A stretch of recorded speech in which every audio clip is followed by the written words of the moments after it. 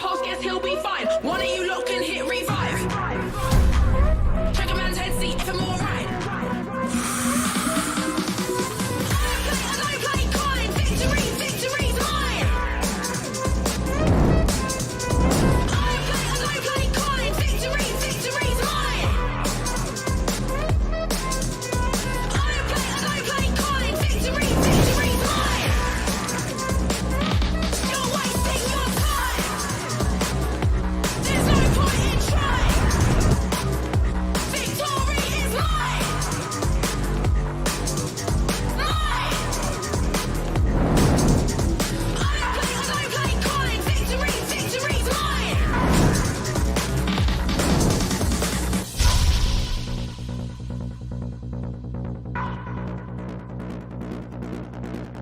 Head to head, combat, play to win, won that. Headshot, you saw that?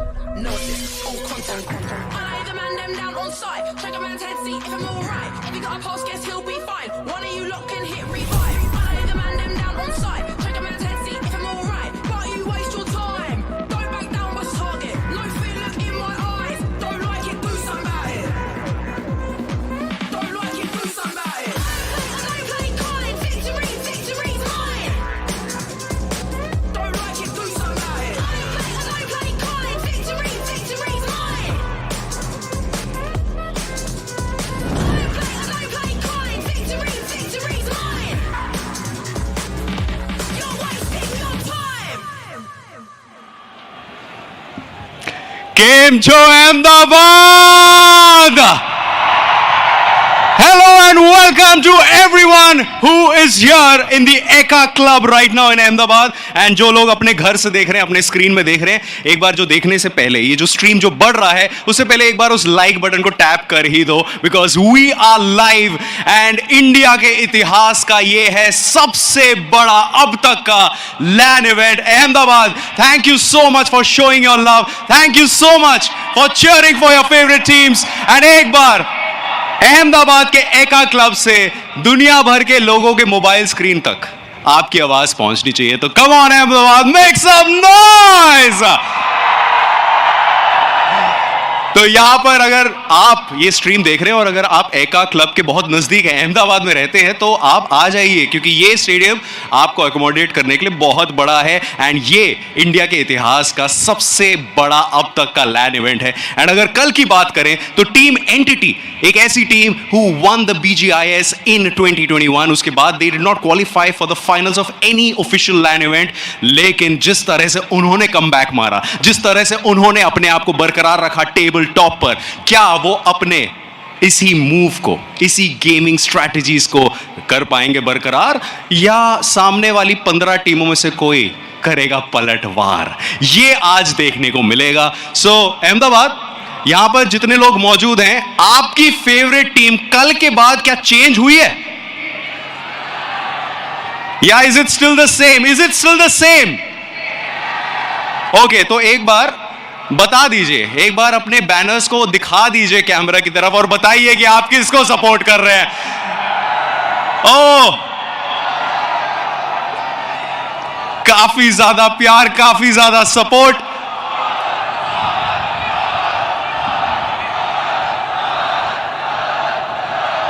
इस समय इतिहास बनाने के लिए हमारी 16 top teams of the country are ready, but are you ready to watch them play some serious BGMI? Okay, so if you are ready, तो आज मैं आपको बता दूं कि we have some intense games lined up for you. We will be witnessing some amazing comebacks and ये जो चमचमाती ट्रॉफी है, आपके हिसाब से कौन ले जाएगा कल?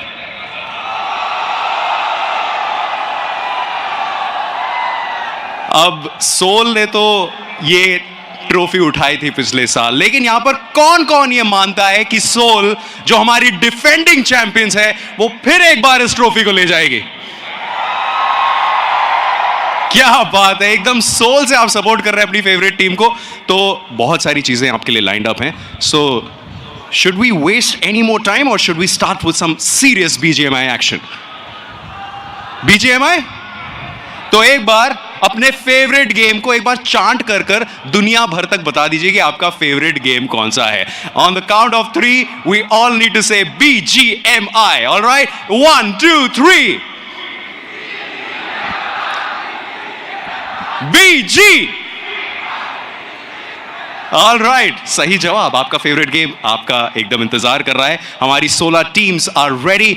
So, ladies and gentlemen, over to our amazing casters जो इस समय तैयार है to take you through the amazing games and take you through to the amazing stories behind the game.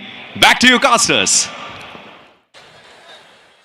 As the curtains rise amid the sea of crowd for one penultimate time, ladies and gentlemen, there are going to be two sides of a coin. One team will be crowned champions tomorrow at the end of BMPS Grand Finals 2023. But for now, we are hoping some comeback storylines to come through once again. My name is Salty. I'm going to be a host and caster for the day, joining alongside by two amazing gentlemen. Of course, we've got Super Johnny and Necro, and right off the get-go, amidst the sea of crowd, how are you guys feeling? How is the intensity in this arena? Oh, I mean, it's day 2. We know it's all going to be about the comebacks today, and that is going to make things a little bit more exhilarating, especially for the audience, because we all know the people in the arena yesterday were just rooting for one team primarily. It was Team Soul, but the performance, unfortunately, was not what something people expected. But today is a day of hope. Absolutely. Necro? Well, I mean, of course, it's going to be Team Soul, man. You mentioned today is supposed to be the day of comebacks, and Team Soul right now is struggling so much. They definitely need all the power, all the positive energy as they can get,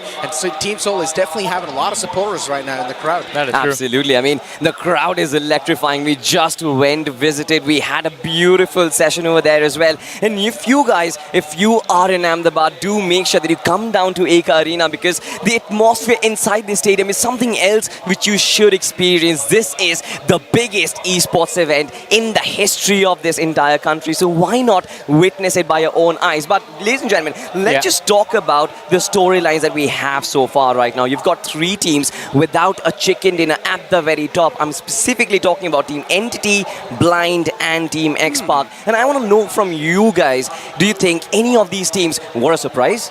I mean, entities specifically are definitely a surprising entry into the top 3, especially considering they are on the first position, reigning supreme above everyone.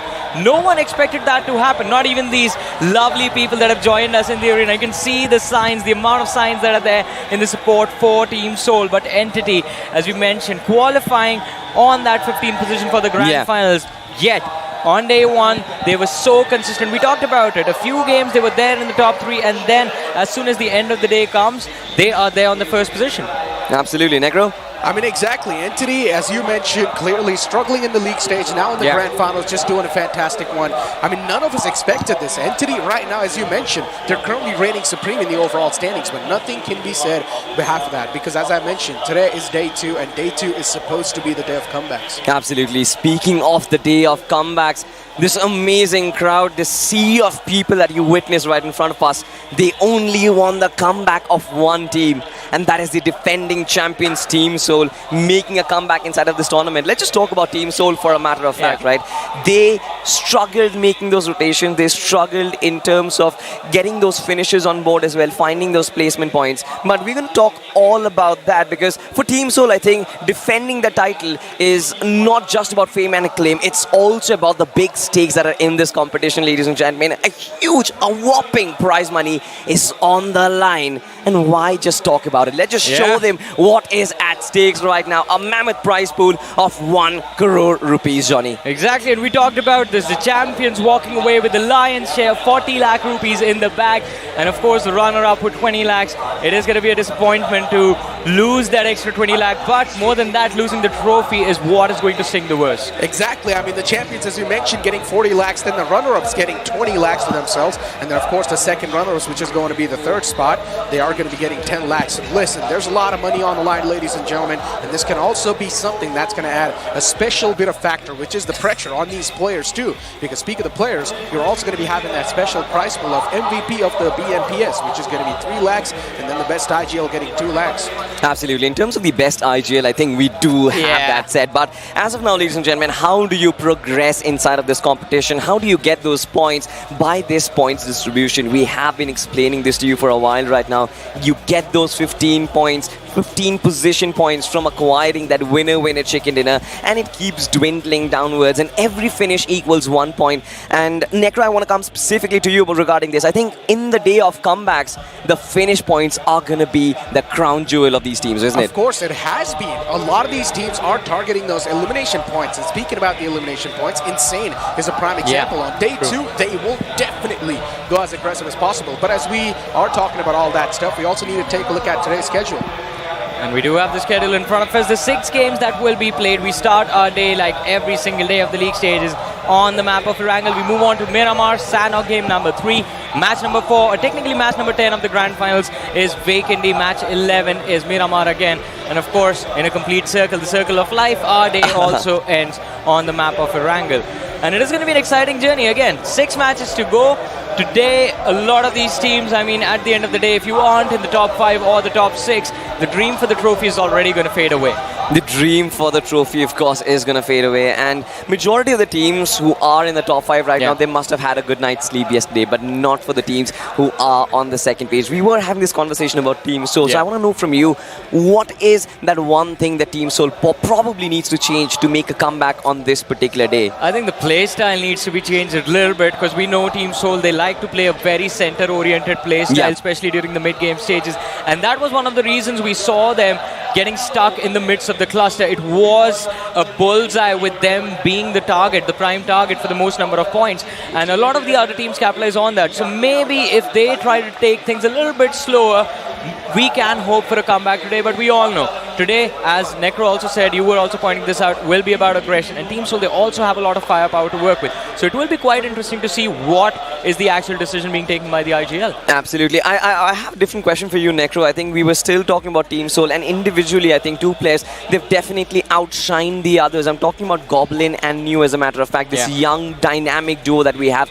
Very aggressive, very efficient. But do you think somewhere down the line, the rest of the 2 players, Akshat and Omega, is there a dip in form? Now, look, of course there was, without a doubt. I'm not going to try to sugarcoat things. There was a dip in the performance, without a doubt, considering it was the day 1 as well. So I do not really like to judge a lot of things just on day 1, but I genuinely think so on day 2, things are going to be a little bit more polished up. Yeah. For sure, right? Polished up. But amidst all of this crowd, we just witnessed this beautiful crowd shot. There is another team that has a massive following out there. They are being loved. I'm talking specifically about Team X-Park, right? Team X-Park were phenomenal. Mainly Sarang just leading the team from the front. I mean, that man has been so consistent on those finish feeds. Now, I think for Team X-Park, if they get that 1 chicken, do you think they have 1 step inside the podium finishes of the BMPS 2023? For sure. I mean, this is not even a question. X-Park yesterday were just absolutely phenomenal. As you mentioned, Sarang keeping the team, getting those finish points consistently every single game, made sure that the team did not at any time drop outside the top 5.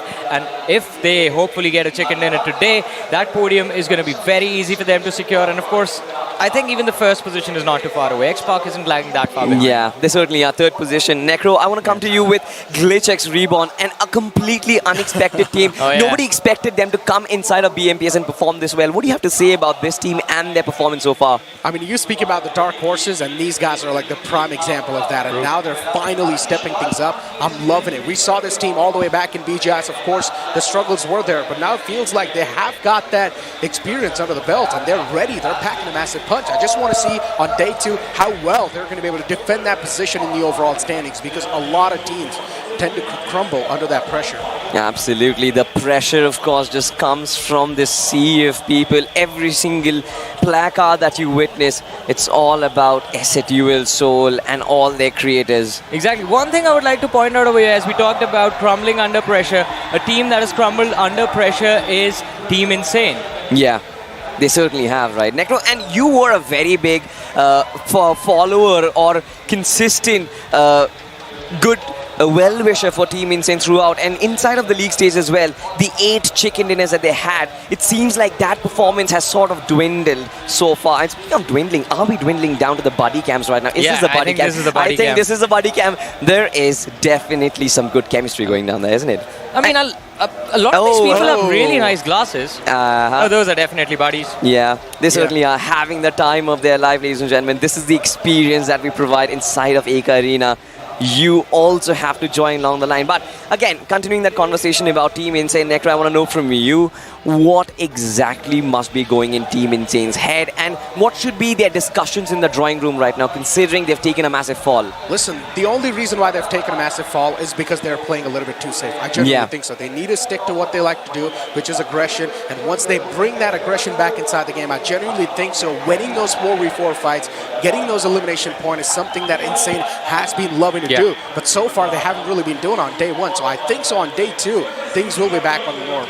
You know, we always refer to day 2 as a day of comebacks, be it in BGIS, be it in INKR as well. We've always referred to this particular day as one dark horse is going to rise, and possibly this time it might not be a dark horse, this time it might be a dragon. HYDRA Esports, at the end of the day, they definitely made it count, ladies and gentlemen. Let's just find out where exactly they are on the overall standings, because this is where the entire journey will get cleaned up. HYDRA Esports making that massive climb. Have a look at this. They will be in the second page, but for now, Team Entity right at the very top, 75 points, Johnny. I mean, we are certainly surprised, aren't we? Exactly, we are surprised, especially look at the difference between the first and the 8th position. Even Numen can switch things up and bring themselves up to the podium with just one chicken dinner to their name. I mean, look, but Entity, they've got a big opponent that's chasing them down. That is in the name of Blind Esports. And we know what they're capable of. We know they can defend that spot too in the overall standings without any struggles. Team X Park right underneath them. GLITCHxREBORN is right under them as well. But then Team Insane in the 5th spot. Even that team is supposed to be like a massive red flag for all the other teams. And then you've got 8-Bit CS. Another upcoming team, I would like to say, because in the past, these guys were not performing this well. Yeah, especially considering, I mean, the consistency is clearly visible. Look at the amount of placement points they have, 37. And that is, I believe this, yes, it is the second highest in the top 8. And they have the least number of finishes, not even crossing the 20 finish marker within the top 8. Absolutely. On the second page, of course, you do have those disappointments. HYDRA and Revenant, for sure, they are closer to the competition as it actually compares to the top 8. But then look at that, the massive dip when it actually comes to GENxFM, 33 points. And then you've got the bottom 5. And I think for these teams, today is going to be a massive challenge. Of course, the challenge is going to be massive, and especially for the team sitting at the 16th position, AUTOBOTZ. Yesterday wasn't great. I mean, look, you're talking about them. I'm also still worried about Team Seoul. They're currently on the 13th spot, still so far away, considering you've got Revenant and HYDRA who's on the tail as well. It's going to be tough to surpass these guys. We all know, I think, who the finger is being pointed to. I mean, a good buddy on the Hindi desk. One thing is for sure, now that he's predicted HYDRA, there's a chance they might just dip down. Hey, come on, man. No cross-desk firing shots, all right. You guys are definitely taking some shots. But again, speaking of taking shots, I think this is also a very important point. Team Together Esports, a team who had such a brilliant run inside of week 1. We were discussing this yesterday as well. Now, all of a sudden, it seems like they've crumbled. I had a brief moment with Sevi Plays, and he mentioned that this team, they could not execute their plans on the first day of the tournament. Now, how do they make a comeback? 21 points already. They are trailing a massive 60-point difference till the number 1 spot. Do you think is a possibility? I mean, the possibility is always going to be there, but my question is, what plans? To be honest, I mean, yesterday we did not see a lot of action from the side of Team Together Esports. That is true. The one thing that got them the top 8 inside of the league stages was one-of-a-kind rotation strategies, right? Avoiding conflict at every single zone entry. But this time around, that is what is being countered. Their rotations, they are getting picked off and they're losing too many players. Exactly, but now that's a team that is a little bit too far away from making potentially that comeback happen, right? We need to speak about another team, which is Team PSYCHE. Now, to be honest, I am quite impressed even by Team PSYCHE. Now, you guys might say, oh no, they're not really doing that great in the overall standings, but genuinely, they definitely had some moments of brilliance, which they definitely tried to pull. Yeah, it's a whole other thing that it didn't really work out, but I feel like on day 2, they can, I mean, hopefully on day 1, they went back to the hotel rooms, researched a little bit more, and on day 2, they can try and bring on a better version of those strategies. Absolutely. Now, speaking of strategies, one team, I think, definitely could not execute them. We saw Growing Strong, right, get that one chicken for themselves, but still, when it actually comes to consistency, they were never really there. The strategical aspect of it, having a particular approach towards those games, I think that was something missing which we witnessed inside of the league stages. Don't you think so? Oh, of course. I mean, for a team like GS, it is very important to keep the fear and the egos to a certain extent aside of getting finishes every single game. We know it was quite easily executed by them, the strategy of just running into fights during the league stages, but that was also due to the fact that, as Necro keeps pointing out, during the league stages, every single map was unpredictable. You were playing different teams on different maps. Over here, it's a little bit more tactical. You're going to have to look at the bigger picture, play for points altogether. Absolutely. Well, Necro, I'm going to hold you over there for a second because now we have to talk a little bit about these individual players who have can outshine the competition. GODBOT is still at the very top. This is the end of day one with 45 finishes, but he has been chased down. The difference has been cut down to just 3 with Fierce joining along the lines. Exactly. Well, as you mentioned, Fierce is, of course, there from Revenant Esports, which, of course, the performance drop-off has been there for a while. S-Power from the side of Blind Esports, this man has stepped things up massively once again. Goblin from Team Soul is there on the run, but Team Soul is on a big struggling phase, so Goblin needs to do something. Dark Lord from Team Insane. Team Insane's in the top 5, so I don't think so it's a massive problem anyways. Yeah, but I think expectations from Team Insane based on what they did during the league stages were to see them dominate right from the bat. And I think that is what we can expect from their side today as well. Of course, the top 5 leaderboard, the players are going to be focused on getting that first position away from GODBOT now, since the difference is a little bit more manageable. Because a little bit of a backstory, when we ended the league stages, the difference between GODBOT and the player on the second position was 8 eliminations. But GS, their strategy is not working out, means the players are also catching up. Absolutely. I mean, a lot of stress will be on these individual players, of course. I just also had a brief moment with Goblin where he said that he does not really care about those individual accolades. He wants his team to win. But I think for his team to win, these are the heroics which he needs to pull off. Get that #1 position, get those important finish points. Now look at this. Important guests all over the world. They've just joined us, and they certainly are enjoying the BGMI action. It is such a good sight to see that BGMI, it has connected so many different parts of the world together, be it sports, be it gaming. It has connected a lot of different cultures together as well, stitched partnerships. And well, these are the folks from over the Hindi desk. They're having a blast, aren't they? Yeah, our boys always look fly, I mean that for sure. Look at that suit on Sparrow. I kind of like the leather jacket on Anki, to be honest, but he looks way too serious right now. I wonder what are they discussing about. Mazy's just way built. He's built like a tank. The man is built like a tank. But let's bring it back. Let's bring our conversation back to the amazing tournament that's happening. Of course, the people that have joined us. As we said yesterday, ladies and gentlemen, if you want to experience the exclusive entertainment that happens in the Eka Arena, all you have to do is drop by and say hi. You can meet us as well. We're right next to the crowds. In fact, we enjoy ourselves when we get the time. We definitely do, right? The noise from the crowd, it's absolutely crazy. Now, again, guys, we have definitely talked about the teams right now, right? Let's just talk about a little bit of what to expect from day 2, right? We have, obviously, it is a day of comebacks, but in terms of mentality, right, yesterday we saw teams take a rather passive approach in the initial circuits. Today, do you expect some drop collisions to happen? Do you expect some initial battles to brew out? I don't think so. I mean, personally, I don't think it's going to happen today. Maybe tomorrow we're going to see a lot of drop clashes, especially from the teams that are between that 14th to 16th position. Bottom 3, bottom 4 teams are going to try and see if they can ruin the day for the top teams. But today, it's all going to be about the safer approach of the game. It will be about survival. I mean, I would say completely opposite. I would say today's going to be the aggression. They wouldn't want to go for the elimination points. Exactly, man. I mean, come on. The teams that are currently on the 16th to the 14th spot, they've got no other option. They need to go aggressive because, listen, they've only got 12 games in their hands. First 3 games, understandable. If they want to play slow, it's completely okay. But then the rest 3 games, if things are not working out, then they need to go aggressive. Yeah, no other options. Last 3 games for sure. I mean, the aggression will be brought in because at that point, half of the finals is already over. You're done with 9 matches. You just have 9 more remaining. And for the rest of the 50%, you will need to go all in order to survive. Otherwise, it is over. Yeah, it certainly is going to be over. And of course, we did speak to a lot of players, a lot of coaches, and they still believe, right? Especially for the teams on the second page, there's still a chance. I just had a brief moment with Mavi as well, and he said that nobody is secure to actually be at the very top right now. One chicken that might actually change everything. And speaking of the chicken dinner, ladies and gentlemen, the 16 teams who are going to be competing for the first game, we do have them on screen. Ladies and gentlemen, let's just have that tradition on the desk. Let's just do the predictions, man. Listen, man, I'm going to go first over here, and for the first game, I'm going to go with Team Insane. I mean, no surprises there. Johnny? I'm going to go with Blind. I think Blind right out the gate are going to try and emulate the same thing they did yesterday. Game number 1, make sure you have a good start.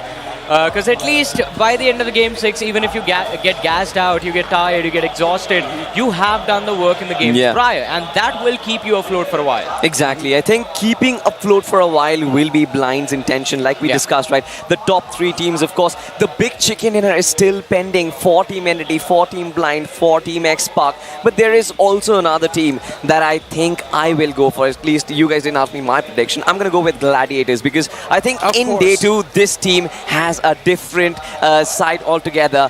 And as we talk about these teams, we do have the intensity of these players on their faces. I mean, look at these cams. Apart from Gamla Boy, I think he seems to be a little too chill. Yeah, Gamla Boy is just wondering, like, when will the game begin? Just let me in, let me play. The players from the 8-bit were just looking at the crowd. It was a death stare, basically, for some reason. I don't know. And you can clearly tell the difference about between the players, about who has been there before, who has been in a situation like this before, been in front of the crowd, and the players that are experiencing this for the first time. Because for a team like Team Insane, we keep talking about them, right? We need to consider that the team also lacks a lot of LAN experience, and it will cause them to panic in certain high-intense situations. Absolutely. We didn't really speak about Numen Gaming in our pre-show, but Necro, I want to know from you, Savita was absolutely brilliant yesterday. Do you think those smiles are going to come to fruition today as well? Of course, without a doubt. And they also got 7 free points, right? Yeah. They unfortunately disconnected from the first game. They weren't free, yeah, I mean, so that was like a whole different thing. But Numen Gaming getting those points, that's also going to be adding a little bit more tally in the overall standings. True. And now if the first game is going to be a good kickstart for them, then everything should be in a good way. Absolutely. Well, we do have 8-bit CS. 8-bit CS started the day off with that big chicken yesterday. Will that history be repeated, ladies and gentlemen? We'll only find out when the big bird takes it to the skies. But as of now, it's just a moment's wait as these players, they patiently have logged into their devices, into the game. They are in the lobby already. The fans are waiting as well. But I want to know from you guys, are we excited? Are we ready for the games to begin? Oh, for sure. I mean, I can't wait for the action to begin. It is going to be an exciting game 1 for sure. And I think even the players, especially since the last team we talked about is Numen, Numen will be the ones who are just absolutely, I wouldn't even say a little bit concerned about this match number 1, because I'm pretty sure Numen was hoping they would get a little bit more than 7 extra points for that game 1, and today they will try to make sure that they recover at least something, a little bit extra. If they get the win, that's the best case scenario for them. Absolutely. There's another team we have to talk about, Necro, Revenant Esports. What are your thoughts about this team so far? These players, they look very serious, especially Fierce and Apollo. Exactly. I mean, you said that they're looking serious. I had a talk with Fierce, and that man was laughing. He's chill. He was chill. He was super chill. I don't think Revenant Esports is serious at all. I think so they just believe in their capabilities of actually making it at the top. And speaking about that, then you've also got Growing Strong, another team who is currently just down in the slumbers, not doing too great, consistency lacking, everything's lacking. I think GS might be one of those squad that might get nervous in front of the crowd, considering it is the second time that they've been in a situation like this. But hey, let's see how things are going to go down as we also drop down into game number 1, ladies and gentlemen. The map of Erangel on our screens, the big bird already in the sky, and Necro, from where this flight path is starting, it looks like we're going to have a very fun game. Yeah, well, I mean, the plane flight path starting all the way from Zarki towards down south, which is going to be fair up here, or Sosnovka military base. But now this plane flight path is going to be causing a lot of issues for a lot of the teams. Speak of that, you've also got Revenant Esports, because they like to drop inside Milta. Now they're going to have such a long pathway to go to. Well, let's see, though, how things work out for them. And it will be interesting to see if we actually get to see early drop clashes in this map as well. As we talked about the flight path leaning towards the western half of the map, teams on the eastern side struggling, always the same story. But it is going to be the northwestern part, or at least the northwestern quadrant in its entirety of Erangel. That will be a massive point of concern for a lot of these names. You see the players from Team Together Esports starting from Zarki, AUTOBOTZ taking control of that northern Georgopol city, and yet they are not alone. You have Insane in Hospital and Numen also dropping towards that Everest Hill region. There can be a lot of early fights if we have the circle anywhere towards the southeastern quadrant, and I think that is exactly what we want, Necro, isn't it? Yeah, I mean, pretty much that's what we want. And speaking of things that we want, I mean, we also want a potential drop collision because that can add so much more surprising factor. The astonishing factor is something we all love to see inside games. Team Xpark quite close to one of the players of the opposition. Even Gladiator Esports is really close to that opposition. But now speak of the opponents. You've got Revenant Esports against Team Xpark Spray God. Man's isolated all by himself in that compound, but somewhere else. Team Xpark is now currently in a big wall of trouble. Oh. Sensei finds one, going for the second one too. An instant chase against that man, but he's bobbing and weaving, moving around the corner. Finally, the connection's found. Not how Xpark was hoping they would start their day, but Revenant, of course, on fire right off the bat. 2 eliminations secure.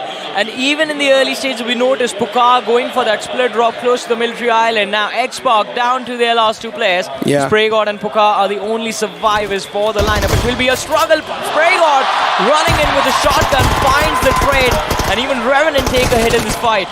They indeed do. Team Xpark getting that little bit of a revenge can definitely be a big sigh of relief for them. Entity Gaming too, Salmraj trying to chip away some more damage against the opponents. Even Entity Gaming, they want a little bit of piece of this cake, huh? Yeah. They tried their best to go for the third party, but Revenant Esports too quick, too slimy. Well, I mean, a little bit. At least the first 2 points, they are going to make them happy, or at least keep them happy for a short while. In the meanwhile, though, I was wondering what is going to happen to the players from Gladiators and PSYCHE.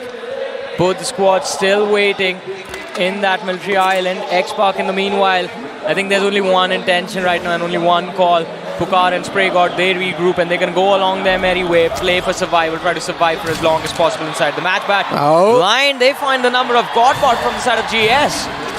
Growing strong once again, a bad start. Godbot taken down.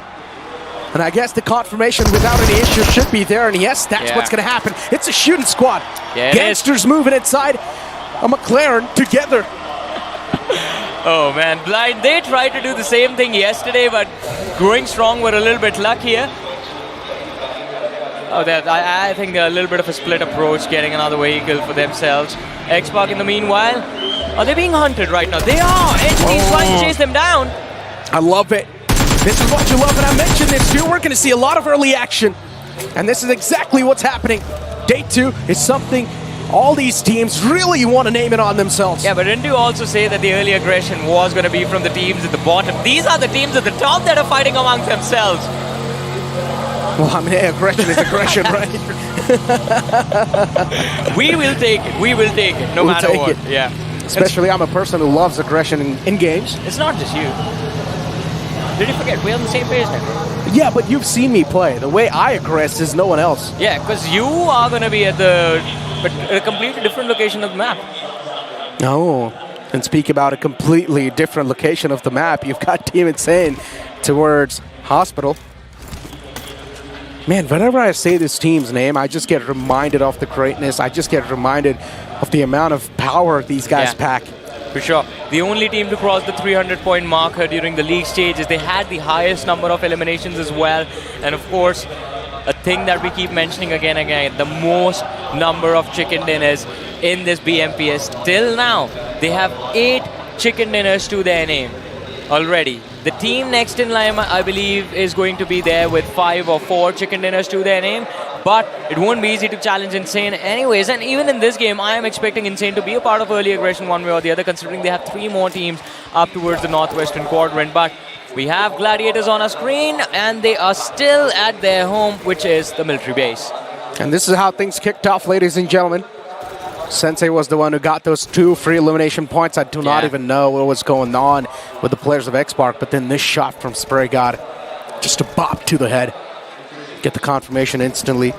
And Godbot being taken down from Growing Strong is supposed to be like that player who's the shining armor for the side of Growing Strong, but now that he's been taken down, problems are going to keep on continuing. The problems are going to go more and more with every single minute that goes by. In the meanwhile, GLITCHREBORN, we were talking about them during our pre-show. and this team has just been absolutely incredible. I was a little bit concerned about GLITCHREBORN. They were just phenomenal during the BGIS 2023, but in the BMPS league stages, there was a struggle in the opening week. Week 2 and week 3, amazing recovery from GLITCHREBORN, but again, a team that lacks experience of playing on LAN, and especially in front of a massive crowd. They could have gotten nervous, could have panicked, but no, they've managed to hold on to their composure and right now sit within the top 5. I mean, composure. What's going on with Team Xpark? How can they even maintain their composure with just 2 players this early inside the game, and you do not even have that good of a loot? Level 1 armor, level 1 helmet. Yeah. Like, oh my god, this couldn't get any worse, and no meds too. But we've seen them pull this off. We've seen them make it to the top 3, to the top 4 of every single game, even with players low. And Xpark, I mean, the amount of experience this team has, that will definitely help them out quite a lot. But let's see. I do agree with you. Considering they do not have any loot on them, or at least decent loot on them, this game can be a massive challenge. I mean, you're saying challenge, and then instantly AUTOBOTZ pops up. Yeah. For them, it's a challenge too. I think so. They're currently at the last position in the overall standings. Challenge is an understatement. These guys need to have a performance of their life. Oh, for sure. One single misstep, AUTOBOTZ instantly kicked out. Not exactly kicked out. They will still be playing the 3rd day, but still, at that point, you were pretty much going to be losing all the hopes and dreams of winning the championship. So, at that point, you can't even look toward the trophy. You know that you won't be able to lift it at the end of the tournament. And I was having a conversation with Mr. Spray a little while earlier on the day, asking him how the plan was, what the plan was exactly to make a comeback today. And yesterday it was the nerves apparently that got the team in a very uncomfortable position. The players not really able to maintain the composure, maintain their calm during the matches. But today they are a little bit warmed up. Yesterday was just a big blunder apparently. Today they are planning take the lead, break inside the top 8. It's not going to be easy for sure, but Team Soul right now, ladies and gentlemen, a team that definitely gets the fans riled up every single time they are a part of any of these fights. And it looks like with vultures lurking in the close vicinity, it is time for Team Soul to pick up their weapons and start fighting. They've already picked up the weapons. We're just waiting for them to take the shots, and that's what they do finally. Just see a buggy being abandoned on top of the hill. Trying to get rid of those tires, making sure that the opponent won't have anything to make it out alive from that situation, if there is anyone. Team Soul, definitely a team that needs to play everything really cautiously. They need to think every step they take 1,000 times. One single bad step, even for Team Soul, they can't slip down even more because currently they're on the latter half of the board and even doing quite bad. So yeah, Team Soul, no chances can be taken. No chances can be taken, and definitely being outside of the top 10 for a team like Team Soul, it stings a lot more than usual. Of course, you know you have some of the best players in the country.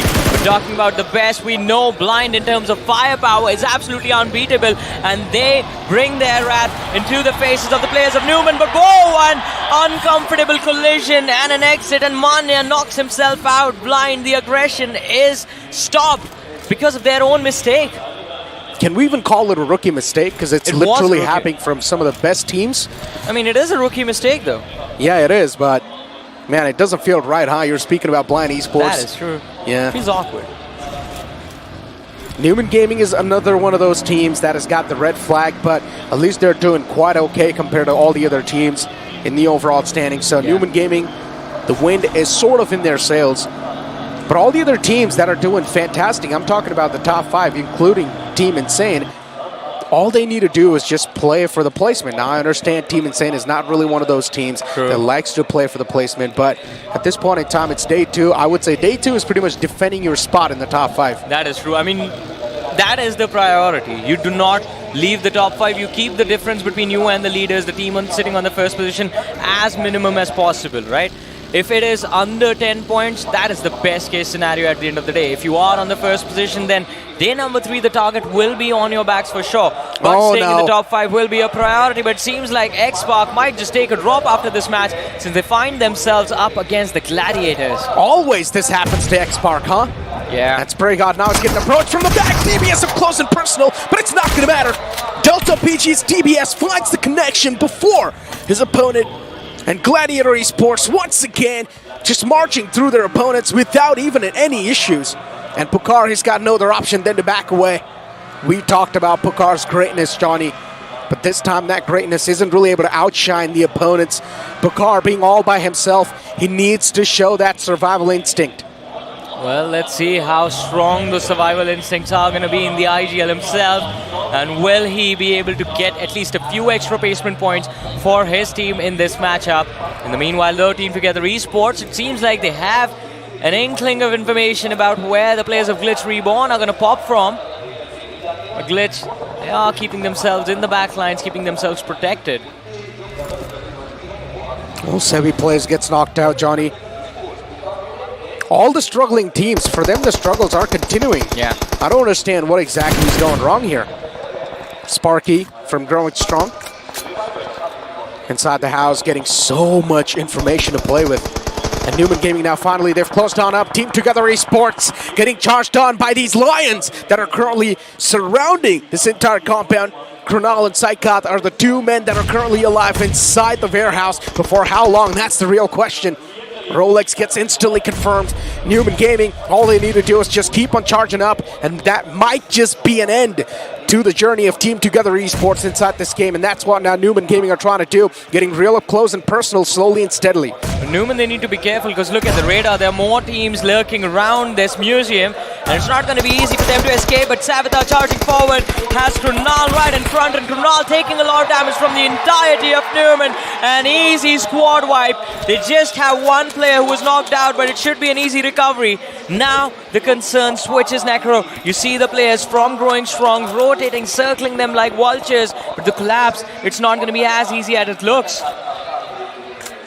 Honestly speaking, that's not a good idea from Growing Strong. Before now, HYDRA and AUTOBOTZ right next to each other. HYDRA out in the open.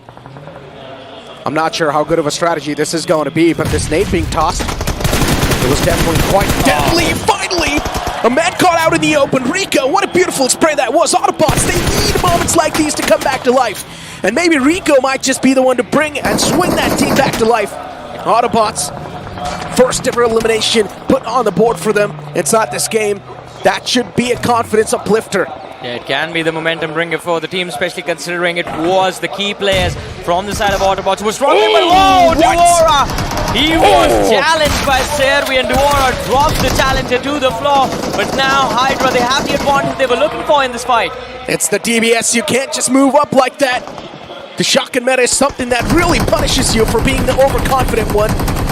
AUTOBOTZ Rico, this nade is beautiful, and it's going to pull up right to his face. Rico, nicely done, gets rid of the competition, up and above, and now needs to move back a little bit more, regroup up with the team. Overheating moments are something that really causes your team an elimination, so might as well try to play as safe as possible in these moments too.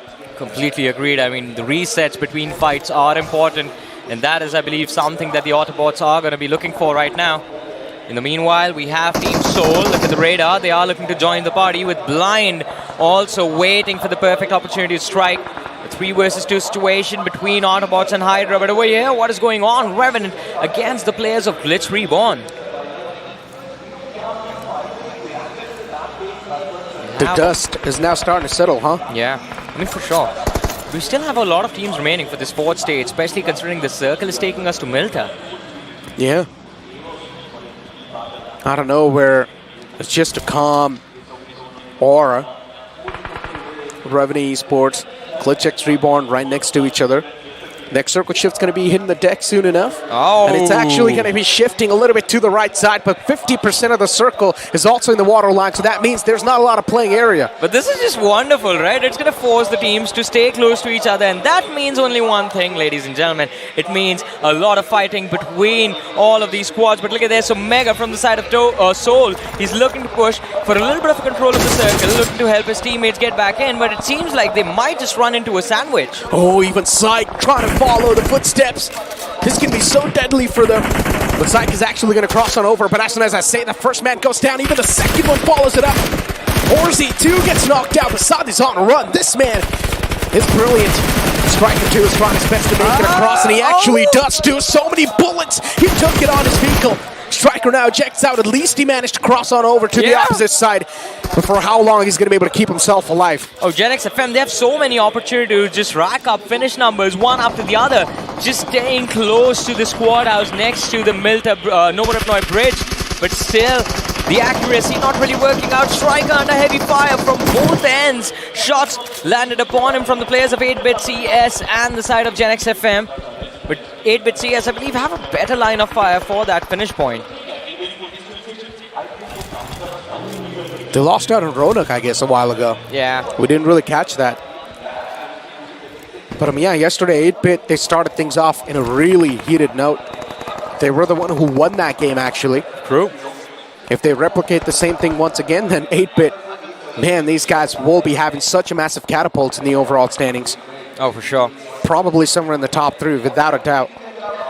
Before now, Numen Gaming, 3 players in the same building. Yeah. I mean, at this point, you do not even have any option. The If you get one hard cover to play with, you just stick with that. I mean, it was so close, Manya. That nade was just almost perfect. Had they secured the knock, Blind could have potentially pushed towards the players of Numen, stolen their compound away from them, using the fact that Knuckle has an off angle to work with. But Team Insane against the players of 8-Bit CS, and the push comes to shove. It is a 3v4 between the two squads, and it is going to be Juicy who's going to be pinned down first and foremost. This is not a good push from Insane at all. 8-Bit, they're spread out, and that's why Insane, they found themselves in a massive sandwich situation. It's a 1-on-2 situation, considering Insane they had the man advantage. There's still a chance they can't shut down 8-Bit. One last man to kill in the name of Leo YT. For how long he can try and keep on toying with the food, that's my question. His teammates are already taken care of, and Leo YT now is finally starting to back out. But then GENxFM, they make a clash happen once again. A third party against Team Insane. Hirsch is still alive, up close and personal. Jazzy's also alive in the back lines. Hirsch pulls out the shotgun. He's not able to find that connection. Team Insane, a big blunder. But GENxFM, they know when to take that opportunity. I mean, it was a valiant effort from Jazzy and Harsh to try and survive in that fight. And Jazzy kicked things off with a brilliant knock that he was able to secure, even roped Moksha extremely low, but still not being able to handle that 2v4. We can't really take anything away from the lads of Team Insane, but what? Leo! He was trying to escape, using the opportunity, the distraction of GENxFM to save his life, but it was all just a prank. Wishu, the man who stayed behind, was able to wrap things up with 8-Bit CS as well. And out of nowhere, GENxFM, look at that, 6 eliminations on the board already. GENxFM, they've got control of that area, of that ridge. But unfortunately for them, that ridge is outside of the circle. Gladiator Esports, a clash against Growing Strong. Growing Strong, this man's definitely chipped out so much damage. Faith, he needs to get out of these containers, but he gets caught in midair. Gladiators, finally, they're marching up inside the compound, stepping on top of the competition like it does not mean anything. And just like that, they're like an unstoppable force of nature, but the devious up close and personal is causing so much problem. Justin was getting shot from somewhere else, but it's completely okay. They're safe for now, but they've gotten rid of the opponents. They are phenomenal. That push, it seemed like they did not care who was up against them, but neither does Blind apparently, because the push towards the players of Numen was quite risky. But Blind, they still make it work. They haven't lost a single player yet. Manya was knocked out again, but it should be an easy revive for Blind to secure. 10 teams remaining, 29 players still alive in this match. And so far, some of the top contenders have been eliminated from the board, including X-Pac and Team Insane, of course. AUTOBOTZ, they are going to hit the deck as well, but Team Soul, it feels like, are going to run into a little bit of a scuffle, and look at their position on the map. As we talked about them, their playstyle still sticking to it. The center is all theirs and theirs alone. GENxFM is slowly and steadily trying to creep and crawl their way back in. They have got a solid Ritz to play with, and they're actually in a decent spot too, Johnny. I highly doubt they'd need a move. The only thing I would want GENxFM to do is spread themselves out as much as possible. Maybe go on to the left side of the road. A 2-2 split in these moments can be perfect for your team. But once again, can also bring in that extra bit of a risk factor. Yeah. Maybe you would not want to deal with it just for now, but Team Soul, speaking about dealing with stuff, and Team Soul, they need to deal with the entirety of Gladiator Esports. It was such a massive blunder. Destro is barely alive on a sliver of HP. But now this nade being tossed in. It's going to stay right next to Destro maybe, but he's still alive somehow. Just a pixel, a magic pixel that keeps Destro in the fight. He needs to push on that first aid and go for a revive on Delta, but this nade, it should be a finish secured by the player, the last surviving man from the side of PSYCHE. Well, the second last surviving man, Striker. He's looking to strike the players of Gladiators, but I think it's too much pressure that he's trying to build for an individual. He needs to back off, considering GENxFM, they are still right behind him. Too many utilities to deal with. Team Soul, they've got the hard cover. Team Soul has so much advantage to wrap up elimination points. They're in a phenomenal position right now. They're the only team with any cover right now in the game. Yeah. There's one more team in the back which has a cover. But let's see. It's all going to come down to the circle shift, Johnny. Wherever it shifts, it's going to be deciding that team's fate. And look at that. One single man from HYDRA is all the way in the back behind the boat. Yeah. What will he be able to do? In the meanwhile, though, GENxFM kicking things off against Striker. And Striker is going to be struck down. The split approach from the players of PSYCHE. They are still trying to go for placement points in this game, but GENxFM, it seems like the aggression, the fearlessness that was known from these Marathas has been finally brought into the action, but now it is time for them to face off against the Gladiators themselves. I don't know what GENxFM had yesterday or today for breakfast, but these guys are playing so nice. Yeah. They know what opportunity they need to take an advantage of. But for now, Gladiator Esports, they're a big thorn in the way for GENxFM. And if GENxFM, they want to come through victorious, they need to get rid of Gladiator Esports right here, right now. They need to find the first opening. That's going to give so many opportunities. But GENxFM, they're just not able to find that string that they want to open up. This Molotov being tossed behind the buggy, that might just flush out the player. But Justin finding another knockout against GENxFM. This is just so bad for them. Another man gets knocked out. GENxFM, they're getting dismantled. Gladiator Esports, with just utilities, they're managing to shut down the entirety of GENxFM. It was the man in the backlines. It was the secret survivor from HYDRA. Starboy himself who showed up, took down two players from the side of GENxFM. He got finished up, but he had opened the floodgates for Gladiator Esports to pour through, and boy did they. The players from GENxFM down to the last man. The revive has been brought back in, but Team Soul, they see this as an opportunity to secure the points for themselves. The grenade overshoots, and GENxFM, they will be so grateful for their stars right now. Two players still alive.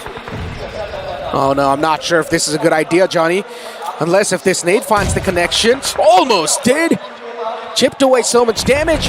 Another nade tossed in that same little ridge, and it's actually going to find the connection. Moke's taken down. Goblin giving the fans what they want, and the entire arena starts chanting his name. Goblin, once again, the man is back from the dead. We saw him rise up the ranks of the MVP of BMPS list as well. We're going to see if he can take that first position away from Godbot. And that two-pointer was just phenomenal. A slam dunk into the faces of GENxFM, but switching focus, ladies and gentlemen, Entity Gaming still in the top 5. The team sitting at the top of the leaderboard looks to reign supreme even in this game. All four players still alive. Neo,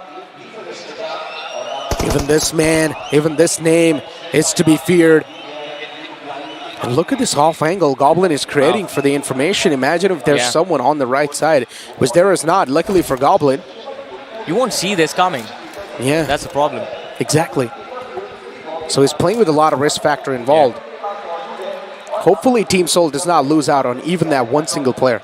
Did I see that right? Was Goblin just playing till now with just a level 1 helmet? Maybe his helmet was broken and he picked up a level 1 helmet from the house. Maybe, I mean, that actually can be a possibility, but also there was an airdrop right there, so hopefully they get the upgrades that they are looking for. But look at this setup. You have Gladiators on the shoreline, GLITCHREBORN still surviving with 2 players, Blind with a nice compound to work with, the squad house in control of Entity Gaming, and Team Soul. They have the most map control, and they also have the perfect setup to actually force these other teams to fight amongst themselves, pour into that open area in the center, and then maybe try and execute as many players as possible. Soul is the only team currently in the top 5 is on the latter half of the board. Yes. And that's a big point to be noticed. Blind Esports and Entity, this fight's going to be the battle of the century. The nade was tossed in. Wait, what? Ronnie just moves in. I guess it was not really a nade, it was something else, but for now, Entity Gaming, they're really here to get rid of the players of GLITCHxREBORN, and that's what's going to happen. Duke taken out of the game. Ronnie tosses in that nade! Combo up wipe found. Blind Esports farming some chance for themselves too. Samraj in the front lines, Entity now in a big world of trouble. Gladiators Esports, they need to leave this compound, they need to leave this cover, I mean, but they get taken down by the blue zone. Oh, and we're down to the podium of this match. Entity in a massive world of pain.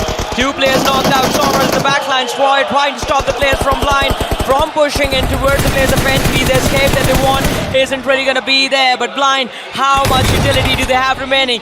They don't care if they have utility or not. Look at Manya, doesn't even have ammo in the shotgun left, and yet he's already towards the broken wall, looking to force the players of Entity Gaming to stay in the blue zone. But while all of this is happening, Johnny Soul is taking control of the majority of the zone. Yes! Beautiful stuff from Team Soul, showcasing that 200 IQ. Not really being too overeager to be a part of this fight, and Entity Gaming, they've been finished off because of the blue zone. Too much damage to be withstand, and now it's a 4-on-4 situation between Blind Esports versus Team Soul. This is brilliant. Let the better team win. This was brilliant. Blunder! Goes for the airdrop, falls back thinking there's no one there, but Knuckle finds the pick. Team Soul, they've lost a key player now. The MVP gone, but they still have more firepower. Neo and Akshan in the backlines, and Omega is still there, but 4v3 Blind, they have a massive advantage to work with. We mentioned this Goblin is always playing with that risk factor, Yeah. and finally now that bites him in the back. Oh, this is tough. Team Soul in a man disadvantage, and they also lost all the control they gained just because of that one single pick. And Blind Esports, with all the advantage they can ask for, Neo on top of the house needs to eject out. Imagine if he got taken down on that fall. It could have happened, it could have happened. Blind, they've covered every single flank. They have the outer sides towards the right and the left of these buildings under their control. The player advantage playing a key difference maker between how these teams move and progress towards each other in this final 4v3, ladies and gentlemen. But Team Soul, they have one thing working for them that Blind doesn't. They still have a few smokes and molotovs left upon them, but now everything has been committed. This is it. This is the final battle for the chicken dinner. A comeback for Team Soul, or the first position in the overall rankings for Blind. For now, just feel the intensity. Because both these teams, the adrenaline's going to be through the roof. The heartbeat's going to be pumping high. And Team Soul, with 3 players, trying to make a miracle happen, which can be really tough to ask for, but Team Soul, they've got no other option because the wall of death is now starting to close in. Team Soul, they might choke to their own death. Blind Esports, they've closed on up. They're farming so much damage against Soul, and finally the first knockout is found. Manya is the one to shut down another guy from Soul. Another one follows up. Shut down. Manya, the MVP of that final fight. Of course, I mean, what was that? Every single fight, the flanks were just flawless. And Manya proving why he is called one of the biggest brain players inside of BGMI, and why Blind is the team not to be messed with. An impressive win. I believe 13 finishes on the board and 15 points for the chicken dinner. This is the Blind we wanted to see in game 1. This is the Blind we got. I mean, this was always coming, right? The comeback that we expected. And it's not just about Blind as well. You've got to give it to Team Soul for proving it once again. The gap definitely is going to get reduced to some bit, isn't it? For sure. I mean, we're talking about there being the missing link, right, between the teams that were on the second page where there was a massive difference between the points. Yeah. And now Team Soul, they might have just taken that leap and moved a little bit closer to the top 8. Yeah, Exactly. I mean, you got to give it to the proactivity Yeah. of Team Soul, right? Being so proactive, taking that control as fast as possible. We saw this too. There was a 3-1 split. Omega was all by himself towards that compound, and then the rest of his team made it through. But in the last fight, there was just one minor mistake made. It was Goblin running for that airdrop. And even though the commitment was pretty accurate, but he should have stayed there, or actually could have actually stayed there. It was a little bit of a miscalculation. They assumed that the flanks were going to be empty. They weren't. They certainly weren't. And to be honest, Blind, the way they kind of played, right, controlled aggression once again. This is something which they said, this is what they're going to do. Take every single game at once, in spite of the lead right now that they have. I'm pretty sure Blind are moving up to that #1 spot. But what about the rest of the teams? What about Entity? What about X-Park? And especially, what about the teams who are right at the bottom of the top 8? I mean, there's one team we would like to give massive props to, and I think Necro will agree with me. GENxFM. Of course. The fearless Marathas. I mean, they lived up to their tag this day, and specifically in this game. Yesterday, we were talking about them. Felt a little bit more afraid, felt a little bit more concerned about running into fights. Today, they were just completely free, and I enjoyed the action they delivered. That is true. I mean, you mentioned about the fearless Marathas, and then we also saw one man from HYDRA who was all the way in the back just playing for the position points, right? The only cover he had were the boats. But now let's move forward and take a look at the IRL highlights. I mean, look at these players. The intensity off the bat was clearly visible. Even Growing Strong was one of those teams that tried their best, that tried their luck. Unfortunately, things just did not really go their way. Absolutely, but with that being said, of course, Team Entity might just be sacrificing that #1 spot. Team Soul slowly and steadily moving forward. Do you think this is the start of a change? Do you think a revolution is coming across the way? Because you see the confidence with which these players are moving. It seems like they've definitely made some changes. I mean, do you want to take this first? Entity got eliminated on the 3rd spot, Yes. so I highly doubt their position is going to be compromised on the 1st spot. But what do you guys think? I think it is going to be compromised. I think there was a difference in the number of finishes between Entity and Blind, and I think that those number of finishes will be the key difference makers. And along with that 5-point difference between finishing on the 3rd position and the 1st position in terms of placement points. So Entity will get 10 for placement, Blind will get 15. That itself will be enough to push Blind to the 1st position. And the how many eliminations are there? 13 or 14 eliminations on the board. That will give them the safety cushion to work with. But if Blind want to stay on the 1st position, they will need to finish in the top 3 at least 2 more times today. Well, ladies and gentlemen, let's just rewatch all of that action yet again. And it all started off between this clash of Titans, Revenant and Team X-Park. What do you have to say about this, gentlemen? I mean, this was quite kind of awkward, to be honest, but there's one thing, Necro, you and I need to discuss. In the initial stages when Manya just exited abruptly, we just called him making a rookie mistake. I think we have to take that back. Yeah, well, I guess we definitely need to take that back. It was a little bit of a sacrifice that was made to sort of make sure that his team is not going to be eliminated later on. So, yeah, maybe some rituals Blind Esports is trying to pull off. But, yeah, in general, jokes apart, we saw how things really kicked off. Things kicked off in quite a weird way, an interesting way, where Team X-Park got instantly wiped out. But then later on, you saw the pace being picked up even by the players of HYDRA, where they were able to shut down a couple of more of their opponents in the front lines. Unfortunately, I feel so bad for AUTOBOTZ still not getting anything done. I mean, they did get a few eliminations out of the game. I don't think they'll have a lot of placement points, so I do agree with you on that. But still, AUTOBOTZ, you have to agree. We love the confidence that was there in the fights, at least. I mean, at least they weren't afraid of running towards the opposition. They ran face first into the side of HYDRA. And this push from Insane, Nico, you had a lot of questions about this. Yeah, of course, because Insane had no clue how that terrain was being held by the opponents. Because Insane just straight up pushed in between while the opponents were spread out so well, and then Insane just got backstabbed so many times. Insane, I understand you guys know that your strong suit, it's your mechanics, but you cannot just make pushes like that. You cannot make those blind pushes happen. And especially, I mean, considering that for Insane, the expectations are massive. People expect them to bounce back. People expect them to move forward in the rankings today, break into the top 3 one way or the other. It was the lack of information that was the key difference maker in the final few fights. But talking about the final fights here, we are the top 6 teams remaining. Gladiators getting eliminated as well within the top 6. But there's one team we missed out on, and we need to talk about them. Because while every single team we talked about up until now, be it Blind, be it Soul, be it Entity, be it Gladiators, have a lot of experience of being on LAN like this. And this other team, GLITCHREBORN, We spoke about them. Lack of experience, right? What is that? Again in the top 4. GLITCHxREBORN, of course, making some miracles happen. Yeah. But I want to point out one more thing. Now, Entity, they lost their first spot, of course, in the overall standings. But still, as I mentioned, on day 2, all you need to do is defend your spot in the top 5. And Entity, clearly, the intentions are there. It's okay if they do not really win the game. They just want to stay there in the top 5. Exactly. The goal is simple. Stay in the top 5, you're good. Absolutely. I think majority of the teams in that top 5 position will be looking to get those average points, and GLITCHxREBORN, they've done that. Entity Gaming, they've done that as well. But the only problem was Team Xpark getting taken down in that early fight. Might actually come back to haunt them, isn't it? Once again, that lack in form from SprayGod and the rest of others. You felt that was a bottleneck over there? I mean, it was definitely a bottleneck. Xpark wasn't really hoping to get eliminated on the 16th position for sure. But my thing is, like, who do we blame it on? Do we blame it on the players of Revenant or the players of Xpark? It was a big blunder in the drop itself. Now, we saw both the squads, actually. Maybe you can just blame the game itself, because the plane flight path was completely on the left side and Team Xpark got caught off guard. Nice guy, Necro. Hey, come on, guys. Come on, guys. A lot of banter on the desk, but a lot of banter on the ground as well, ladies and gentlemen, as we transition into the MVP, who other than the IGL himself, the man who leads from the front every single time, Manya.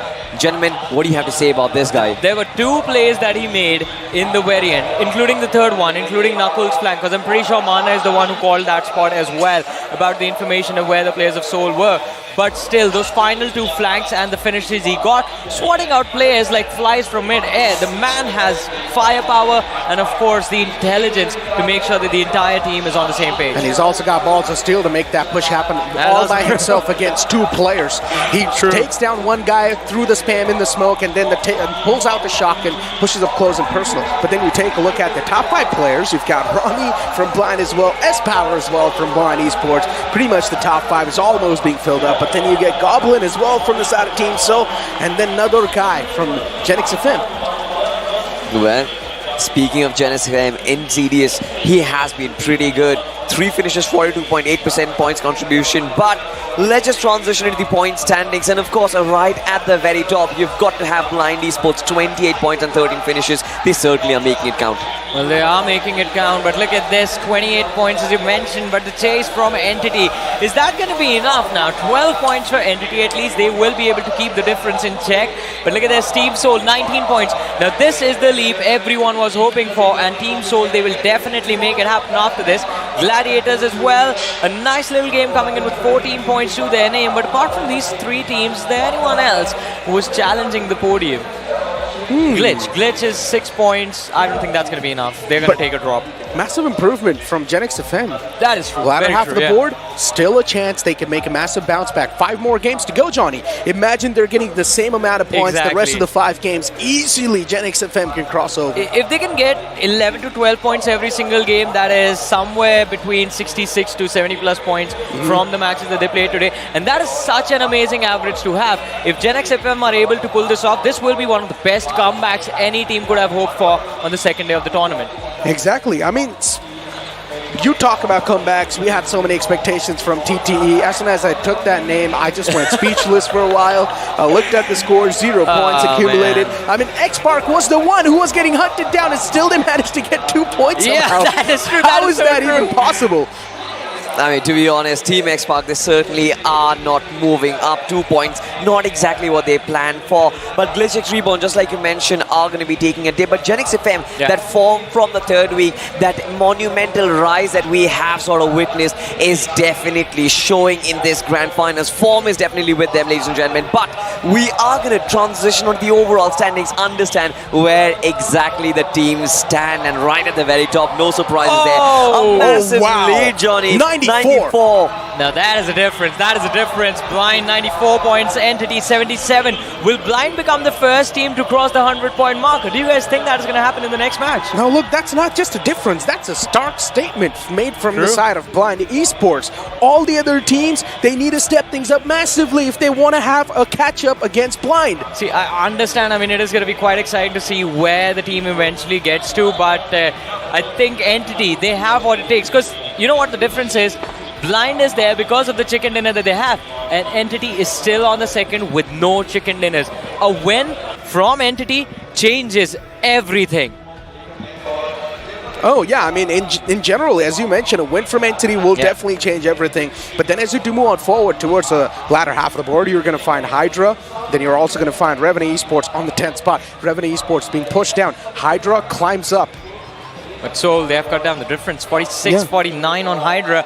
I think one more game like this, Necro, they're going to be in the top 8. Well, I think so. Seoul was on 12th. And even GENxFM. GENxFM have done phenomenal in this match. Yeah, of course. I think so. Seoul was on 12th spot before. So just one spot lead, that's not really something that's going to be saying a lot of stuff. You know, guys, it was about the points actually, because the difference we talked about, mid-20s in the team sitting from the 12th to the 16th position, and of course the team sitting from the 10th and above, they were there in the mid-40s. Team Seoul moving into those 40s, even though it's the early 40s, I think it gets the balance at least in their favor. And now one more match like this, if they manage a top 3 finish with like 7 to 8 eliminations to their name, I think that will help them to break into the top 8. And that is what Team Seoul is hoping for in the next round. Necro is smirking. The upcoming game is Miramar and I HYDRA. like it when he smiles like this.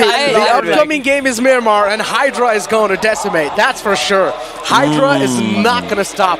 They have been phenomenal on the map of Miramar if you talk about the track record so far. So HYDRA can't pull off a big upset for Seoul. Seoul needs to play really consistent. Absolutely. I think the major competitors right now for Team Seoul will be HYDRA and Revenant, who are right next to them, right? Even Revenant, as a matter of fact, Revenant are also very technical when it actually comes to the map of Miramar.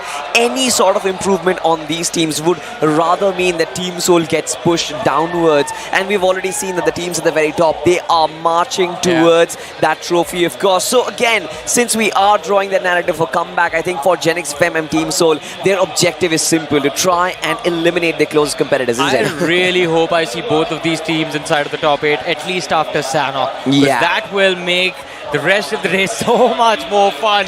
GENxFM today in an incredible form. Seoul, they are playing like they have absolutely nothing left to lose. And this is going to increase the intensity within the top 8 by like multiple folds. Johnny, at this point, we've seen all these teams so many of the times. We've seen all these players backstage as well. We've had a great conversation with everyone.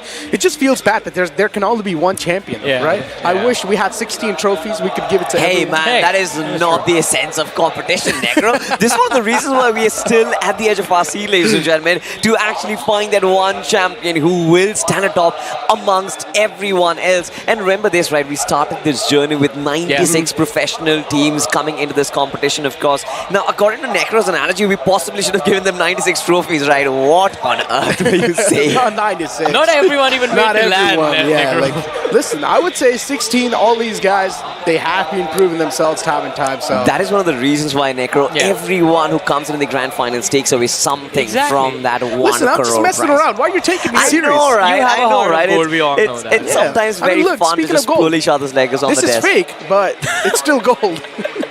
Wow, ladies and gentlemen, wow, some beans been spilled on this desk, of course, but I'm pretty sure a lot more beans regarding where the tournament is heading will be spilled as we are going to progress more inside of this competition so far. But we do have something interesting which is going to come right next to you right about now. Over to you, Rohit. अब देखिए कमाल के matches तो यहाँ पर चल ही रहे हैं एंड दूसरा दिन है तो पलटवार भी हमें देखने को मिल रहे हैं एंड ऑफ कोर्स बहुत सारी कमाल की चीजें यहाँ पर लाइंड अप है। तो अहमदाबाद एक बार यार आपके फेवरेट गेम के लिए थोड़ा सा प्यार दिखा दो यार। प्यार ये सुनना चाहिए, पूरे हिंदुस्तान में, पूरी दुनिया में ये प्यार सुनाई देना चाहिए।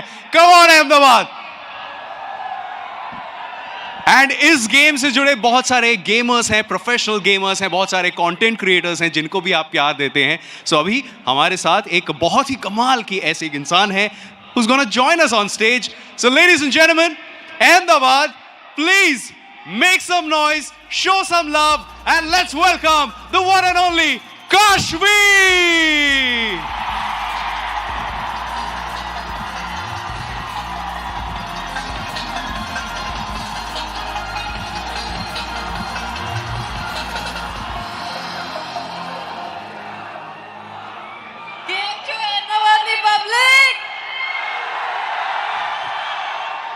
काशवी, जिस तरह से आपको प्यार मिल रहा है मुझे लग रहा है कि थोड़े टाइम के लिए मैं साइड हो जाता हूं। If you want to just have a conversation with them, I think मेरी यहाँ पर जरूरत नहीं है। कुछ कहना चाहती हैं आप? Thank you Ahmedabad. मतलब हम मेरी फेवरेट गेम का लैन इवेंट सबसे इंडिया का सबसे बड़ा लैन इवेंट देखने आए हैं एंड अहमदाबाद की पब्लिक के आगे कोई कुछ बोल सकता है क्या? जैसा कि आपने कहा काशवी, ये हिंदुस्तान के हिस्ट्री का अभी तक का सबसे बड़ा लैन इवेंट है, लेकिन जिस तरह से आपने ई स्पोर्ट्स को ग्रो होते हुए देखा है in the past few years, how do you see कि आगे चलते हुए ये कितना और बड़ा हो सकता है? आई थिंक एक दिन मैं मतलब ये सारे सीट्स फुल देखना चाहती हूँ, यहाँ पर भी, वो तो शायद कल भी हो जाए, एंड नरेंद्र मोदी स्टेडियम में भी. अरे of course the biggest stadium in the world probably, yes, very very soon. And Kashvi, I was reading this somewhere, एक बहुत ही इंटरेस्टिंग सी डेटा आई है जहाँ पर ये पता चला है कि BGMI में 40% जो गेमर्स हैं वो दे आर वुमेन. तो आप कैसे देखती हैं the future of esports with women? Like do you see, how long do you see कि यहाँ पर जो हमारी जो टॉप टीम्स हैं यहाँ पर हमें फीमेल प्लेयर्स भी देखने को मिलेंगी? क्राउड में कोई लड़कियां है क्या? सो मेरा एक सपना है कि यहीं पर I want to see a few girls at least. I am waiting for that day जब मैं एक लड़की को देखूं. I think I will be her biggest fan that day. So ये दिन जल्दी आने वाला है. Esports is a place where I feel all genders can compete equally.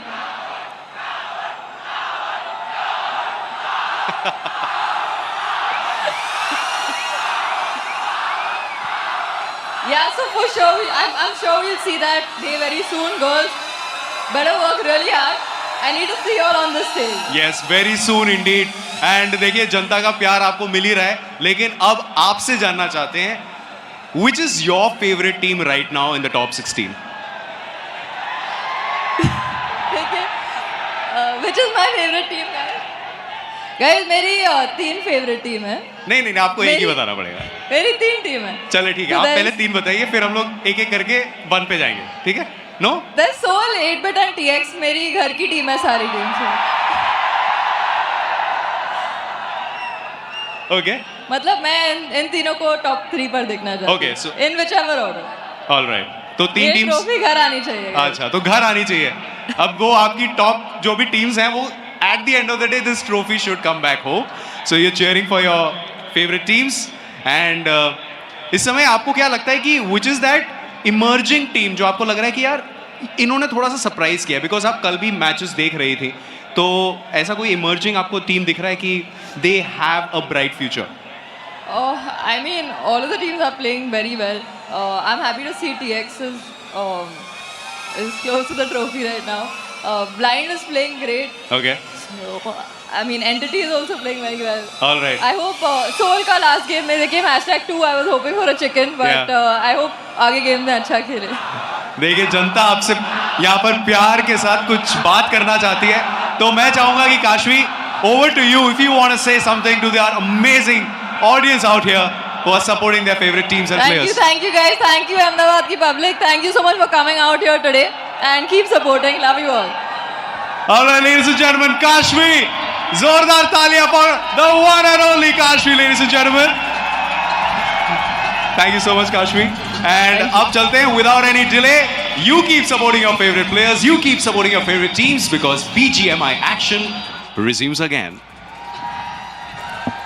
Well, some amazing words that were said on stage by Kashvi herself. An amazing creator that she also loves the game of BGMI, but she mentioned that one thing, that one professional player, that one girl gamer who is sometimes might be on stage just performing in front of the crowd. It definitely has happened to an extent, but I'm hoping that in the future, the number of teams that we get to see from the girl gaming community, the female gaming community, that rises way much. Yeah, of course. I mean, after rising, the hopes have definitely gone quite high up. Yeah. I mean, with Team Rebel walking away with the win, that was absolutely incredible. But that was in the past. We are in the Pro Series right now. Yeah. And hopefully in the future, as you mentioned, we get to see a lot more involvement from the female gaming community, and we see them on the stage. But as of now, I think the fight will be between Team Soul and Entity, at least for the next match. It certainly will be, Necro. Now, for the map of Miramar, right, it will be very interesting. The tournament comes to a standstill where there are multiple teams chasing down. You've got GENxFM, you've got Team Soul starting to make that climb. You've got Team Blind who is extending that lead. But teams who are at the top, I'm talking about GLITCHX, I'm talking about Team Xpark. Do you think there is signs that these teams might be running out of gas in this tournament at this point? Look, you mentioned the teams at the top, man. One thing is for sure, Team Insane is struggling. Now, I was with them for a long time. I thought that maybe they still do have things underneath their belt, but I don't know what they've got. They definitely need to bring stuff back right now because the time's running away. They've already wasted one previous game of Erangel. Now the time's not going to be there anymore. Inside Miramar, Team Insane needs to step things up massively because for a lot of the teams, Miramar is supposed to be their strongest suit. But ladies and gentlemen, here we go. Soon enough, the upcoming game of Miramar is going to be on the way as the plane's going to be hitting the skies. Ladies and gentlemen, we are going to be deeping dive. Absolutely. Well, it is time that the flight goes up into the skies and the players, the 64 warriors, they are prepared to take that deep dive into the land of deserts, ladies and gentlemen. Team Blind, the winners of the map of Erangel. We kind of spot them first, but where are we heading tonight? My co-pilot is going to be Necro for now, but Necro, where are we heading? Where is our destination today? Listen, the plane flat path starting all the way from Puerto Paraiso towards Montenegro. Now, this plane flat path is quite interesting, right? A little bit tilted down south, but still not that bad considering Team Soul. They're going to have an easy sailing towards Pecado, even Revenant, no issues towards Los Leones. El Pozo is going to be in reach too, so the major cities are easily acquirable. Exactly, and I think the only alienated parts are going to be the northern regions, the Campo Militar region, Torre Armada, La Cabrera as a matter of fact, and I think majority of the teams who want to go to those locations will have to take those intermediate vehicles, and I think that is where the drop collision potential increases massively. We might get to see those scrambled fights without a lot of inventory where teams are just scrambling for those vehicles left, right and center, but as of now, there's been a huge spread onto the southern side. Have a look at this, Revenant. They are moving towards Los Leones. You've got massive split of HYDRA already on that southern shoreline of Puerto Paraiso. And apart from that, I don't really see any sort of drop collision as of now, do we, Necro? Oh, hold on. I mean, Revenant Esports and 8-Bit, that's a drop collision right there, Salty. Inside Los Leones, yeah, it is a whole different fact that the city is quite massive, so maybe the fight's not going to happen, but HYDRA, once again, spreading themselves out down south. No issues over there. Growing Strong dropping all the way towards Valle del Mar. Now, that's an interesting switch-up we're seeing. Yesterday, Growing Strong, they dropped right underneath Los Leones. Yeah, they did so. And it seems like one of the reasons why they did that is to escape that trifecta. I mean, 8-Bit and Revenant, they've always been known to be inside of Los Leones. And to kind of increase their chances of surviving, potentially they might have switched their drop location. But with this switch-up, there might also be other problems. But let's just speak about the team that is on our screens right now, Team Soul. What a massive comeback it has been. Definitely the crowd is riled up. They are right behind them. And do you think that pressure that was on these players' shoulders, that is going to subside a little bit? Because now they have a little bit of a cushion to work with, don't they? I would say no. The pressure is not going to be subsided for anyone just yet. Maybe for a Blind, yes, a little bit, considering they are currently leading the pack. But for all the other team, the pressure is going to be there because everyone is aiming for that championship spot, which is the first spot. So the pressure is going to be felt equally by all the other teams. But for the teams that are currently in the 16 to 14 spot, those teams will be feeling a different kind of pressure. But at that point, if you are currently somewhere in the bottom three, you just need to remember one thing. You just need to give it all you got. I mean, giving it all you got, Team Xpark will also be looking to giving it all they got right at the center of the circle towards Hashi and the Del Patron. Now, this is one of those very optimistic locations when you actually talk about the circle specifically, because the flight path was a little skewed towards the south, Necro, but the circle is towards the north. It does include that massive region of La Cabrera, Crater Fields, El Pozo and Trailer Park as well. So majority of these teams might be looking to make that huge northern rotation right in the early stages. But as of now, again, we do also understand this circle means there is a huge advantage on Team Blind because they love to capture those crater fields, and once they have the high grounds, Necro, I think all the teams around them, they're going to struggle quite a lot. Yeah, I mean, we've been speaking about a lot of the variety teams. We also need to talk about another thing, right? Which is Team PSYCHE. It's been a while. These guys haven't really been able to activate themselves, even in Wrangle, and now that things are switched on over towards Miramar, let's see how things are going to be like. Revenant Esports, 8-bit, the collision was definitely there, but Entity Gaming, they're quite close to Mania from the side of Blind Esports. If Blind Esports, they lose out on Mania, this can't be such a big heartbreaker for Blind, because they just won the previous game, and now they do not want to start things off with a handicap, but Mania, he finds the great escape. He definitely does, and imagine this, Necro, the top two teams of the competition right now, Entity and Blind. And Team Entity, they had a massive opportunity at hand to take down the IGL of the biggest competitors.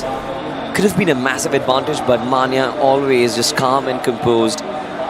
In between three players from Team Entity, he managed to find that escape absolutely brilliantly. And now, of course, both the teams have subsided from this initial collision, but I think Team Blind, they are looking to kind of scout out as many locations as they possibly can, because from the map feed, we do find out that you've got Nakul, who is towards the La Cabrera region. He's the only one who is capturing the northern quadrant or the northern hemisphere of the circle. You've got S-Power also proceeding towards Crater Fields. You've got Ronnie as well as Mania scouting out nearby locations. And it seems like Team Blind, the kind of control that they have, they will be able to stop multiple rotations. Even Team Entity came very close by. Team X-Park is very close by as well. But Necro, let's just talk about this team Gladiators, and I want to know your thoughts on what do you think this team can do on today, the day 2 of Grand Finals? Do I really need to speak a lot? You're talking about Gladiator Esports. It was just the first game. Yeah, Gladiator Esports were not really able to pull off a lot, but I just genuinely have a trust. It's a different type of bond with Gladiator Esports, and at this point, not just me, a lot of the fans do believe in Gladiators. They've got Destra, one of the best IGLs you can ask for. Gladiator Esports, the entire lineup is stacked up. They've got what it takes easily, without a doubt, to make that comeback. It's not even a comeback. They're still on the first half of the board. They just need to make a climb in the top 5. That's it. Well, a climb in the top 5 will come when this team gets that big chicken. I think that will result in them making that huge leap in that point standings. As of now, there is a big cheer for Team HYDRA official. It seems like the fans, they do realize that Dragons are here to roar. And why not? I mean, HYDRA, they have been kind of brilliant in the league stages. They've been decent in the grand final so far as well. And they certainly will be looking to capture this chicken dinner on the map of Miramar. But towards the southern shoreline, it seems like their rotation inside the circle, Necro, will be trouble, because look at the map. They've got multiple teams right on top of them. They've got Revenant Esports, 8-bit CS, AUTOBOTZ and Gladiators holding down the edges of the circle. It will be very difficult for them to find that injection point from where they push through. Team Together Esports. Woes keep on continuing. This is a team that is currently all the way in the bottom of the overall standings. The amount of pressure this team's going to be feeling, it's going to be incredible. But all you need to remember is you just got to give it your best shot. At this point in time, you're all the way at the bottom. You've got nothing to lose, so you might as well try to go all in, which Team Together Esports tried to do in the previous game, but it just did not work out. Maybe try and recalibrate things, maybe try and shuffle things a little bit here and there, and that can work out. It certainly can, but look at something which is very interesting happening right now. Team PSYCHE on a 2-2 split, 2 players in Tierra Bronca, 2 players towards Toriyamada as well. It seems like they have got Team TTE right in the grasp where they actually wanted. Every single player might just be surrounded from this split, but so far it doesn't seem like Team PSYCHE. They're looking to strike as of now, but they definitely need to do that, isn't it, Necro? I mean, Team PSYCHE, they have been lacking on the point standings, and the only way they can recover those lost points is by being aggressive, getting those squad fights in their favor early on, and then possibly taking that momentum forward, isn't it? Taking the momentum forward, it sounds pretty easy to say, or it is pretty easy to say, but as a team, if you are struggling already, it's going to be tough. GLITCHxREBORN, this team has been surprising all of us. This team is that astonishing factor. And so far, I love the way GLITCHxREBORN is playing. Consistency is the way to go for this team, and it doesn't seem like anytime soon the consistency or their morale is going to be breaking down. On the opposite side of things, though, you've got 8-bit. Where yesterday they started things off with a chicken dinner, today they started things off with a bit of a struggle, but still they're in the first half of the board, so things are okay for them. A couple of shots taken against the opponents. In the name of Team Insane, it's going to be a tough fight to execute for Growing Strong. Certainly so. I mean, certain shots being fired. Sparky just managing to land a couple of shots, but it seems like Team Insane should have an easy exit from this fight. Now, if they do want to try and keep Growing Strong, it seems like their formation is not really ideal. The escape was there. Sparky missing majority of the shots and Growing Strong. They certainly are pushing Team Insane backwards, Necro. Team Insane, their plans have been crushed, haven't they? Not just theirs. I mean, for a lot of other teams, their plans have been crushed, but it's Team Insane that you're talking about. Yeah. And Team Insane knows a way out of every single situation is violence. I mean, violence for sure, but this is one of those rare occasions where they do disengage. But now look at this, Team 8-Bit and CS, as well as Team Soul, they're very close to each other. Yeah. The battle of Bloodline. Who can come out on top? Team Soul, 8-Bit. 8-Bit actually looking for to back away, but Team Soul, they've got control of this power grid area, and they're looking quite comfy. 8-Bit too. They're probably just going to put up tents, and they're just going to stay over here. I mean, staying here is not really going to be a problem as long as Autobots do not arrive from their southern side. I mean, we do have the map feed, and it seems like Autobots, they slowly and steadily are approaching this location. And Team 8-Bit CS, they have nothing that is going to be covering their backs. At least Team Soul, they've got that hard cover for themselves, but even they have disengaged. And now finally, we do have Autobots coming into the picture of things. So I wonder if Team 8-Bit CS will be looking forward to holding this position for long, because this is in the middle of nowhere, Necro. Indeed. And that's why 8-Bit's on a move. They do realize this terrain was quite exposed, so they need to find some sort of a hard cover to be in the good spot. And then, because of that, they were on a move. Insane once again up against the players of Growing Strong. Growing Strong is actually taking a lot of damage. Yavi out in the open! This can't be so bad! Brone's back in the nick of time, so that's why he's going to be safe for now. But still, the blue zone is chipping away a lot of damage, and even Faith is going to pull out a nade. Let's see whose nade's going to be finding the connection before. Faith's nade being tossed. He thought that maybe Yadi moved in a little bit on the left side, but no, that's not the case. Yadi just went back prone once again in that same spot. Absolutely, I mean, very much towards Trailer Park, but in the middle of nowhere, honestly. I like the split coming in from Team Insane, but out in the middle of nowhere, Adi once again was on the receiving end of those shots. It seems like it's been a little scrambled when it actually comes to the formations of both Team Insane and Growing Strong. And that is one of the reasons why both these teams will look to regroup. Growing Strong are already on the move. Meanwhile, Team Insane want to cut back chase from this location. They want to get the hell out of here. And that's what they're doing. Growing Strong on a run. And as the zone chipping away a lot of damage, they're growing weak. GLITCHxREBORN in an uncomfortable spot. Roman OG all by himself, but he did manage to retaliate. He found that knockout instantly. Roman OG's on a move too. GLITCHxREBORN perfectly done. But once again, making it inside the circle has to be the first priority. You need to be that proactive team. And speak of the proactive teams, Blind Esports, Entity, Numen Gaming, and even PSYCHE are the proactive ones. It certainly is, but Necro, I think the circle taking a central shift just takes away a little bit of the edge that Blind Esports had, because they always favor that Crater Fields hills, right? The mountains from Crater Fields, which give them that massive high ground advantage. But now there is barely any opportunity that Blind Esports will be able to kind of get that location for themselves. But still, look at the 2-2 split that is coming in from their side. I kind of like it, the amount of real estate that they are controlling. Ronnie on one side, Knuckle on the other. Oh, this was exactly what I was about to point out. GLITCHx against Team Insane. Oh, these guys were about to collide out in the open. This could have been worse. This could have been really bad.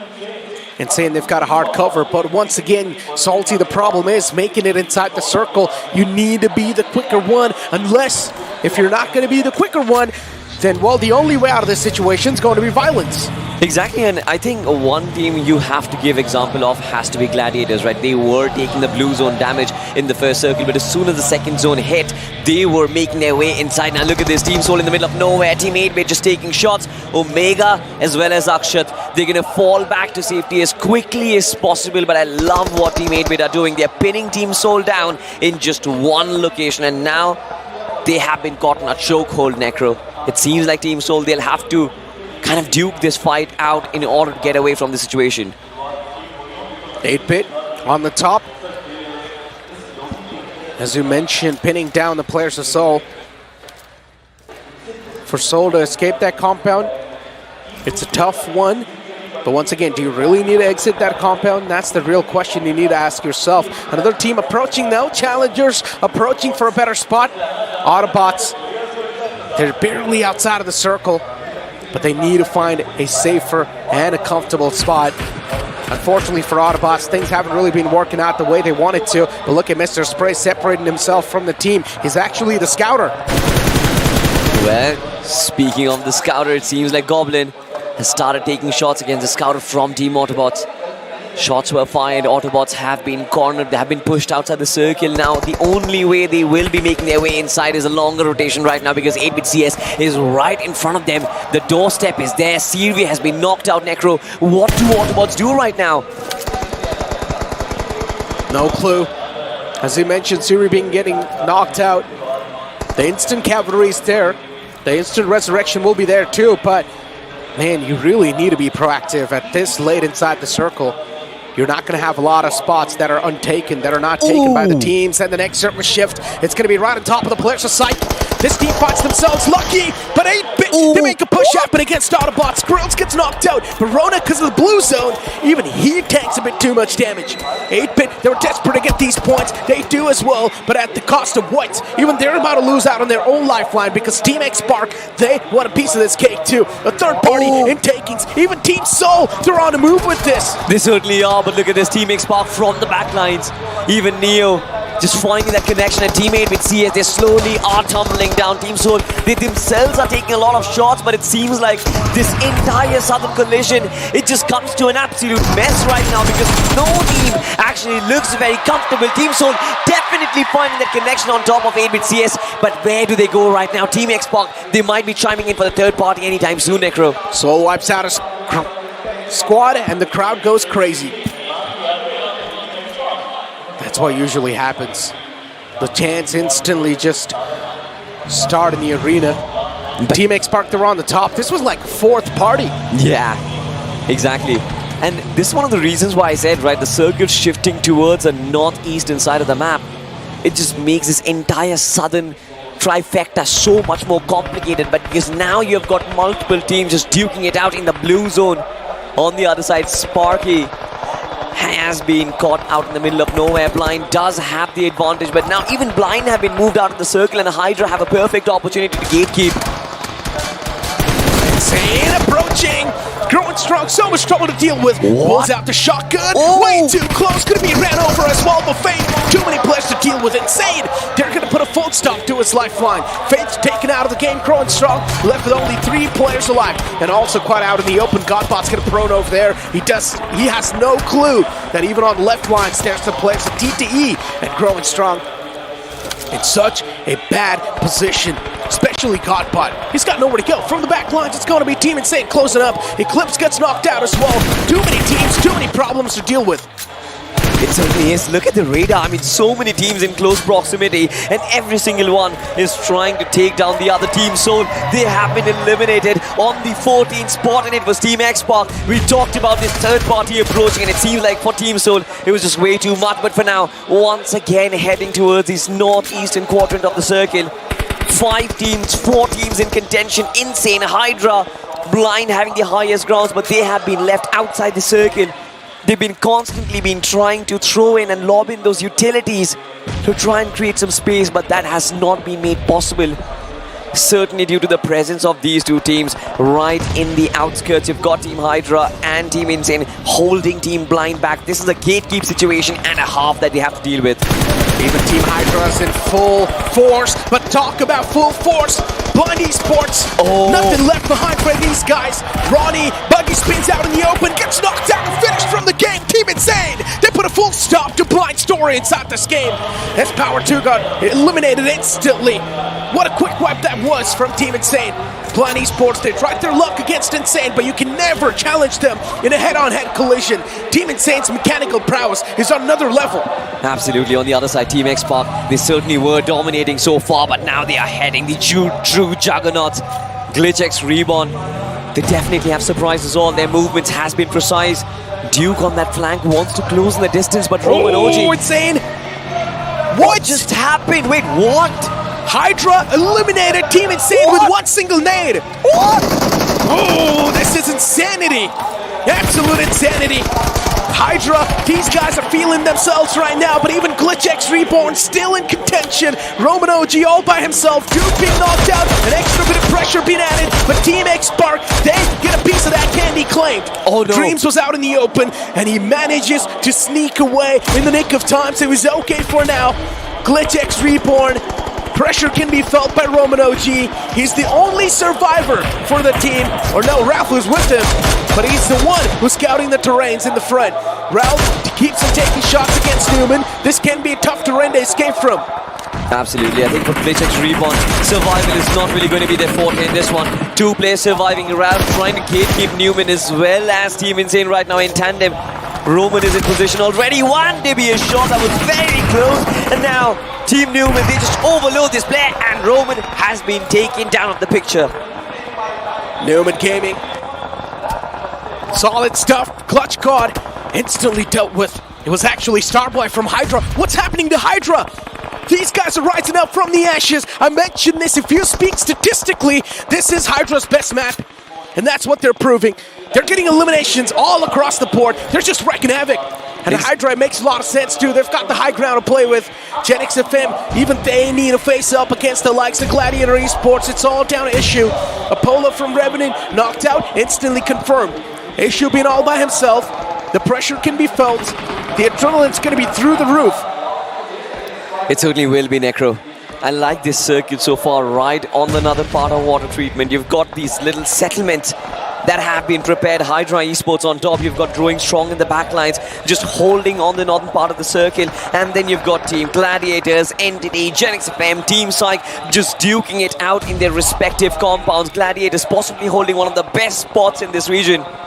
Will be able to dictate majority of the fights, but it's all about preserving your man advantage. It's all about patience in these urban warfares, isn't it? You've got Team Together Esports charging in from the other side, but now let's just have a look at the instant replay. One nade from Starboy, and that was it. That was lights out for Team Insane.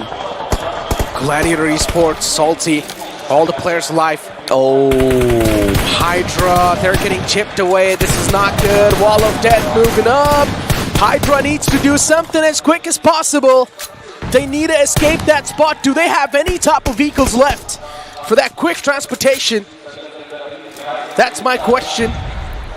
Gladiators, these guys have been wrecking havoc. They've got such a solid cover to play with. HYDRA with all the four players, they need to take care of the sidelines too. The Wall of Death is not going to be dishing out so much damage that you cannot afford to stay outside of it, even for a moment.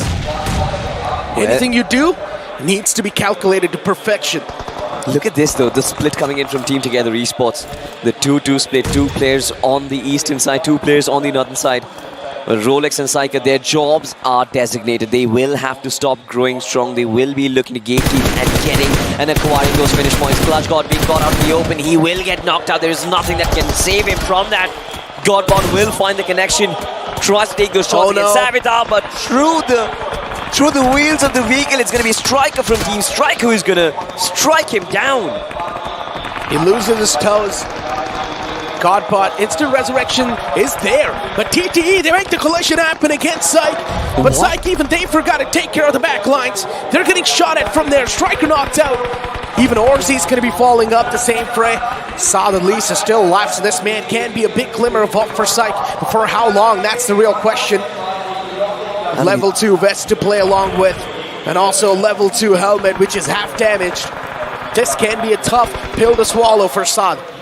Exactly, Tenkro. I mean, look at Team Psych and his inventory, right? No throwables whatsoever. An entire army is approaching. Certainly, Kronal has been knocked out over there, but Psykat, we've seen this lad in the league stages, absolutely phenomenal. From the backlines, of course, Spark is going to get that finish. But oh my god, HYDRA Esports, they were still surviving, and nobody checked that angle. All the way from the blue, HYDRA was dishing out so much damage. With only 5 eliminations, they got taken away from the game, so not a lot of points accumulated by HYDRA. Once again, a big shutdown for them. Numen Gaming, Savitar and Vixie, these two guys are alive. Resurrection onto Clutch God should be there. GENxFM, Gladiator Esports, Entity 2 once again staying so consistent inside the late game scenario. I just don't understand, what has Entity had for lunch today? I mean, neither do I, to be honest. We'll have to ask them after the broadcast ends, but they certainly are well settled. Gladiators possibly in the prime spot so far right now. They definitely have an opportunity, but one nade coming in from Gamlaboy is going to finish off Saad. Striker is still alive, so Team Psych, they have another lifeline, but look at how Team GENxFM have spread themselves up. If Crypto and Vishu, they play this down to perfection, maybe they can hurt Gladiators on their path to victory in this one, don't you think so? The circle shifts once again, and it favors Crypto and Shogun in this one. I have no clue, Necro, what's going to down. Numen Gaming in the back still with the high ground to play with. Entity Gaming, they've managed to secure 4 elimination points, but as usual, Entity's main forte has been the position points. Gamlaboy way too close to a potential threat. Striker definitely looking for the right moment to strike. Troy now starting to close up. The entirety of Entity is now starting to move across. Numen Gaming from the top is dishing out a lot of damage. It's understandable, but the cover fire from Gamlaboy is there. M16A4, not a weapon that you see being utilized that often, but Gamlaboy has no clue that Striker's really close. I mean, this is information which is being withheld so far. Once again, another knockout being found. GENxFM, they are being picked up and they are being picked apart right now by multiple teams. Gamlaboy in a lot of pressure from Psychic. DBS action is there, but the 2v1. Entity, they clean up Team Together Esports, and now once again they're marching forward. All 4 players still surviving Necro. Exactly, Gladiator Esports now finally start to make that death march. They've got the best compound to play with. Entity Gaming, they need to approach this. They need to choose violence. No other option left, and what a beautiful nade that was from Gamlaboy. But Shogun returns the favor. 2 players knock, make that a 3rd one. It's all down to that one last man alive from Entity Gaming, which is Somraj, and even he gets dealt with. Oh, so much to deal with for Entity. But in the end, even that 3rd party from Numen Gaming was a big challenge from them. And now Numen Gaming out in the open for Gladiators. This is supposed to be a feast. It definitely is going to be a feast. Just 2 players were still surviving, holding on the backlines. Numen wanted to be a shadow in this fight, but they certainly have not faced the light of Gladiators, who are definitely marching towards victory as the players progress towards them, Necro. This is the end game. The end game indeed. Gladiators, all the 4 players in the front. The wall of death moving up from the back. What can they do? What can they pull off? Delta PG leading the charge with that shotgun in his hands. Well, I like that spread from Numen Gaming, but that spread is a little bit too vulnerable, and as soon as I say that, the go call's being made. What a beautiful nade that was. Justin gets the confirmation float up, and that's it. Numen Gaming wiped off instantly, shut down, and also it's the players of Gladiator Esports once again getting that victory assured for themselves. Some solid stuff. Definitely some solid stuff. It was always coming, but Gladiator Esports, they made it count as soon as the circus shift towards them. This was a game and a half, ladies and gentlemen, but Necro, what a performance it has been so far. I mean, you've got to give it to the boys, especially when the circus shift to the right-hand side, that hard shift that we got to see. Gladiator Esports, they got that one little compound on the northern side of water treatment, and they never left it. I mean, I was looking at the back because the crowd was going wild. Finally, the Giants, they have woken up from their sleep, and we see Gladiator Esports once again back in form. And well, I guess Johnny's back once again, ladies and gentlemen, over here on the desk. He was somewhere else maybe. What were you doing, man? Hey, man, everyone needs some nature call breaks, man. It's definitely fine. Was it a nature call? Well, it was a hair call, actually. It was a hair call. Mr. Animal needs a lot of time to fix his luscious loss of awesomeness, ladies and gentlemen. But you've got to give it to the boys of Gladiators right now, because this is their moment to shine. This chicken dinner was required. And now that they have it, I think we have another contender for the very top, don't we? That is, of course, because once again, one thing is for sure, Entity's maintaining that consistency, dude. Once again, in the top 3 somehow. I just don't understand how Entity can pull that off. The Numen Gaming 2 on the 2nd spot. Now, Numen Gaming is doing a phenomenal job, that's for sure. Even they are starting to step things up. One thing is for sure, the name that we have given a day to, which is the day of comebacks, it is now starting to happen. That is true, and especially Entity, as Necro mentioned, we were surprised with the level of consistency this team has been able to bring into the matches. But you also have to give it to the fact that they were desperate for this. One important thing, do not lose the top 5. And for Entity, it's about not losing the first position as well. Yeah, it certainly is. And I think Team Entity, with consistent performances, they have sort of managed to keep it up. First position, Blind Esports got eliminated quite early. Entity Gaming, still consistent. There's a chance the first position might just be taken away. We certainly are and getting Gladiators very win. Spicy. That means in the top 3, Gladiators Esports, they make it back on the 2nd spot. Maybe. Well, maybe. This is all speculations, ladies and gentlemen. We're all bad at math, but there are people in the production who are sitting and calculating all of this stuff. But what a game it has been so far. Teams we're expecting to be consistent. They are being consistent. Once again, a little bit of hiccups here and there, even for GLITCHxREBORN in that situation. We saw that entire southern cluster where Team Soul was there, Team Xpark was there, 8-bit CS, and it got really messy. It seems like Kashvi, all the teams that she was supporting, they just came together and they duked it out. Yeah, exactly. I mean, of course, as soon as Kashvi came on the stage, everyone was super excited. And I guess even the players got that extra bit of a motivation factor, right? Numen Gaming out of nowhere, these guys stepped things up massively. Entity, I mean, these guys are just staying consistent. One thing is for sure, man, everyone was saying that Salmraj was washed up because of that downfall that we saw. But then Salmraj proven himself so well with that consistency. And as an IGL, you need to bring in that consistency in the team. Exactly. There's one thing I need to add to this, because Entity is very special in the sense that this team never overcomplicates anything on any map. Their main priority is just making sure that the players stay alive till there are 6 or 5 teams remaining inside of the game, and that is when they bring the action. Because if you notice, even in the previous wrangle, the finishes were missing. They were there in the top 4, but they did not have any finishes because they were never in a position where they felt confident to take the fight until the team just got eliminated. And this game was a little bit better. Not just a little bit, I would say that was quite decent from them. Well, HYDRA too, they were trying so well. HYDRA wiped out, I think, Sublime, if I'm not wrong. They were the one to wipe out the entirety of Blind. And then they also wiped out another strong contender. So in general, HYDRA is trying their best to get those elimination points. With just 1 nade, finishing off the entirety of Team Insane. Once again, just dampening their hopes of making a comeback inside this tournament. Let's just talk about Team Insane as a matter of fact, right? Once again, you see those rusty rotations. You did not see that same amount of domination and the confidence that we see in the league stages. It seems like Team Insane, they are scrambling for positions and they are being cut off multiple times, Necro. I would say they definitely do have the confidence. It's just that they're getting tackled so easily. It's just not working out. The play style that they like to play with, it's not working out anymore. And it's simply put what you said yesterday, the fact that right now Insane has just become a little too predictable for everyone to play around them and to counter every single move that they made. It was Necro was perfectly on point yesterday when he said that during the league stages the element of surprise worked out quite nicely. But if you have 16 games to play, 18 games, my apologies, for against the same team, you will make sure you have their drops and their rotations down to the wire. Well, ladies and gentlemen, of course, the map of Miramar, it certainly was very interesting. But we do have something very interesting prepared for you guys over from our friends at Loco. You're asking for it? You're dying for it?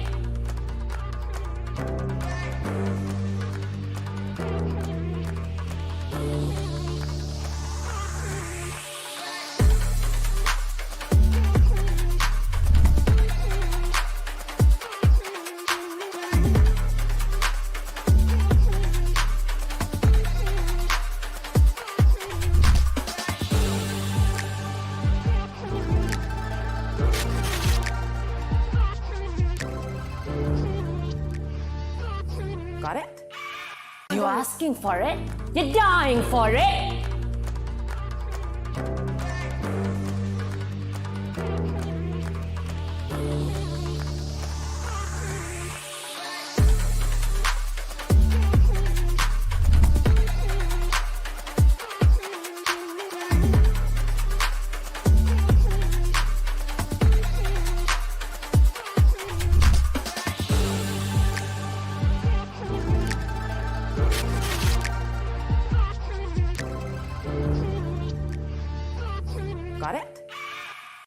looking for it? You're dying for it?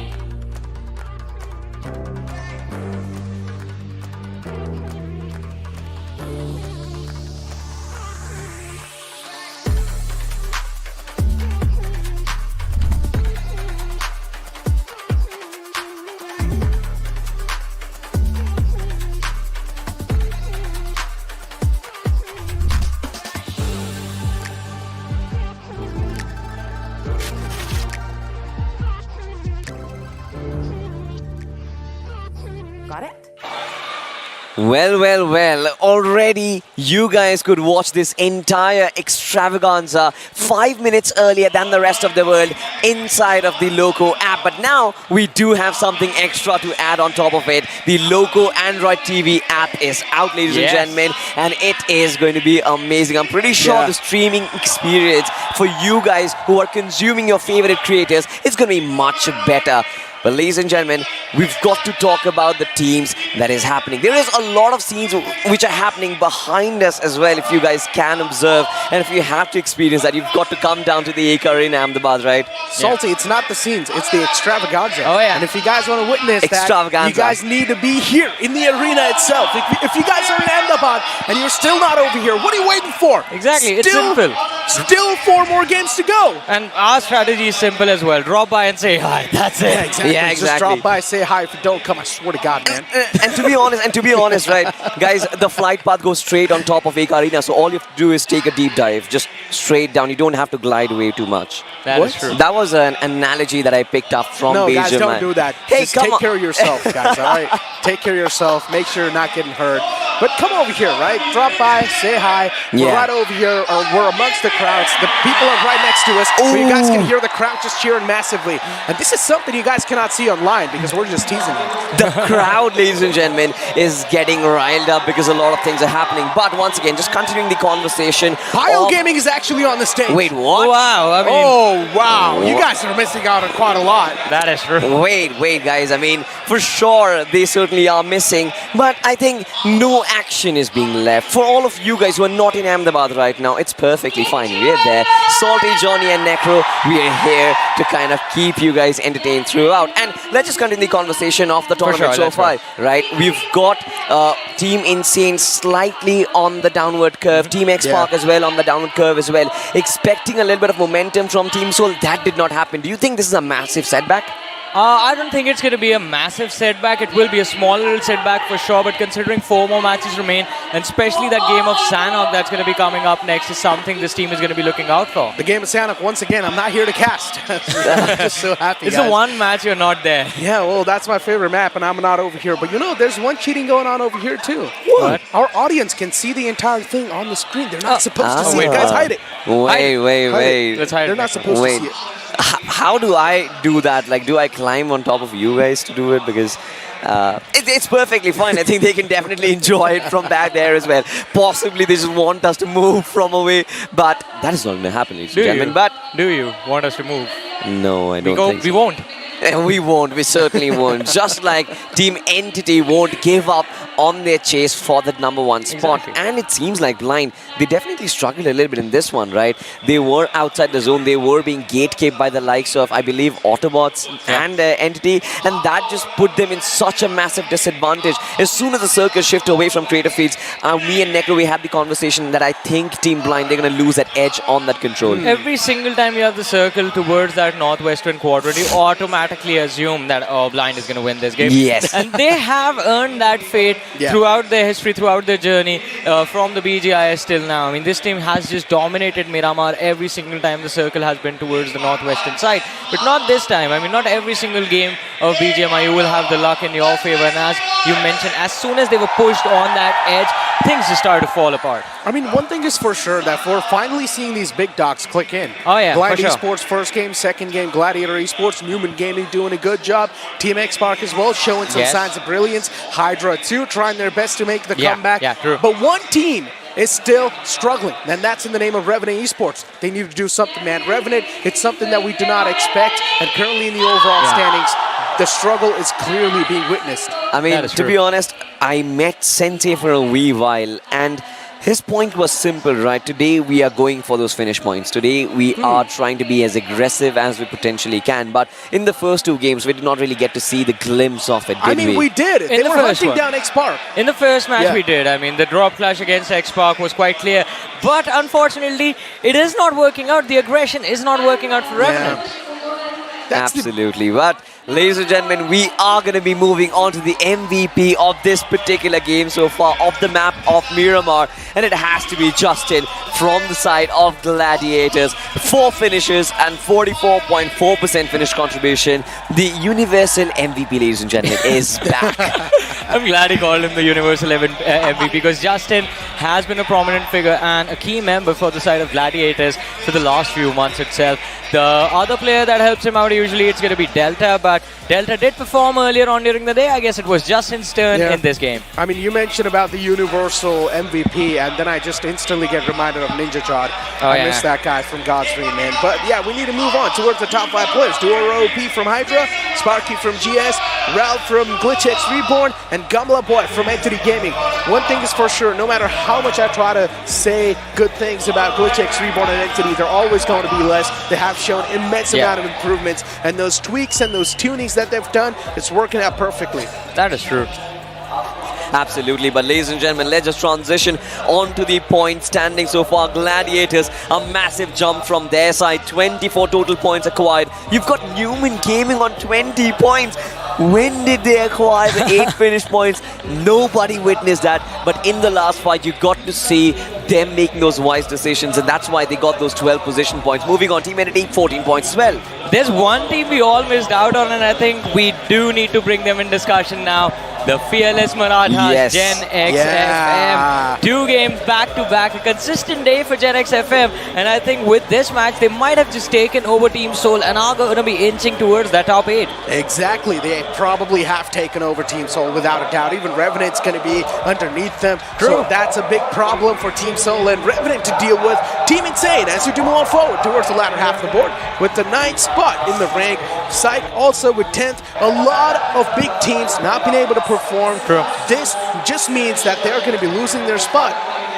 And You know, it's it going to be seems heartbreaking. like momentum has still not been found, especially the ones. We talked about how day 1 was so important in order to build up that little bit of that momentum that we always talked about. Day 2, it seems like the teams haven't been able to stabilize, but look at this.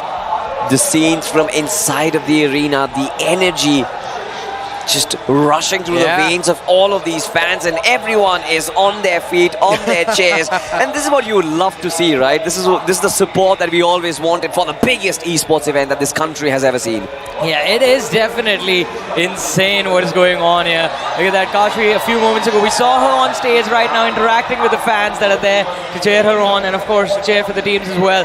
Just a sea of people fill in this arena. I saw a few folks dancing in the stands as well, if you guys believe it. I mean, I believe one of them was holding a tree branch for some reason while dancing. I mean, they're also just tearing their cards and making it rain on the top. So yeah, one thing is for sure, these guys are having a party. Yeah, they're having a party, and one story I heard someone was trying to hunt down the drone that's flying around. You know, there have been some very innovative signs. Do not do that. There's been some very innovative signs, and one particular signboard that I just saw, somebody was expressing his love and affection towards his crush, and he wanted to be seen on the broadcast. He expressed his request to the cameraman to just show it on broadcast. I'm not sure. Are you going to be the Cupid for that man? I mean, I possibly can, but again, right, we'll have to find that out where exactly that person is once again. No, Salty cannot be the Cupid. He's Mr. Steal Your Girl. Oh yeah. Oh, you don't get that, right? No, man. You look like a Cupid. You can be the Cupid. Yeah, I can be the Cupid. Wow, okay. I don't know if that's a good thing or a bad thing, but I guess I can be the Cupid. But Cute, man. You guys, you know what? Say something. It's completely fine, guys. These banters, they are gonna continue. But I mean, I'm pretty sure you guys are enjoying all this banter from the comfort of your home, and rightfully so. But if you're in Ahmedabad, do make sure that you come down to the AK Arena in Ahmedabad, because the atmosphere is something that you cannot miss out on. But once again, ladies and gentlemen, the map of Sanhok is about to arise, right? And this map is going to be quintessential for a lot of teams. GLITCHX, they have openly expressed that this is their strongest map, or will be an opportunity to get back and reclaim all the lost ground that they have. Do you think that is going to happen once again? Back-to-back Sanhoks? The previous game for GLITCHX was pretty bad. Yeah. Let's be honest. So you can say that drop-off, now that the ball's not in their court, now that the wind's not in their sail, they need to once again regain the momentum back in the upcoming map of Sanhok. True. And once again, you know, I like to say that Sanhok brings in that RNG factor. It's quite random. You never know which team's going to pop off. Maybe PSYCHE can take the trophy in that game. No one knows. Exactly. And Team PSYCHE, they've been phenomenal, Johnny. I think you have some opinion about this team, right? PSYCHE, with every single game that they play today, just look like a bigger and bigger threat for everyone else in this inside of the lobby. And considering that they have been building upon that momentum slowly and steadily, I think in Sanhok, if they are just patient in the first few stages and just focused on the fact that they need points, if they are willing to go for that heal battle strategy, I think PSYCHE can definitely, if not the win, they can easily finish for the top 3. They definitely can. But all that they've got to do is focus on the off maps. I think there've been teams, right? Teams who kind of focus on the maps of Sanhok and Vikendi, because Miramar and Renangle have been sort of the default grounds, the default hunting grounds for all the big names in the competition. But so far, ladies and gentlemen, the story has been set. Blind and Entity duking it out for the #1 spot. Who gets it? Let's just find out from the overall standings. Entity at the top. They reclaim their position, 101 points, Johnny. Oh, but look at this, even Gladiators are catching up to Blind, and yes, Entity becoming the first team to cross that 100-point marker. And of course, guys, we can't forget the fact that they did it without any chicken dinners. That is true, but one more thing. I mean, I thought that I was pretty bad at calculating stuff, but I was right. Gladiators breaching inside top 3. Entity taking that first spot, and that's the only team without chicken dinners to have reached the 3-pointer marker. And then Numen Gaming inside the top 4. Insane being pushed down in the top 7. This is tough. Insane was inside the top 5. We mentioned they just need to hold on to that spot. Even Glitch, look at guys, they have dropped to the 6th position. When they started the day, they were in the top 3, but the lack of performance, at least in the first 2 games, has forced them down. Although, still the position is manageable. They need 1 game in their favor, and they will be able to move into the top 4 at least. Top 4, take the leap to top 5. GENxFM in the top 8. Yes, a big that is impressive. Improvement, a massive leap taken from GENxFM. That means these guys are on the run to make it inside the top 5 at the end of today's day, and that can be big. 8-bit CS though being pushed down on the 9th spot. A big blunder. Revenant Esports on the 10th, HYDRA on the 11th. I have one question to you, gentlemen. As we approach the map of Sanhok, we are almost about to reach the center stage, the middle grounds of this grand finals. 9 matches will be played so far, and especially for the teams, the big names who are on the second page. Do you think time is running out and they will make some desperate moves at this point? I think after this game, for sure. Desperation should be seen. As I mentioned, first 3 games is completely okay. You can still experiment things. But if the first 3 games have passed by and still you're not able to get anything done, the rest 3 games, it should be violence. I think we'll give them the leeway for 1 more map, because the next map after Sanhok is going to be Vikendi, and Vikendi, as we all know, is an extremely slow game. So even if you play passive, you can go ahead and secure those placement points for yourself. In the late game, you walk away with 3 to 4 eliminations easily. So securing points on Vikendi should not be that difficult, especially if the teams realize that, alright, desperate times call for desperate measures, and one of the most desperate moves in the game is the heal back strat. I just remember one more thing. Sanhok, Revenant, it's like a whole love story. We just need to remember. So Revenant, they can't have the redemption arc right now in the top 8. I'm just putting it out there. Revenant needed 1 game of Sanhok inside of BGIs, ladies and gentlemen, to completely flip the script. And it seems like if 1 map has to be taken down for Revenant, they will be looking out for this one, because we know their gunpowder is sorted. We know that their firepower is still there. The rotations are still there. They just haven't really found to manage and back up each other in different fights, right? They have fought as an individual. They've been successful as well. We've seen Fierce is still marching on the MVP standings. Apollo has been very brilliant in those 1v1 situations. But when it actually comes to playing as a unit, it seems like they are a little lackluster. But we do proceed towards the map of Sanhok, and I'm so excited, ladies and gentlemen. Before we head to all the 16 teams who are going to be duking out let's just continue our preparation once again. Prediction time. Oh, Gladiators. I'm going to say. Insane and Gladiators. Well, there you have it. But, ladies and gentlemen, we are approaching the 9th game, the 9th map of this particular Grand Finals, BMPS 2023, and the Big Bird is back up in the skies. But this time, you've got a flight path, which is very, very interesting, very much skewed up towards the northern side, Johnny, my co-pilot. What do you have to say about this destination? I mean, there's just one team that's going to be in love with this flight path. That's going to be Blind. And of course, the next one is going to be Xpark, but we all know that Camp Alpha story. Even yesterday, we saw it in action. This time around, though, I believe there is a possibility of a third squad joining the fray, but let's find out. First things first, Sanhok, we always expect an early drop clash somewhere to happen on the map.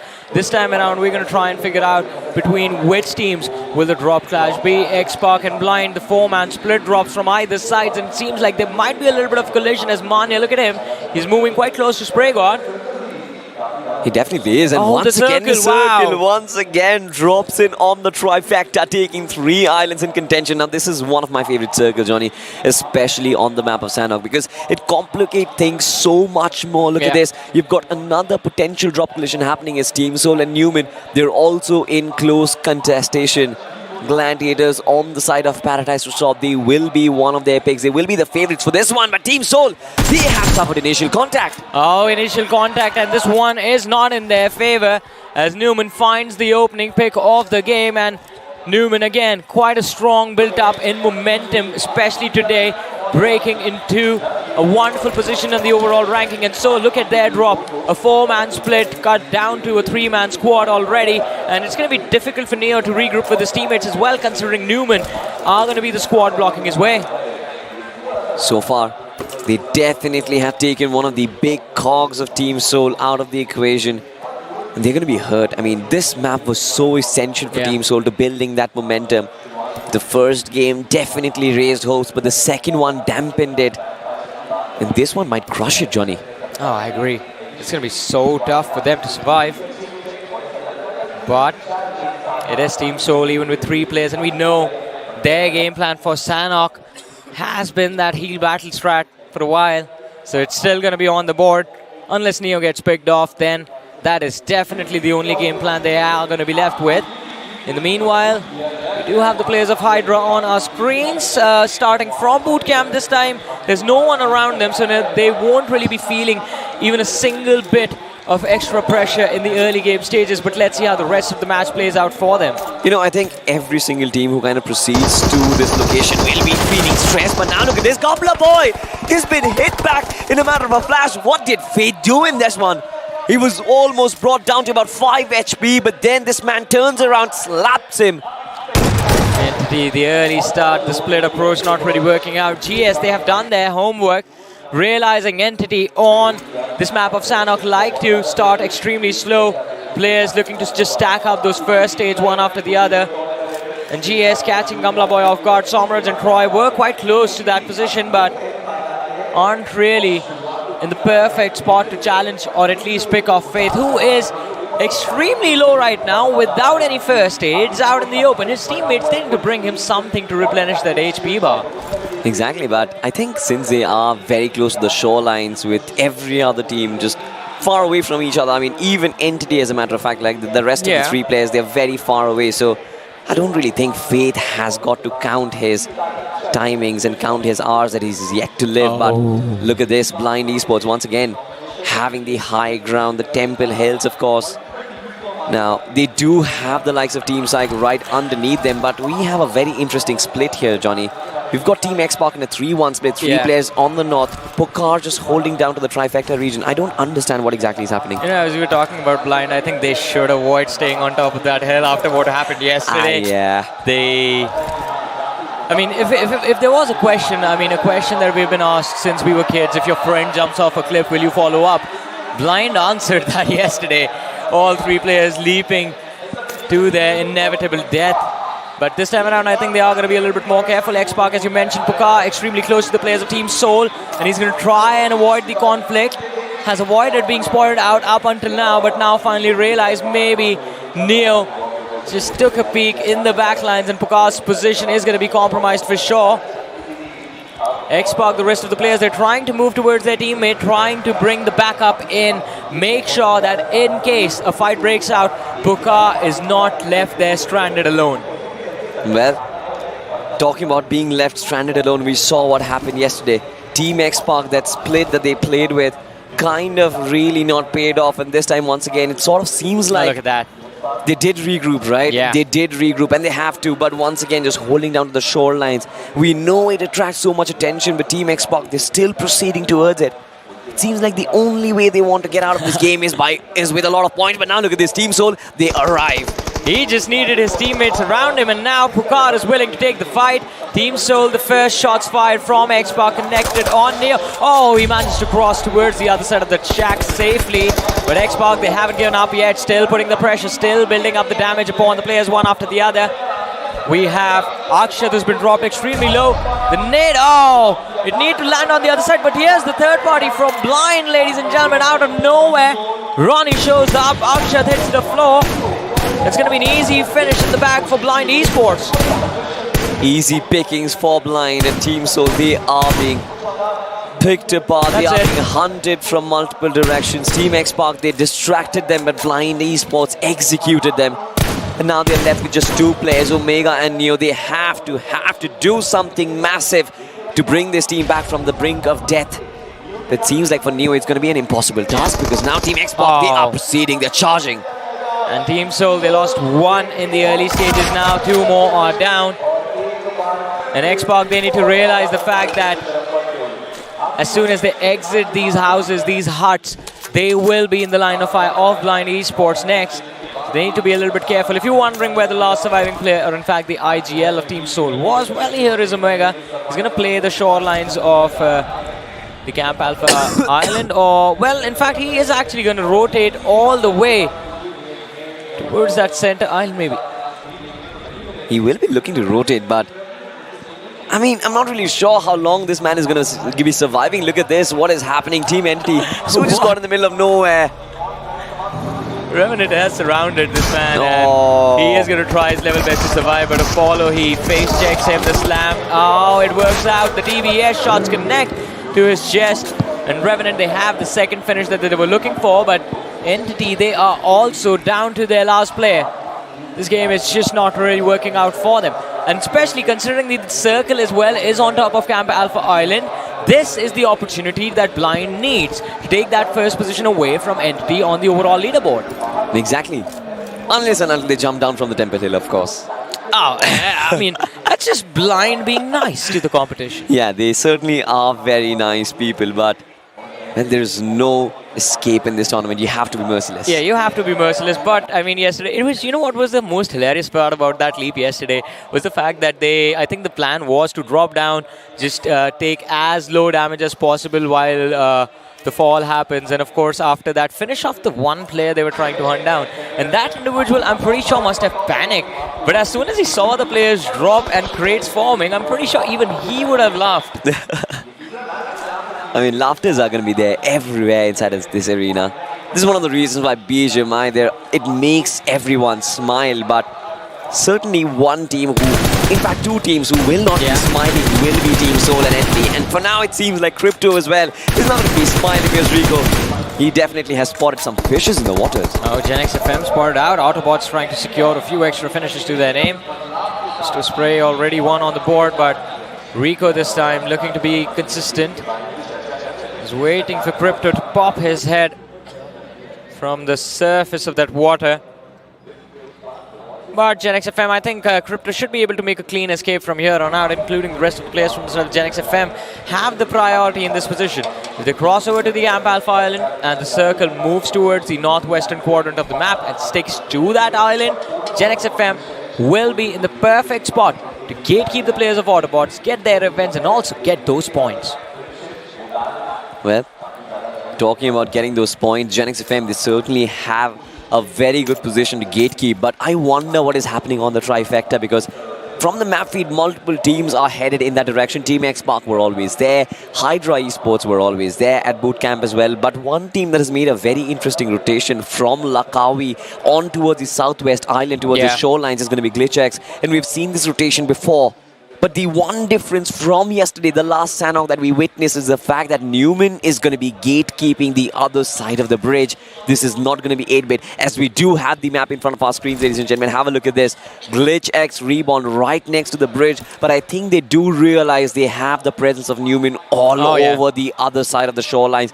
This is going to be a massive challenge to cross over. Oh, it will be a massive, massive challenge and a massive hurdle for any team to cross over. Plus, it's not just you, Numen, who is going to be who you will be worried about, or any other team for that matter, who are trying to gatekeep the bridge, the access to that Camp Alpha Island. You will also be panicking for the teams sticking to either the Ruins Island or towards the bootcamp shorelines, because the line of fires are pretty straightforward.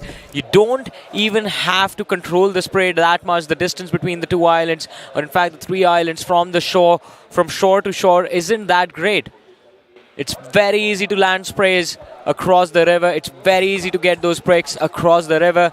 And of course, once you actually make it through to the Camp Alpha Island, then you have the gods of destruction sitting on top of that hill in the form of Blind Esports that will make you panic no matter who you are.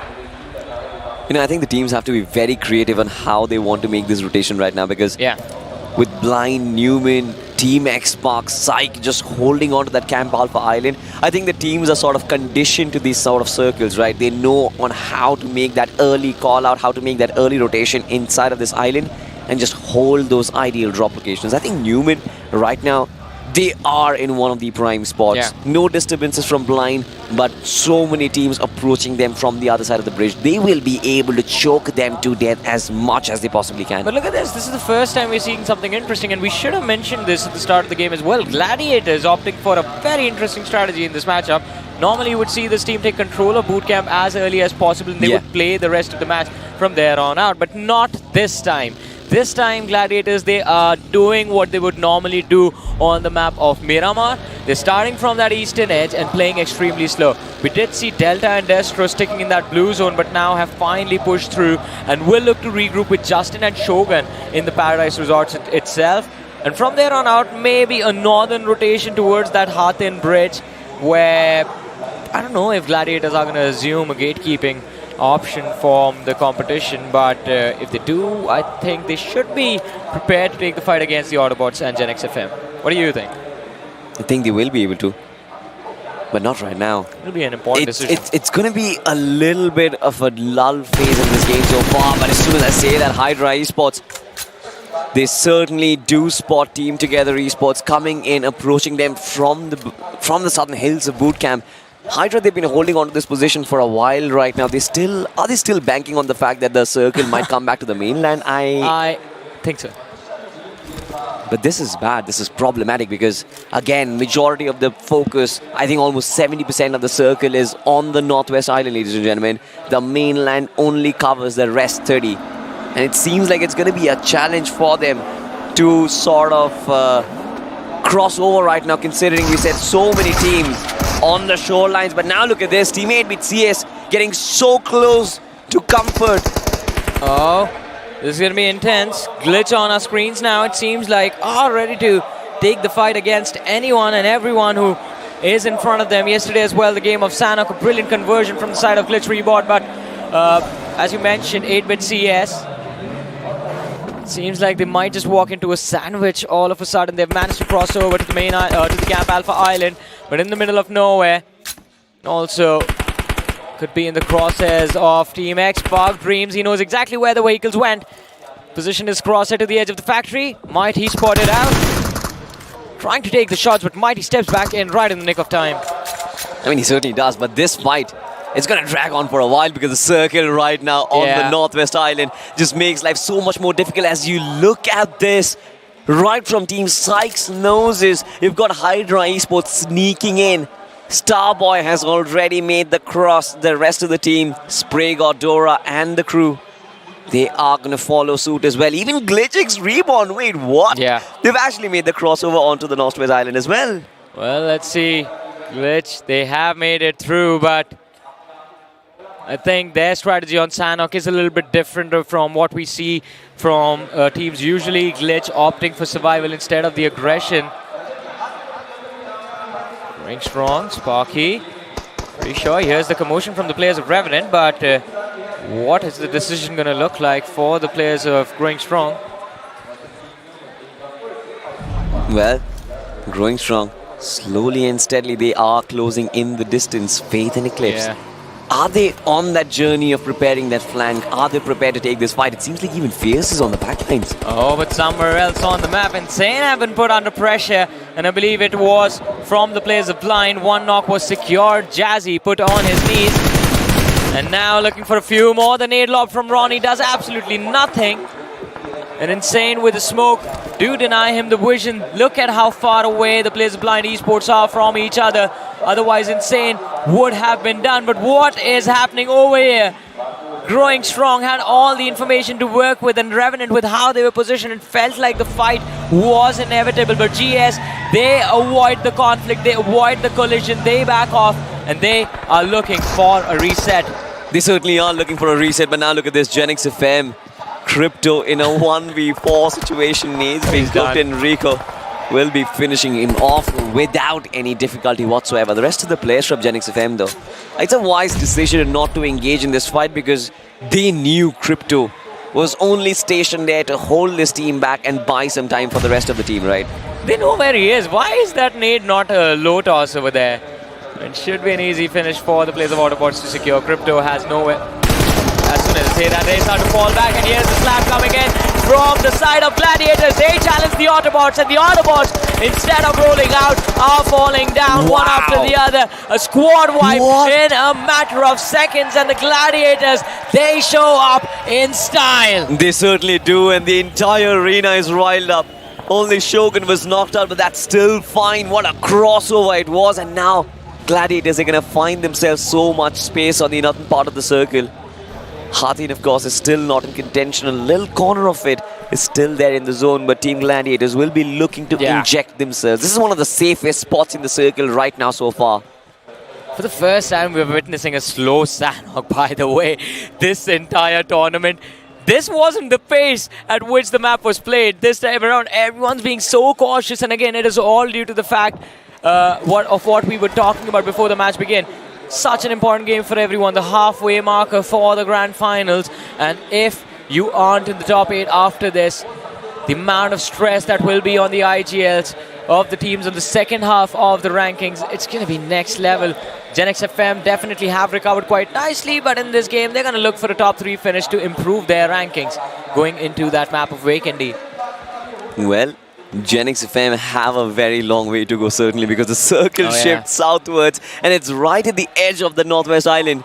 GLITCHxREBORN surviving with 3 players, Blind with 3 players inside the circle, in fact 2 players inside, while the rest of the others, Manya specifically just gatekeeping the lads from Gladiators. Shots being fired. I wonder where or what is Gladiators going to do right now.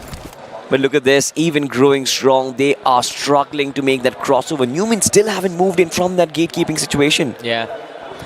Numen just won't take on the players of GS, I feel like. They did see them and they're waiting for them to cross over, inviting them into their crosshairs, but it's not going to be as easy as it appears. In the meanwhile, Revenant still looking to cross towards that Camp Alpha Island. And at this point, I believe it's going to be a little too late. There's already going to be teams blocking the shoreline. But, ladies and gentlemen, a little bit of a recap of what happened to the side of AUTOBOTZ. And the answer is simply just Gladiators. Gladiators happened. Gladiators annihilating AUTOBOTZ in that one. Yeah. But in this one, we do have some fights taking up. It is Team HYDRA Esports. They certainly are approaching the Titans. Team X-Pac. Beautiful formation from them. GENxFM trying to make an escape, but they've been shut down, Johnny. What a spray from Duora. Does manage to secure the knock, but will the finish be in his hands as well? The answer is no. It does get stolen by the players of X-Pac, I believe, and HYDRA now. The focus is going to reset, and they're going to be focused on X-Pac, but they completely ignored the flag of Sprayguard, and the man makes them pay. X-Pac, a brilliant conversion, one after the other. Players of HYDRA are hitting the floor, and Sarang as well, not looking to stop anytime soon. HYDRA down to their last player, who's playing behind the ridge. Sprayguard is going to be shut down finally, but Sarang looks to help him out, and he gets all the help he wants. HYDRA, they take an exit on the 14th position with no eliminations in this match. Absolutely, the Dragons have been struck by lightning. It seems like they have been electrocuted. It's not just them, Dream from the back lines is going to find PSYCHE and knock him down. Kronal as well is going to get taken down by Revenant. Sevi is going to be the only one who still survives, but he's in the jaws of death. Right next to 8-bit CS, who have been holding on to that compound forever. Revenant Esports still trying to make their presence felt. 3 players surviving, 4 finishers on them. I like where they are currently stationed on the shorelines. There is absolutely nobody. But if Team 8-bit CS do manage to try and take them out, they might catch them without any cover whatsoever. They also have that presence of that lone survivor, Omega, as of now. Omega is still surviving, Johnny. This is interesting stuff. Yeah. Talk about Omega surviving. Do you see that blue dot at the southern edge of the radar? That's Somraj, by the way, the last surviving player of Entity Gaming. So he's also still present in this matchup. Justin, the last survivor from the side of Gladiators, is still present. And ladies and gentlemen, this is the beauty of Sanhok. Even if it's just one man left and that man has enough first aid, you still walk away with a few extra points. But Salty, this is a sad update. Omega just got finished off, and along with him, Team Soul, they get eliminated from this match. They will get eliminated. Once again, we talked about this. Just crushing their hopes, crushing that momentum. They definitely do need a miracle to make a comeback, but Somraj, even he needs a miracle to actually make it inside the top 5 potentially, because with just 3 first aid, it's not going to be enough. But look at this, Team Gladiators. They catch Team Cypher off guard, and one of their players, Orva, is down already, Johnny. Well, he's going to be knocked out, but there's still opportunity for them to recover. Gladiators still looking to push. Orva gets finished off by the zone. The point goes to the Gladiators themselves. But look at this, Gladiators, they are in the blue, and I think they forgot about the fact that the blue zone does a lot of damage now, since it is the 5th stage of the game. Just down to their last player, Entity on our screen, Stormraj fighting till his final breath. 2 first aids remaining, and at this point, there's all hope of Entity of securing extra points in this match are going to be gone. Just 2 finishes in the hands of Somraj. He's looking for first aid, just so desperate.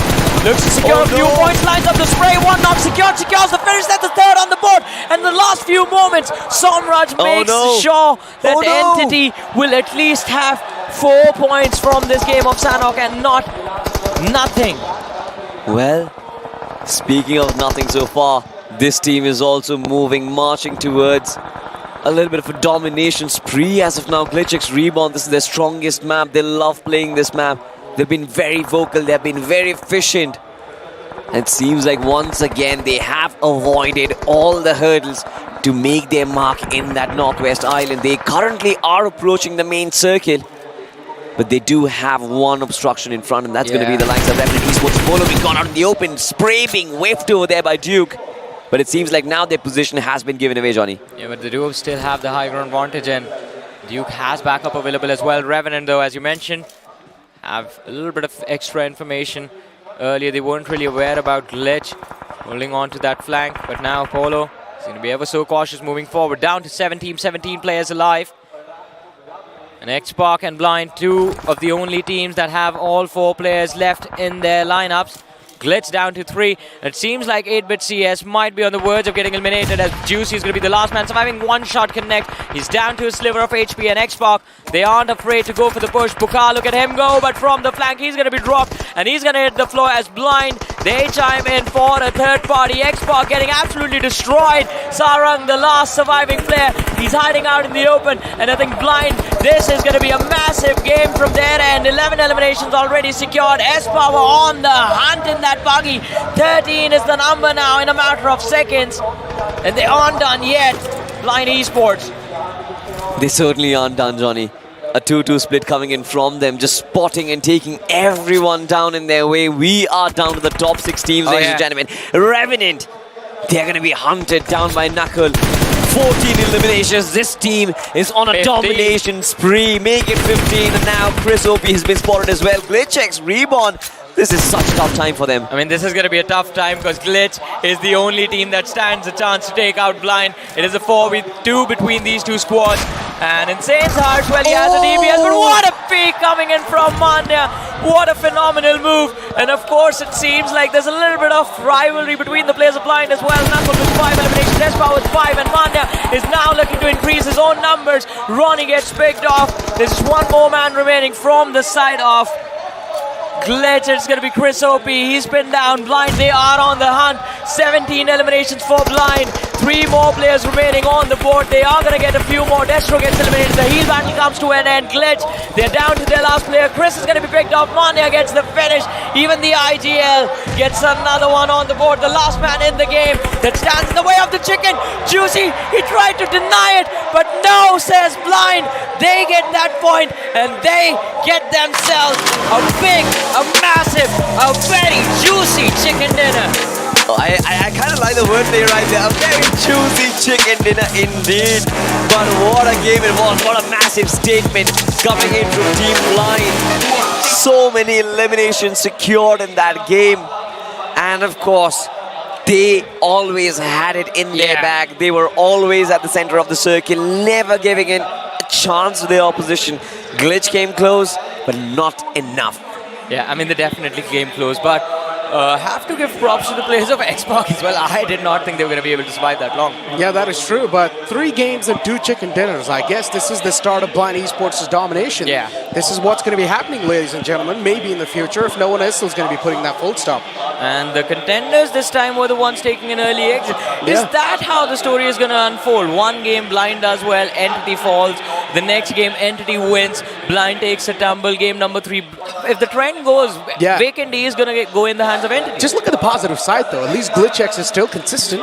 Still over there, somewhere in the top 5, I guess. So, as I mentioned, in day 2, all you need to do is defend your spot inside the top 5. And then in day 3, go all guns blazing, baby. Absolutely. But even the 3rd and the 4th place teams like Gladiators and Team Xpark, they also had a pretty decent outing. Most importantly, Team Xpark, right? 9-10 eliminations on board. That is a massive number. And when you include the amount of position points they had acquired, I think this team did fairly well. Gladiators, though, on the initial stages, the way they took down AUTOBOTZ, it felt like Gladiators was proceeding to another chicken dinner, but little did they know that their rotation was going to be cut off. It was a late rotation, and again, guess who was the reason that Gladiators weren't able to move inside the circle? It was Blind. They're controlling that Temple Hill, and this is a fact now. It is one of the rules, it is one of the fundamentals of BGMI on Sanok that if a circle is there on Camp Alpha Island, you don't even think about when you think about the second position, because the first is automatically for Blind. That is true. I mean, in general, that island is theirs. There's a reason. At this point, we might as well just call it the Blind Island, because that's what they've been ruling for so far. Yeah, we might as well, because they have been dropping there consistently, and they have been coming out on top and consistently. Instead of Temple Hill, now it's Blind's Hill. Might as well. Or maybe the entire Blind Island. I think so. That's like a better one to say. There are other teams that also do drop there, and Xpark also. Yeah, but they do not come out on top, though, right? Xpark has been consistent with that drop. I mean, they've made it to the top 3, top 4 consistently, and it's not that bad, to be honest. I mean, it's still about winning, though. We're talking about statistics and the win percentage, and Blind Esports, they've definitely excelled in that. Hey guys, look at this, look at this. But you know what? Basic human need. Basic human need, BMPS 2023. He's so right. No, basic human needs is bread, water, was there and a chicken dinner for Team Soul. Oh. You never read the whole thing, do you, Salty? Come on, Salty. I did not read the whole thing, guys. Sorry, pardon me for that, alright? Still fine. Salty's attention span is too low. It's still fine, that made sense. Basic human need, BMPS 2023. That's what all of these BGMI fans do need right now. But for Blind, it seems like their march towards the very top, it has definitely come to a point where there's a massive gap between them and everyone else. And when we actually come to the midway stage of this tournament, do we officially call it that the rest of the tournament is all going to be about that second place? Because possibly... No. Hey, look, we cannot forget 8BitCS too. They're in the top 3. And even they're now looking forward to make that comeback happen. Yes, they were pushed on the latter half of the board, but that means that just awoken the sleeping giant. And now they're awake. I agree. To be honest, 8BitCS, we'll have to find that out where exactly will they come up. But look at this. I mean, some great moments being shared. Some amazing talent from all across the country. You've got Thug, you've got Mercy, you've got Mamba, Pyle. We just witnessed Pyle herself on stage.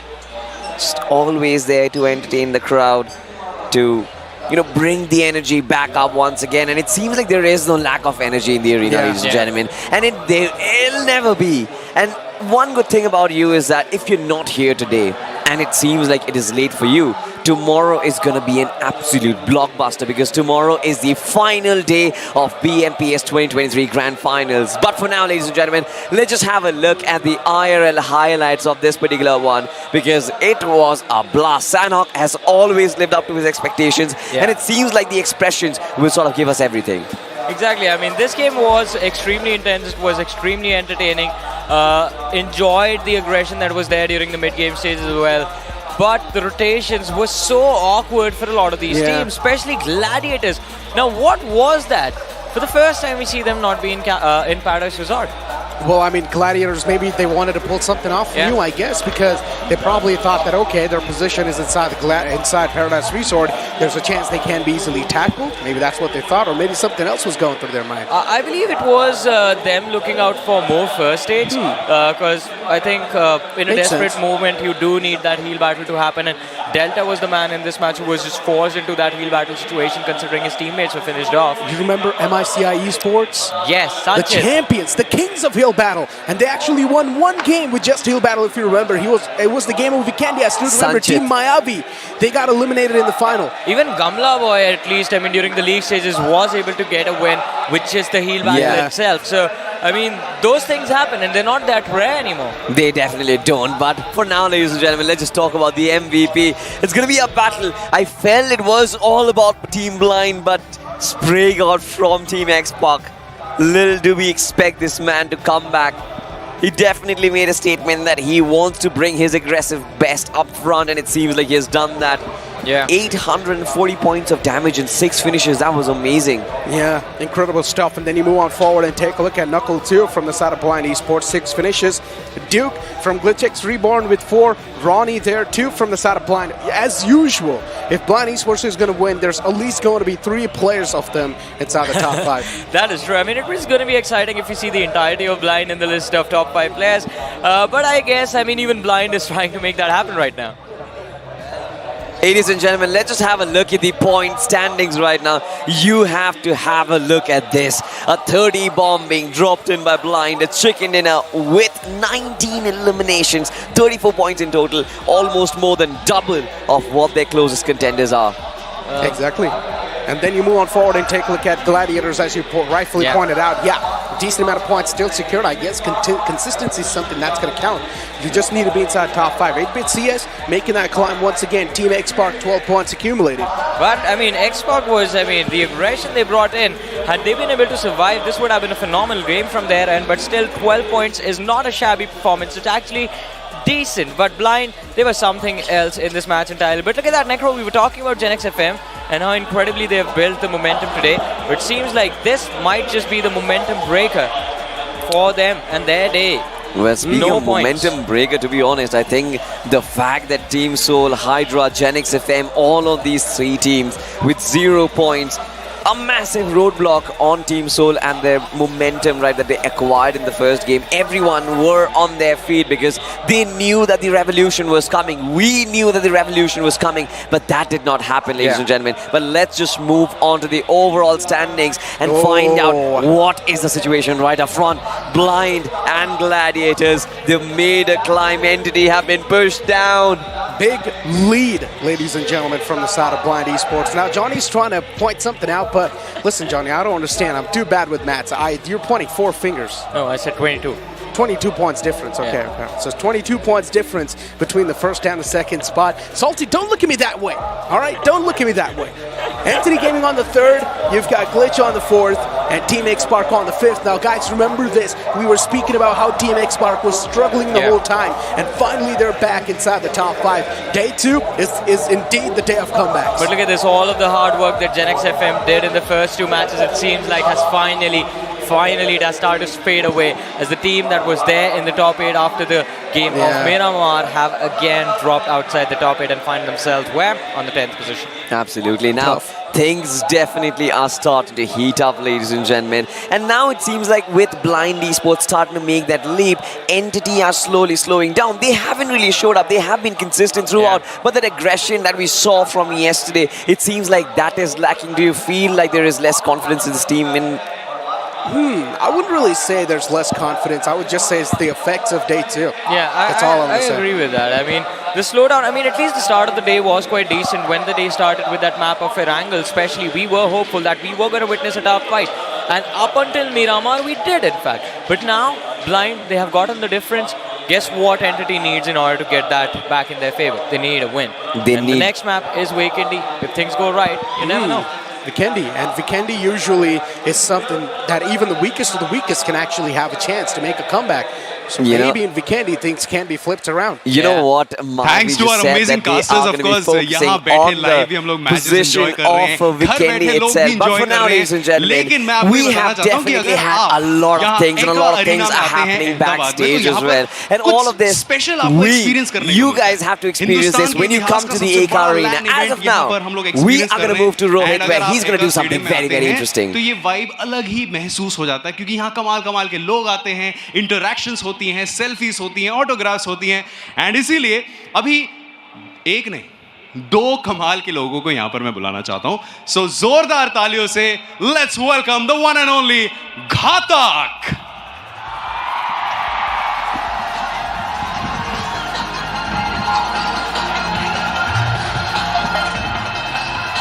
घातक, welcome to Ahmedabad, welcome to the grand finale. माहौल आप बताइए कैसा लग रहा है? एक number लग रहा है, एक नंबर. हेलो अहमदाबाद. माहौल भी एकदम घातक है. एंड अभी स्टेज थोड़ा खाली लग रहा है. एक और इंसान को बुला लेते हैं. एक ही कमाल के इंसान है. एंड मैंने इनके बहुत से यहाँ पर बैनर्स देख लिए हैं. बहुत से लोग यहाँ पर उनका ऑलरेडी नाम चिल्ला चुके हैं. मैं आपको क्लू दूं, 2 लेटर्स, OP. बिल्कुल सही जवाब. Ladies and gentlemen, the one and only Scout OP.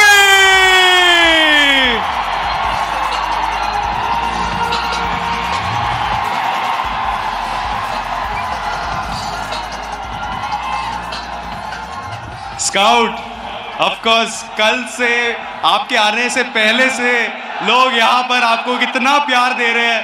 ये प्यार थोड़ा सा सुन लेते, अभी 5 सेकंड सुन लेते. क्या कहना चाहते हैं आप आपको? और कैसी है अहमदाबाद की पब्लिक?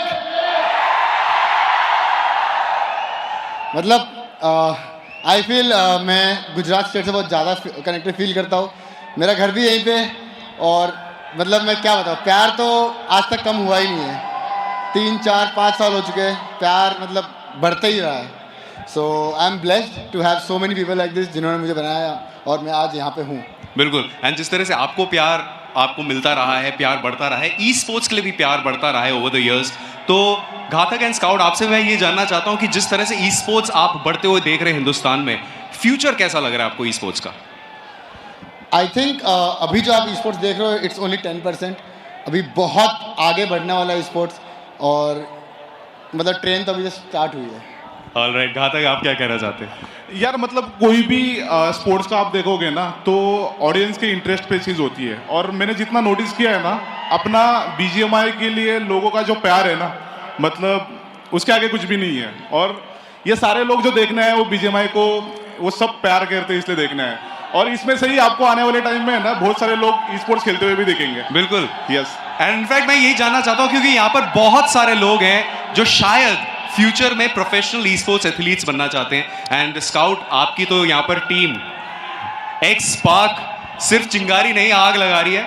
कल अगर बात करें, कल दे वर इन द 3rd पोजीशन.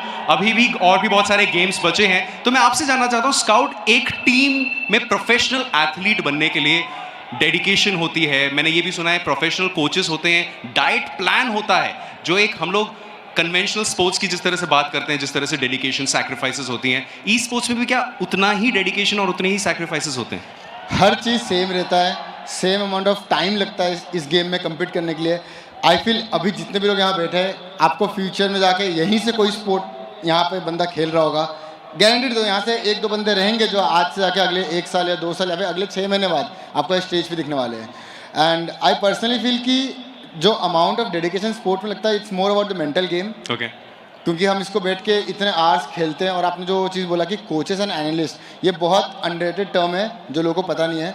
क्योंकि ई स्पोर्ट्स में एक कोच चाहिए जो 4 बंदे को बताता है कि क्या गलतियाँ हो रही है, क्या गलतियाँ नहीं हो रही है। एक एनालिस्ट चाहिए जो टीम स्टडी करता है। यहाँ पे 16 टीम्स है, 4 बंदे सबको स्टडी नहीं कर सकते, राइट। तो उसके लिए प्रोफेशनल लोग चाहिए। आई थिंक घातक आपको बता पाएगा, खुद कोच रह चुका है घातक। बिल्कुल, घातक जानना चाहेंगे कि एग्जैक्टली एक प्रोफेशनल ई स्पोर्ट्स एथलीट बनने के पीछे क्या क्या लगता है। आप किसी भी फिजिकल स्पोर्ट्स को फॉलो करते होगे, राइट। तो उसमें बहुत सारे प्लेयर्स होते हैं जो खेलते हैं, वो खुद ग्राइंड करते हैं।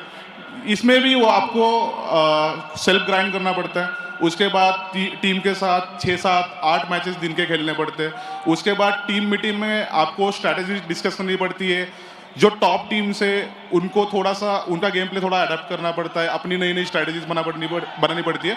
तो ओवरऑल 10-12 घंटे दिन के चले ही जाते हैं। तो मेहनत आप बोल सकते हो कि बहुत है।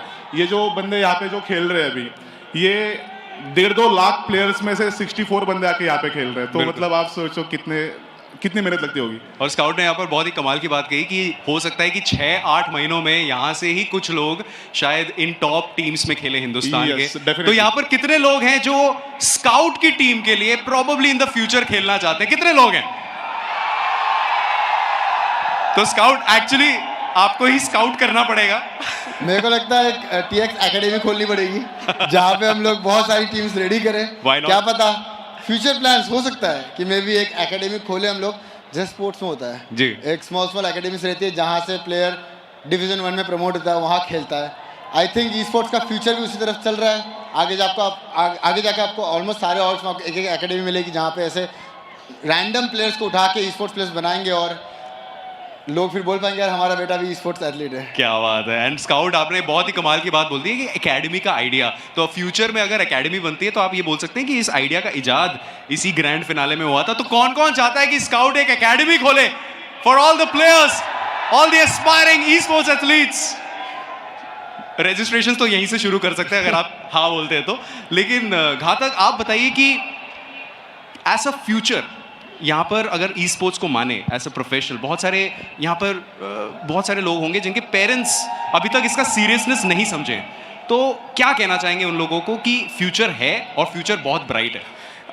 टाइम लगेगा थोड़ा सा पेरेंट्स के समझने में चीज़ें, क्योंकि आपने पहले भी नोटिस किया हुआ, आप जब छोटे थे, हम लोग जब क्रिकेट खेलने जाते थे, कोई भी स्पोर्ट्स खेलने जाते थे, घर पे बोलते थे घर पे बैठ जाओ और अब मतलब स्टडी कर ले।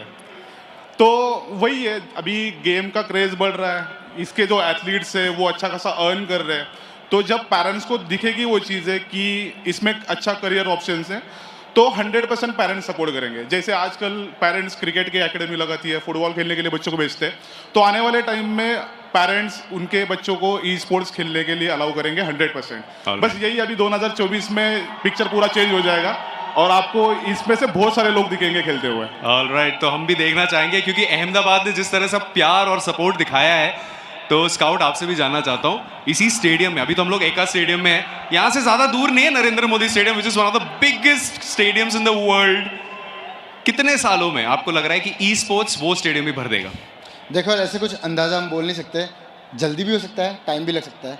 ये एक प्रोसेस है, लॉन्ग टर्म है, आराम से चीज़ें चलेंगे।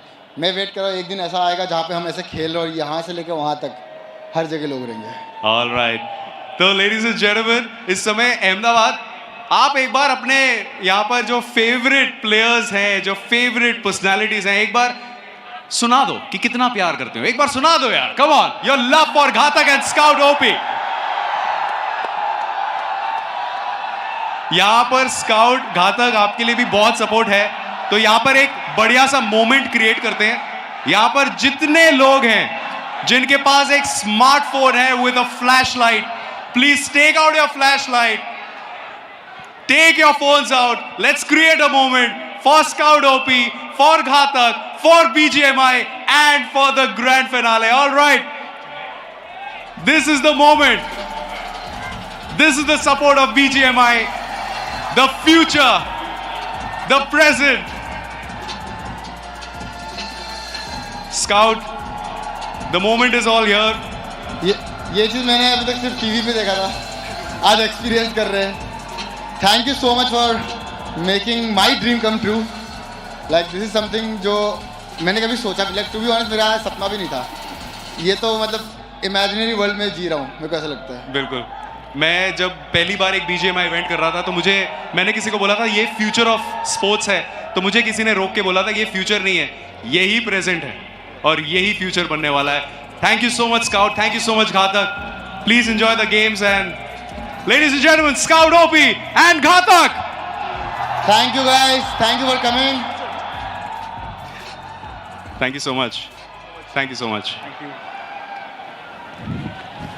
All right ladies and gentleman, अब आपने प्यार तो इसी गेम के लिए दिखाया है, तो इस गेम को ज्यादा डिले नहीं करते हैं. ये जो चमचमाती ट्रॉफी है, ये आपको कल पता चल जाएगा कि कौन ये ट्रॉफी घर ले जाता है. एंड जितने भी लोग हैं यहाँ पर, बहुत सारे लोग अभी अपने घर में स्क्रीन पर देख रहे हैं. मैं आपको ये बताना चाहता हूँ, स्क्रीन में तो देख रहे हैं, लेकिन अगर आप अहमदाबाद में हैं तो you are missing out on something epic happening here. तो आइए एका स्टेडियम में experience the real feels, the real vibe of BGMI action happening here in India. तो अभी लेते हैं एक छोटा सा break, and after the break we'll be right back with more BGMI action. BGMI, it's not an easy game. Hi guys. Take off! Mummy?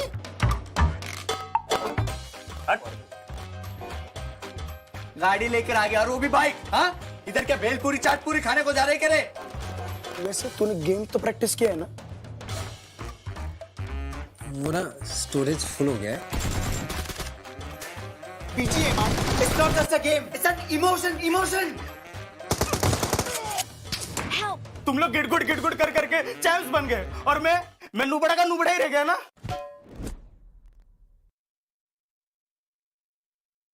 You're asking for it? You're dying for it?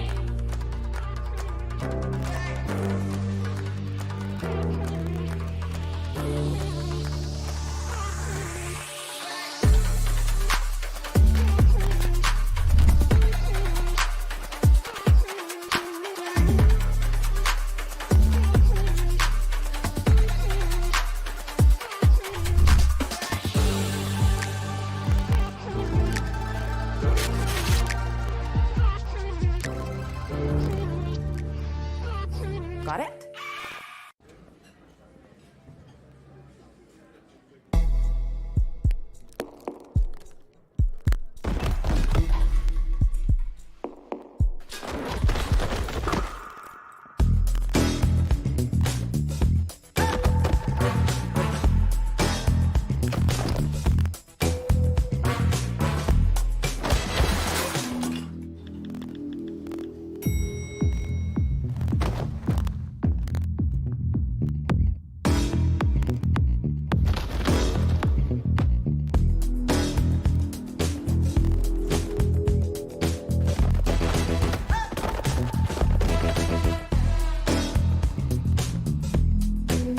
Sure they know.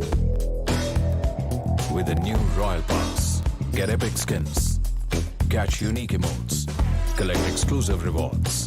Don't be default, wear your cred. Battlegrounds Mobile India.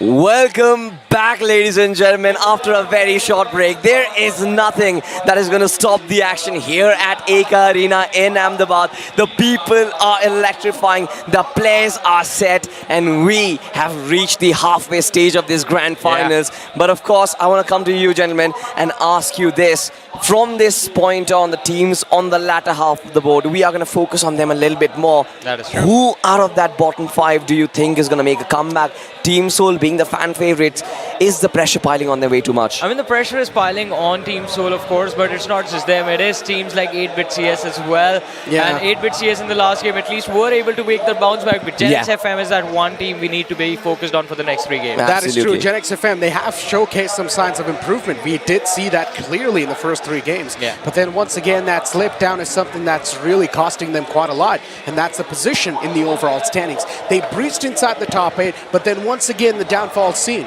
Absolutely. But in terms of downfalls and upliftments, all of that, ladies and gentlemen, is going to be there in this tournament. But how do you watch it before the rest of the world? 5 minutes exactly before the rest of the world, you have to get yourself the Loco VIP. You have to become a Loco VIP to get yourself that information, the action, and all the extravaganza 5 minutes earlier than the rest of the tournament. I'm going to use this word a lot. Unless you are in Ahmedabad, then the best way to experience this finals is by just dropping into the Eka Arena and joining us for the live action. Plus, we keep mentioning there's a lot of fun activity happening on the stage. But there's more activities this way where the audience is, and well, that is not even visible. So if you want to find out what we are talking about, come on. I'm not even kidding when I say this. These guys are actually having their own mini party. Oh yeah. Like everyone's just sitting in a group. They're having their own chats. They're having their own comments over the game. It's just fantastic. If you guys want to have the same type of vibe, come over here in Eka Arena. We're waiting. And if you're not going to come, oh my God, Necro. No. Oh my God, that's Don't make me angry, bro. Oh my God, Necro. You don't look at me like that. I would have been scared. Okay. Necro, let's just focus on the game, yeah? Let's just proceed with the game, ladies and gentlemen. Somewhere down the line, Necro is angry. But Necro, I want to know from you, what are your feelings about Team Insane currently? Are you still angry with them? I'm not really angry. I would just say they need to do something else. Like, I don't know what else to say, man. They're trying their best to sort of come out on top with their mechanical skills, but it's just not working out. They're getting tackled easily. Their gunpowder is there, but with the way they're challenging the fight is the problem. Yeah. In a nutshell, he's lost all hope at this point.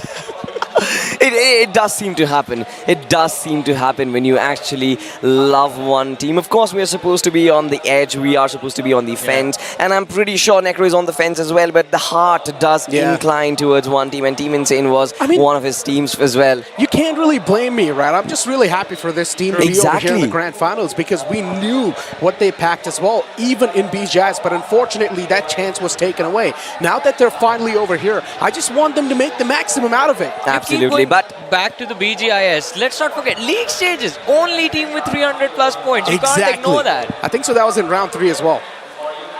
No, the BMPS. Oh, you're talking about BMPS. I thought you were speaking about all the way in the past. Yeah, BGIS, I mean, Insane was very consistent. This is what the bonding is about. But let's just talk about the comeback. Salty, you're really gonna do that. Yesterday, you guys. Wait, we do have something which is going on right behind us. There is a very interesting video which is being played, but it's still fine. It's still fine. As of now, we do have to talk about what exactly is in hand. One comeback story which has happened.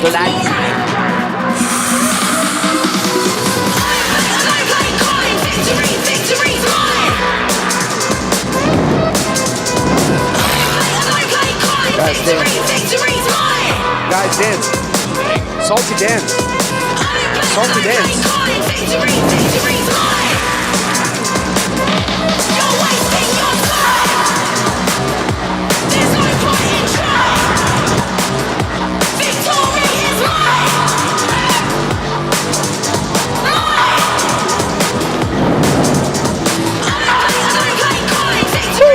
It's a party, man. It's a party. Look at the music.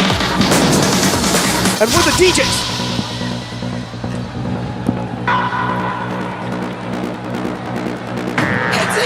We're the DJs. Alright, the hype is coming. The hype is coming. I the man them down on site. Check a man's head, see if I'm alright. If you got a pulse, guess he'll be fine. One of you lot can hit revive. I lay the man them down on sight. Check a man's head, see if I'm alright. But you waste your time. Don't back down, but target. No fear, look in my eyes. Don't like एक line बोल के गिर जाएंगे. Don't like it, do something about it. Got it. समझ गए. ठीक. Don't like it, do something about it. Victory's mine. Guys, one of the DJs, come on. Victory's mine. ऐसे ही आते हैं. You're wasting your time.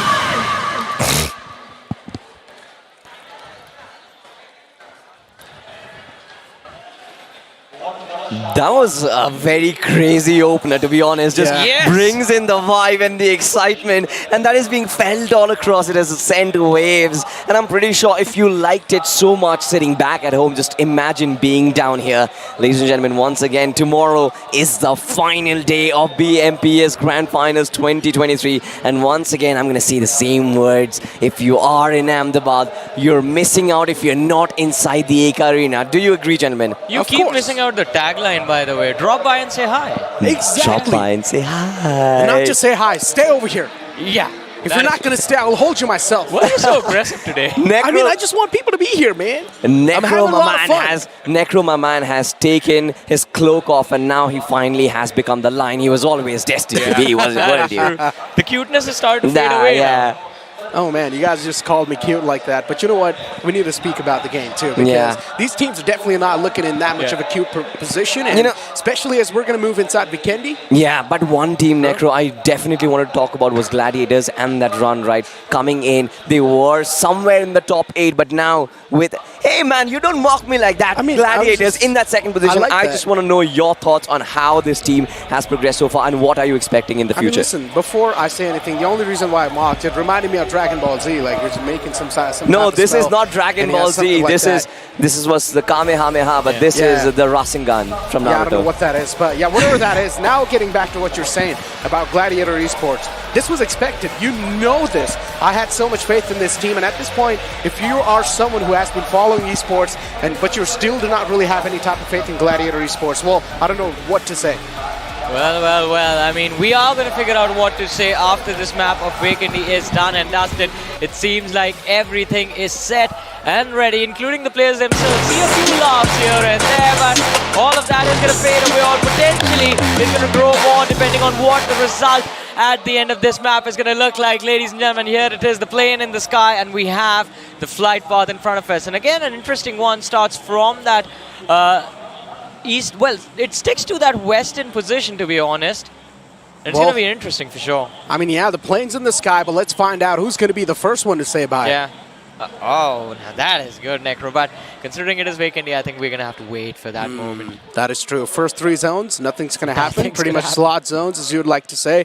Or maybe the podcast towers might just click in. But there's a chance we might just see a drop collision. Yesterday we saw quite a lot of close call, and we also saw one single elimination happen in the first few stages.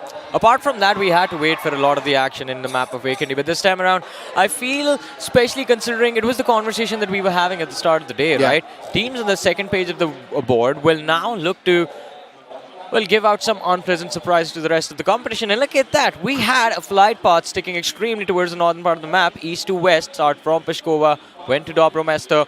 But the circle is towards the southwestern quadrant. Center is going to be around Tovar. And Necro, by the way, this is one of the most common zones in this BMPS 2023. I can't even tell you. I believe we've had this same exact circle for like 3 or 4 Vikendi straight. No, I just want the circle to shift a little bit on the right side so Castle can be in the center. I think it's just going to stay on that Tovar Peshkova shoreline. Oh, close calls. Team X Park against Team Together Esports. These can be free points. Team X Park can feed on. Team Together Esports, their morale has been all-time low, but that does not mean that these guys are deadly. These guys are quite a worthy opponent. HYDRA against the players of Entity. It's going to be quite tough to spot down a player with just an iron sight, but still a couple of haircuts being handed out. Well, that's going to be the first knock and finish of the game secured by the players of HYDRA. And they were looking for a few more from the side of Team Together Esports, but Team Together, they were able to make that escape. Yeah. Now, we need to talk about Entity. Yeah. They are one of the most consistent teams so far, but this time they have lost out on one of their players. But then you also take a look at Team X-Spark. Dreams almost could have been taken down. Team Together Esports as well a while ago. They lost out on one of their men. So yeah, a lot of these close calls are currently being made. And one of the players is actually knocked out in the midst of the players of X-Spark, so there's no opportunity to bring him back. You see on the radar the other lad as well. PSYCHE just pinned out in the middle of nowhere. And X-Spark, it should be an easy finish for them to actually secure, considering it will be an isolated 1v4 in their favor. And Team Together Esports, oh my god, PSYCHE with that DBS. An incredible way to kick things off. I mentioned this a while ago too, these can be free points Team X-Spark can feed upon, but that does not mean these guys are not the worthy opponent. Yeah, their morale is all-time low, it's understandable, but that does not mean you take any type of crooked fights against them. Team X-Spark still needs to have a balanced approach inside the fight. A lot of free fires be taken, but misses on that opportunity. But the cover fire from Spray God is on the point. Shuts down PSYCHE from the back lines, and that's the only reason why Sarang is still in the game. He needs to thank Spray God. Rolex a little bit far away. Position can be compromised with this nade, and definitely has been. Rolex needs to back away. He's only got a G360 and a micro Uzi in his hands. Two weapons, which can be quite deadly. Team Together Esports, Sevi plays, is also quite low on his HP. So much problems over here that are being created for Team Together Esports. Yeah, I think this is already an extremely problematic situation considering they are in a 3v4, and that too against a squad like X-Spark. PSYCHE, the best player from the side of Team Together Esports, was the first man to get picked up. But one thing that they have going for themselves is that X-Spark lacks a lot of healing utility. So we still see Sarang there with barely any HP. He's just trying to bring his HP back up with the help of those first aids. A good smoke being lobbed to help his teammate Dreams out. Yeah, good coordination, good communication. Yeah. Dreams is going to be able to stay alive for a while. Oh, he's also got that Glacier. Looks nice. Yeah, it does. Team Together Esports. Still Sevi plays. It seems like he does not really have any type of meds to patch himself up. Rolex with that one first aid, but he's being surrounded by the foes. Nowhere to go. Being trapped in this corner. Rolex needs to pull off a miraculous clutch. He's trying his level best to survive. Oh my god, Soul! Let's see how this fight is going to turn out. Rolex needs to be extremely careful, but look at this. Now finally we get to witness the action. Soul, we did see Omega on that finish feed get picked out, but AUTOBOTZ, oh, distracted. Neo finds the trade. But the IGL's con, Johnny, the man who's going to be making the calls for the future, is not really inside the game anymore. Maybe the struggles can't keep on continuing even inside the map of Vikendi, but Soul's doing a fantastic job in cutting off that rotation. Does not really have a lot of bullets left, but even the enemies are not quite a lot, so it's completely fine. Akshata has also lost out on his life, so that's not a great news for Team Soul. Oh. Something needs to be done, and right now, desperation is something that's lingering on top of this fight. Mr. Spray pulls out that nade, wants to go for that perfect throw, and might as well be the perfect one. He's tossed it in that corner, but he needs to also realize there's one man across the boundary. And finally he knows that there's one man around the wall, and finally pulls out that DBS. Now needs to take a battle against him. But still, AUTOBOTZ cannot keep on overextending. From the back, it's going to be GLITCHxREBORN knocking on the door with that third party. Glitching AUTOBOTZ out of existence, down to their last player. Akshat indoors taking the fight, but it's not even gonna matter. AUTOBOTZ, they thought they could take on the players of Soul, and they were doing a brilliant job, but the catalyst in this equation, GLITCHREBORN showing up out of nowhere, and even Team Soul are on the verge of getting eliminated. Roman OG, look at this nade. If it secures the opening, this can be the end of Team Soul. Neo has been brought back, but it's still just two players from the side of Soul surviving. GLITCHREBORN, they are not stopping or slowing down. The DBS as well should be perfect for the close quarters combat, but whoa, the nade damage should have been enough, but it wasn't. Jump shots from Neo, knocked secured, and Glitch, they have been neutralized or at least slowed for a bit. Dirty stuff, but the nade from Duke's gonna find Akshat. Team Soul on the verge of getting wiped out, on the verge of getting compromised and capitalized. Chris Shelby up close and personal, and that's it. Team Soul have been wiped out off this entire map of Vikendi off the bat. A big upset to the fans. Oh my god, Johnny. Vikendi was something Soul could have counted on. I mean, we never expect aggression this early in this game, but props to GLITCHREBORN. as they did not just pick off the players of Team Soul, but look at that, they have 6 points in the first few stages of Weekendy. Now that just makes the rest of the game one of the easiest games they can play. All they have to do is find a good spot in the center and they just hold on for dear life. Even if they finish into the top 3 Necro, that is 16 points. And they don't even have to take a single fight from here on out. This just makes me concerned. The upcoming 2 games have to be flawless. Numen Gaming against Growing Strong. Shots taken against Godbot. Oh, he's trying to maneuver around. Return knockouts were definitely there, but it's completely fine. Numen Gaming, easy resurrection, no problems on the board whatsoever. GLITCHxREBORN too, all the 4 players. Look at this, at the start of the game, we've already got 3 teams taken down. This is a different Weekendy than we imagined. But I'm pretty sure now things are definitely going to quiet down now, considering AUTOBOTZ, Team Together, Team Soul are out, and the entire northern half of the zone is completely empty, so there will be a few teams that will just try to rotate wide and see and check. If the northern half is empty, they will find compounds and they're going to chill. Remember what I said? Stages. Yeah. In the first 3 games, if things don't work out, aggression is the way to go. Yeah. And that's what these guys have been implementing. But the problem is you need to aggress and target the right teams. Right now, all the bottom teams just fought each other and got eliminated. This benefits absolutely no one. Oh my God, Johnny, look at this. 3 teams together in the same vicinity. PSYCHE, Numen, and GLITCHx. This could but be I guess PSYCHE, they just want to move away. No, PSYCHE, they've got no intentions of taking this fight. They know, man. Come on, elimination's tailing them. They need to be at least on the first half of the board at the end of the day, so they need any type of points. And Weekendy can be the free placement points if you position yourself in a good spot. Proactive nature is the way to go inside of Weekendy. 100% agree. I mean, proactive disengagement from team fights is actually the way to go. You've tried to force a fight many of times. The third parties are going to happen. We know teams like to stick to. Oh, look at this. Destro stalking the players of Entity Gaming. Troy spotted out. And towards the cement factory is where these teams are right now. Destro has all the information. His teammates aren't anywhere close to him. But the IGL is all set to make a big brain play to take on the players of Entity.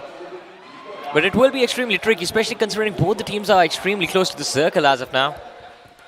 True that. Gladiators, considering these guys, today's day has been phenomenal for them.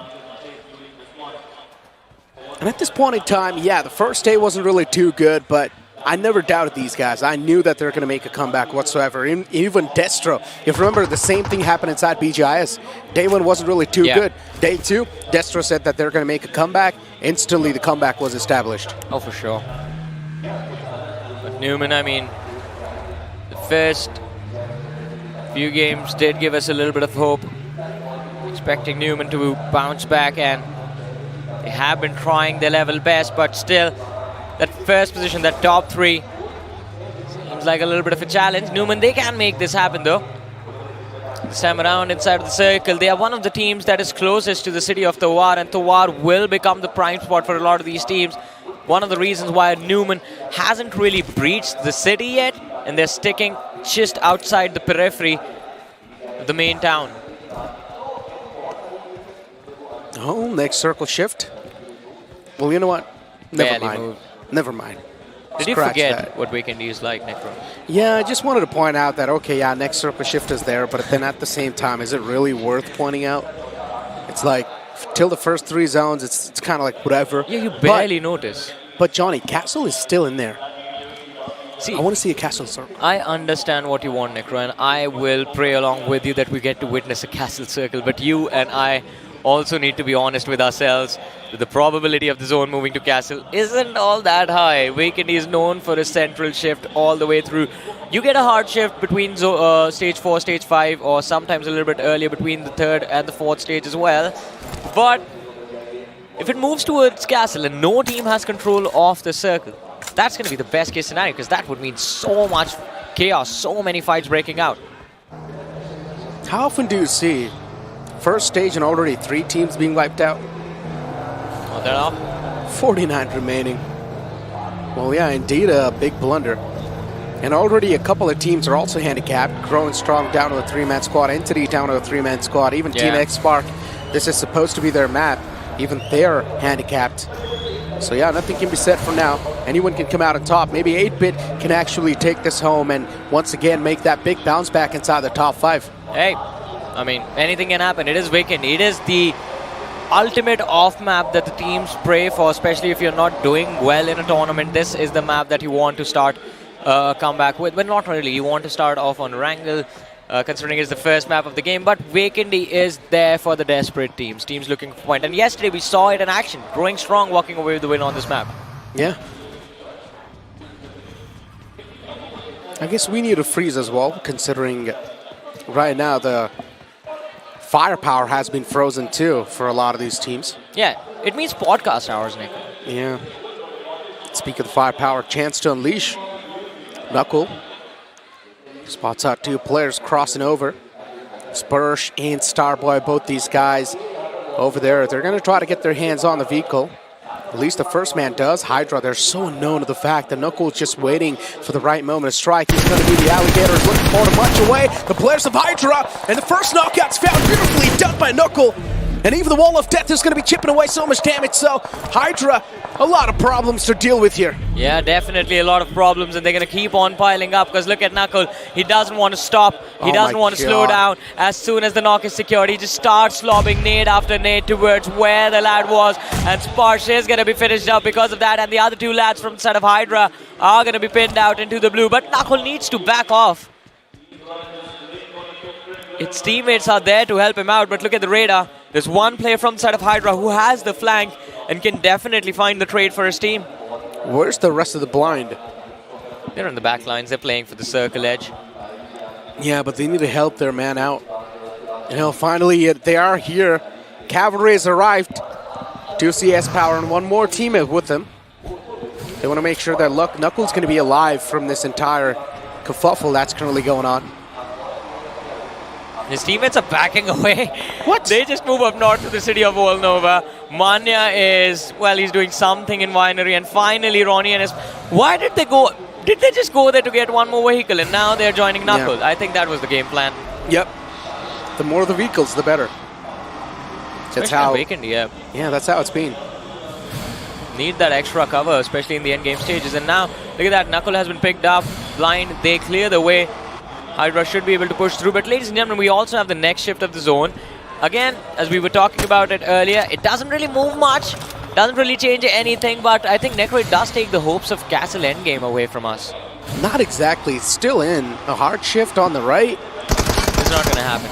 Well, let's see. Seen this zone before. I mean, so far, things have been quite astonishing, so you never know. True. Revenant Esports in the front, Sensei, even Psyche is in the back line. So this is now starting to get filled up. Psyche, they're going to be on a pit stop themselves. Revenant Esports being shaken away by the players of Numen, and as I mentioned, Psyche, even they wanted to take a pit stop. Fierce knocked out. And right in between are the players of Revenant Esports, a big sandwich situation. Well, let's see. Have managed to get themselves out of that sandwich, but barely, especially considering Numen got distracted. But over here, we have the players of Psyche, Sensei cooking up a nade. It's going to be difficult to connect, but no, a 2-point slam dunk. Saad is going to fall, but he's not alone. 1 more teammate has been dropped, or he hits the floor, or while looking for the revive, and Sensei, he knows exactly what's going to happen, so preemptive Molotov is going to be lobbed indoors. But Revenant Esports, do they have enough information to go for the hunt? We are going to find that out. Sensei doesn't slow down. The Molotov in the faces of the players of Psyche, and they are going to be psyched for sure. The DBS is also ready, Necro. Yeah, the DBS is primed, and Team Psyche, they're losing out on the man number. Yeah, they did get the resurrection back upon the players, but it's really not going to matter because the players are just falling down left, right, and center. Sensei, what was that flick? Just turns around, slaps him down. Apollo gets knocked out in return, but it's completely fine. The confirmation's not going to be there for a while, and that's it, ladies and gentlemen. You blink it and you miss it. A quick squad wipe against Psyche, but then the third party from Numen Gaming hits the deck, and that might just be it for Revenant. It's next to impossible to get out from this tricky spot, and that's it. What was that, Savithar? 4 eliminations, 100% finish contribution for his team right now, and Revenant never saw it coming. A brilliant angle, but Necro, that was so tight. It was such a small angle. I mean, that's why these guys are the professionals, right? The pros of the Pro Series. Yeah. Oh, Duke. Man, growing strong at this point. They're just lingering on the map like 3 points. I don't want to be mean. But whenever I see them, they're always on the receiving end. That is very true, to be honest. But I mean, it is vacant. It is the map that they were able to convert. So I think as long as they play for placements, things should be okay. They can recover some points from this matchup. But they have lost Eclipse in this match already, and even Faith knocked out. It's down to GodBot and Sparky Eye. Sparky Eye looking for a revive. Needs to be careful, can be baited. Where's the next zone gonna go? It goes between Villa and Castle. And Insane is the only team holding on to that Castle angle. Right, now I'm starting to believe with you, Necro. The circle can go to Castle with the next hard shift. Or maybe it can be on those edges. Bridge. Yeah, if it is a Castle, oh my God. Don't get my hopes high. There's 2 bridges, it's gonna be so fun. Don't get my hopes high. And Growing Strong being pinned down here. It's like the Giants, just looking forward to crush Growing Strong, but Growing Strong, they've got this cover. And unfortunately, Giant isn't really able to get his eyes lit on top of these guys. But Blind Esports, interesting rotations actually. Moving all the way down south. I don't know what the game plan's going to be, but one thing's for sure. Just try to be proactive no matter what the game plan is. Team X Spark against Hydra. Spray God's taken down too low. Oh, Dino Park is where the fight between these Goliaths is happening. X Spark, the distance between the teams, not really helping them out. And Hydra, although utilize it in their favor. This nade to kick things off, which is brilliant. But Revenant, you know what? Had Revenant just had a clean entry into the compound, they could have actually recovered from this fight quickly before Numen showed up. But it was Orva and the DBS in his hands that just changed everything. Apollo knocked out, Sensei was there, but he was extremely low, MJ as well. And Numen, they just shot at everyone through the window. Look at that. Savitar did not care about anything. Just random sprays inside the house, and Revenant, they just walked into every single shot that was fired in their direction. Oh, of course, they came taps. Growing Strong, man. You guys really need to wake up. You guys are currently all the way down in the graves. I like the car. What's the name of the car, Johnny? I have no idea, but I've been thinking it's just amazing. It's like a futuristic Tesla. Yeah. It looks so cool. Yeah, like the green colors on top of it, like it looks digital. like there's a galaxy on that vehicle. It literally looks like the whole vehicle is made out of screen. And you can just change the colors the way you want it to. But GLITCHxREBORN. Oh, the shots are taken. Finally. Yeah, the opponents are on a pit stop. And a lot of damage was dished out on players from the side of Growing Strong, but as soon as GS enters the circle, let's see where the next shift will go. And it is still on that bridge between Castle, Tovar and Villa. Insane. They are barely in the edge of the circle. But because of this position, because of the amount of control that they have of that Castle Island, they will also avoid a lot of conflict in the mid-game stages. I love this play from Adi. Yeah. Look at him. He's the only one on the opposite side. I love it. It's a 3-1 split. By the way, Insane also had one of the craziest wins on Vacandy during the league stages of BMPS 23. Oh, this can be the point where the sleeping Goliaths wake up. Yeah. And it's still not over actually for Insane, because Insane is not too far behind from the rest of the competition. So if they decide to kick things off on Vacandy, we kept talking about Vacandy being an important game for the teams on the second page. But for Insane, if they win, this could be the game that propels them in a position from where the hands are going to start to reach out for that trophy. True that. Oh, spam's taken. GLITCHx. Oh man, they're just so adamant in taking down Growing Strong, and why not? At this point in time, GLITCHx themselves know that these are 3 points in front of you. Yeah. And they're moving out in the open too, so for GLITCHx, it's a feast. Look at Duke. Yeah, well, that's it, but oh, the return knockout that's on the board. That's something that's going to add a bit of more pressure. It's actually GodBot who shuts him down. GodBot finally waking up. Well, GodBot, he might have woken up, but players from the side of Glitch, they won't let their teammate go out that easily. Oh, or maybe they have to, because look at this, Necro, the third What is Blind doing? They're so unpredictable. And GS as well. Well, bye-bye, Faith. That is it for this game. He's going to be finished off. Godbot taking a lot of damage from the blue ties to take Roman down. And he almost picks him off. But Roman does manage to survive. Duke needs to connect that nade. Sparky Eye survives. GS now finally they're putting up a tough fight against the players of GLITCHREBORN.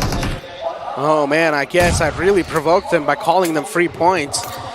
Growing strong, finally showing some semblance of life, some semblance of hope. Godbot is way too low. He's also got a decent amount of first aids actually, so he can keep on healing himself up, patching himself up a little bit. But the wall of death is a little bit too fast, so he needs to make it in as quick as possible. Blind Esports, a quick bounce on top of the break. Sparky got too many players to deal with, and that's it. He tried his best with the DBS, but he's not going to be able to withstand the amount of players that are going to be in the front in the name of Blind Esports. And now Knuckle tossing up that nade against Duke, against the players of GLITCHXREBORN. Duke's got too much on his plate, and he cannot really chew up on all of that. Almost getting eliminated from the game too. Blind is just a phenomenal team and hilarious at the same time because they wanted third parties to fight a little bit quicker. But then they decided to switch targets. They abandoned the players from the side of GLITCHREBORN first, finished off GS as they had more numbers available, and are now looking to eliminate Godbot. Blind, their vendetta is to go after Growing Strong. They went after them on Wrangle. It's just one last man remaining, and he will be just annihilated. A brilliant nade coming in from Mania, but guess what? Blind isn't done. Now their next target will be the last man remaining from the side of GLITCHREBORN. Indeed. Blind Esports on a move quickly inside the circle. And you can still see Insane over there towards the Castle Island. Blind Esports, a free getaway inside the circle. And as I mentioned, yes, Johnny, we just saw the next circle chip. It's right on top of the bridge too. Oh, this is going to be so interesting. We could have asked for anything today, and I think we would have gotten it, but no. Yeah. This circle also makes us happy, ladies and gentlemen. The circle that we wanted, right on the bridge that connects Castle towards the city of Towar, and there's just one man, literally not even a team, there's just one man present. You see him on the edge of that radar. It is Adi, and he's the ideal of Team Insane. Yeah, I mentioned this too. I'm just loving Adi's position, and now it's finally working out. It's clicking together. It's all swinging together. Gladiators Esports still on the opposite side. They can be the biggest threat inside the lobby, but Blind Esports, for them, it's an easy terrain to pass on. Unless Team Insane spots them all the way from the opposite side and they try to pin them down, then maybe it can be a big problem, but still, it's too much to ask for. Entity's now going to be in the receiving end. Well, but Entity, they have done something to ruin the day for the lads of Insane and Entity. They just run into a sandwich. Gladiators from one and Insane from the other. And 8-bit CS right behind. GLITCHREBORN in the meanwhile getting eliminated. But look at this. 8-bit CS, we talked about them. Quite close to the players of X-Park. In fact, are trying to gatekeep the opposition. Puka needs to convert with that nade. Does not really have the correct information of where the players exactly has 5 grenades available. So does have the opportunity to go for redo. Yeah, he's got a lot of utilities, but look at that nade from Numen Gaming. It's now starting to cause so much issues, even on the elimination feud. You can clearly see, I mentioned this, Gladiators can be the biggest threat, but no, instead, Numen Gaming, they're giving him quite a tough fight. Shogun in the clotheslines, tried his best to shut down the players of Numen Gaming, trespassing through. But is he really going to be successful? Now utilize that medkit. Will patch himself up completely full, but Destro and Justin are knocked out. It's a 2v2 scenario. Who's going to come out on top in this desperate situation? Savitar tosses that nade quite close, and it's not going to blow up, but instead, a shot to the face with the DBS to shut down Numen Gaming, put him in their grave. Oh, but instantly, there's the third party that Gladiators never wanted. Blind Esports, they show up, and there is zero delay in the action. The last man from the side of Gladiators, he's fighting for his life, fighting for survival, but he gets finished off by S-Power. 8 eliminations for Gladiators as they take an exit on that 5th position, but Blind, they are still alive, and if Blind goes on to win this game, they will have a massive advantage on that overall leaderboard. 8-bit on the opposite side, Blind Esports in full force. This is way too interesting as the circle shift's going to happen once again. It's going to be on that hard land, but they're the only team. Yeah. As you mentioned, they're the only team in a really solid spot. So Blind Esports right now, they're controlling the tempo for sure. This is their win, Necro. This is going to be their game. Insane only has one option to cross over. They're going to try to avoid the high ground line of fire from Blind. They will push for the compound that is in control of 8-bit CS. But they can't really win that fight. It's going to result in a crossfire collapse on the players of Insane. 8-bit will fall down next. Unless both these teams, Insane and 8-bit CS, focus their firepower on Blind and take them out first. Blind, it will be very easy for them to close this match with a chicken dinner. And will it be their third for the day? Yes. 4 games, 3 chicken dinners. If that happens, they're going after Insane. They're going after Adi. If that does happen, it's going to be an absolute monstrosity. Blind had 4 chicken dinners during the league stages. This will make it 7 chicken dinners. Oh my God, Blind, come on. You gotta be kidding me. Blind Esports, still eyes locked against 8-bit, even though they have so much firepower left, even though they're so confident. But I just love that discipline amongst these players. They're not really eyeing out 8-bit CS as like the easy contenders in this fight. Instead, they're giving them that respect. And 8-bit, right now, they've just got too much to deal with. A decent amount of utilities, not a lot of meds, of course! And as I say that, a nade sails in from Ronnie. And he's also going for that confirmation. Too many nades, it's like an artificial red zone being created by these guys. And Manya will run over the last guy. Juicy taken down, out of the game. But still a 4v3 remains for Blind to win this chicken dinner and put their name at the top of the leaderboard, at least till the end of the day. Insane still have a little bit of area to work with. One player from the side of Insane at the edge of the circle, one player from the side of Blind at the edge of the circle, but both the teams in a very awkward position, because in order to secure the win, in order to get that chicken dinner, you have to take that step on towards that open road and then take the fight with full confidence. Blind, look at this. This looks like a head-on approach. They want to take the direct fight, but Insane, they have a setup. It's 2-1 split, Skips on the flank. Harsh will try to engage along with Dark Lord.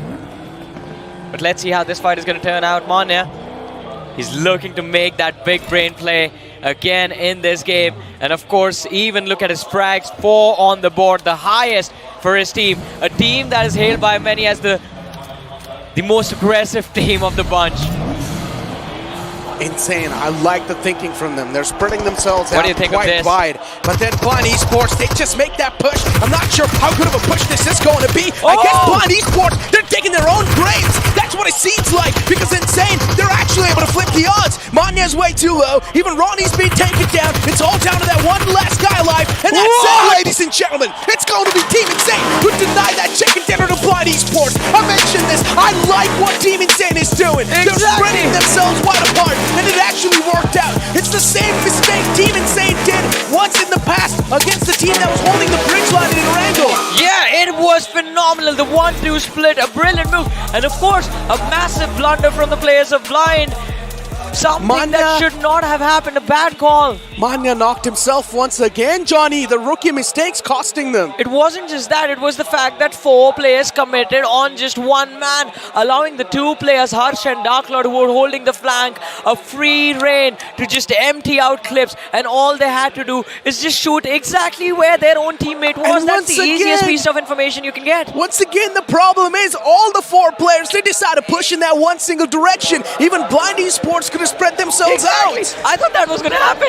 Man, Salty, stop laughing. Oh man, I mean, this is fun. It is definitely very fun to just watch you guys just duke it out among each other. But look at this, I mean, the importance of that chicken dinner for Insane, we understand. It is the comeback we were talking about, Necro. I mean, this brings Insane in a very comfortable position, at least close to the top 5.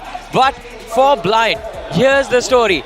Had they won that chicken dinner, Manya, I believe, would have been tied up with Adi from Insane for that best IGL award. And Blind was going to challenge Team Insane for at least the most number of chicken dinners in a single tournament, and not necessarily the most number of chicken dinners in a single stage of a tournament, because Insane has that record, their name all over it. Exactly. But of course, I think especially for Team Blind, they don't really care about individual accolades. At this point, they are charging towards that #1 spot and the trophy like an absolute bulldozer, destroying everything on its path. part, aren't they? Have you spoken to the players of Blind? They definitely care about individual accolades. I mean, they care about the team winning, but every single player from the team is going all out. But in the match rankings, they're still going to be at the top because they had the most amount of elimination points anyway. So even though Blind Esports lost that game, it's not really going to matter. Plus, all the teams that were trying to contest them in the overall leaderboard got wiped out super early. Yeah, super early. And now Blind Esports is going to be having an impeccable lead. Also, I think Juicy is also going to be wondering why always me. It happened on Sanok, it happened on Vacandy.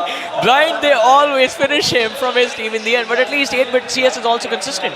They were in the top 3 previous game, they're in the top 3 now. And if I'm not wrong, Blind Esports has 2 coaches, right? Mayavi and Ayogi. Yeah, they do. These 2 guys. So, dude, like, imagine power of 2 coaches together. Ayogi is a brilliant analyst. Mayavi is the coach for the team. And both of them, this is the first time they have come together, joined their big brain tactics, and have started to work with Blind together. And, well, this is the result. Exactly. This certainly is going to be the result. And like I said, right, what Mayavi mentioned, that in certain occasions, you cannot really decide to dominate, cannot play that aggressive gameplay.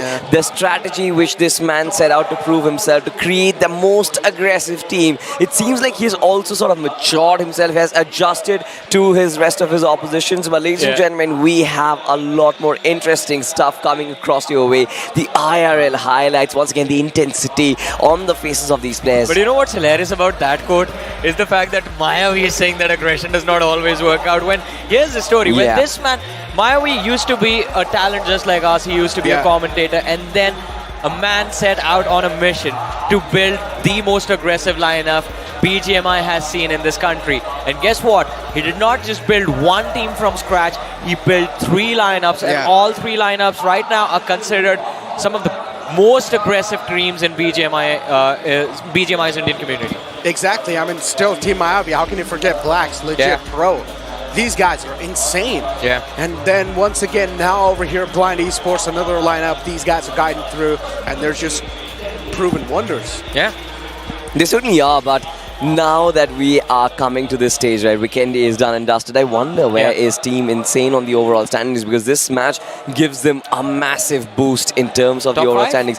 Top 5 for sure, but I want to see the points difference. You know, if we do get to see the overall standings, we'll sort of understand if they do have a chance in the rest of the 2 games that remain and when they come back tomorrow. Necro is already calculating. So my calculation says 7 into 9, 9 into 19, 10, 12, plus 9, 8, Pythagoras. 9. They should be on the 5th spot. Pythagoras himself has said that Team Insane is going to be on the 5th spot. Well, for now, we are going to trust him because we do not have any other opinion, to be honest, ladies and gentlemen. But if you do want to get all of this action and information 5 minutes prior to the rest of the world, do make sure that you become a Loco VIP, because that broadcast is going 5 minutes ahead. But Johnny has a very interesting takeaway. Time travel. Yeah, he calls it prime. You will be in the future, ladies and gentlemen, compared to the YouTube audience. Or if you want to join us and show your friends that you're with us right here 5 minutes before it even happens, then drop down in the Eka Arena in Ahmedabad. We're still waiting, Necro. Would you like to say something? I mean, listen, just come over here. Why are you guys not over here? If you're in Ahmedabad, then still not over here. And if you're a BGMI lover, at that point, how can you call yourself a true BGMI lover if you're just not over here? Like, just straight up. You're not a lover. You're not a gamer anymore. You need to be here. Oh my God, Lion is back, ladies and gentlemen. But let's just have a look at the MVP of this game. Once again, Savita just proving his worth in this lineup every single time. He got an MVP yesterday. Even today, he's sort of once again shown his talent. 6 finishes, 673 points of damage. I want to know your thoughts on Numen and Savita individually. I mean, he was just phenomenal. We saw what he did to Revenant, right? He just single-handedly manhandled the entire squad, and it was what kicked things off. There was 4 eliminations that he had for himself from that one fight, and after that went on to secure 2 more. But Numen, they did not, I believe, they won't really have that many placement points at the end of the game. But still, I mean, moving forward, I would like to see where does this bring Numen as well, because remember, even Numen was that team that was climbing the rankings slowly and steadily throughout the entire day. True. I mean, Numen Gaming, they've definitely been climbing consistently too. I would say they've been slipping under the radar. Yeah, exactly. All the other teams are just getting the limelight. Numen Gaming slowly and steadily just moving up. And yeah, we love these teams, right, who are just slowly and steadily making that climb without us even noticing that. But in the top 5 player too, you see Godbot once again. It seems like growing strong Godbot might just be waking up from the slumbers. I mean, waking up from the slumber, everybody wanted this man to wake up from that slumber. The league stage performance that we got to see from this man was not really shown in the land, especially on the first day, and that's why we saw that the difference was closed up. But now, ladies and gentlemen, of course, we'll have to have a look at the point standings, and Team Blind Esports once again just building up on that lead that they have. 22 points. Necro, absolutely insane. You did a calculation right now. My calculation says that Blind is going to be on the first.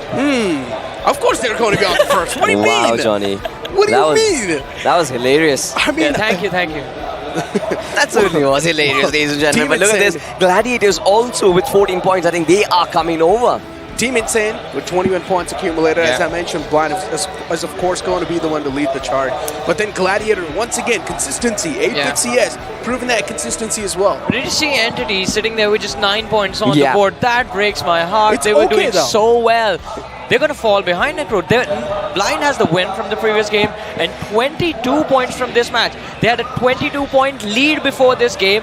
Now it's going to be, well, it's going to be quite a lot. Remember what I said. It's going to be you just need to defend points. yourself in the top 5. All you need to do, you just need to pin down that spot on day 2. On day 3, you are going to be breaking bars. Yeah, plus, especially 2 more games remaining. I forgot about the fact that we have 1 more Miramar.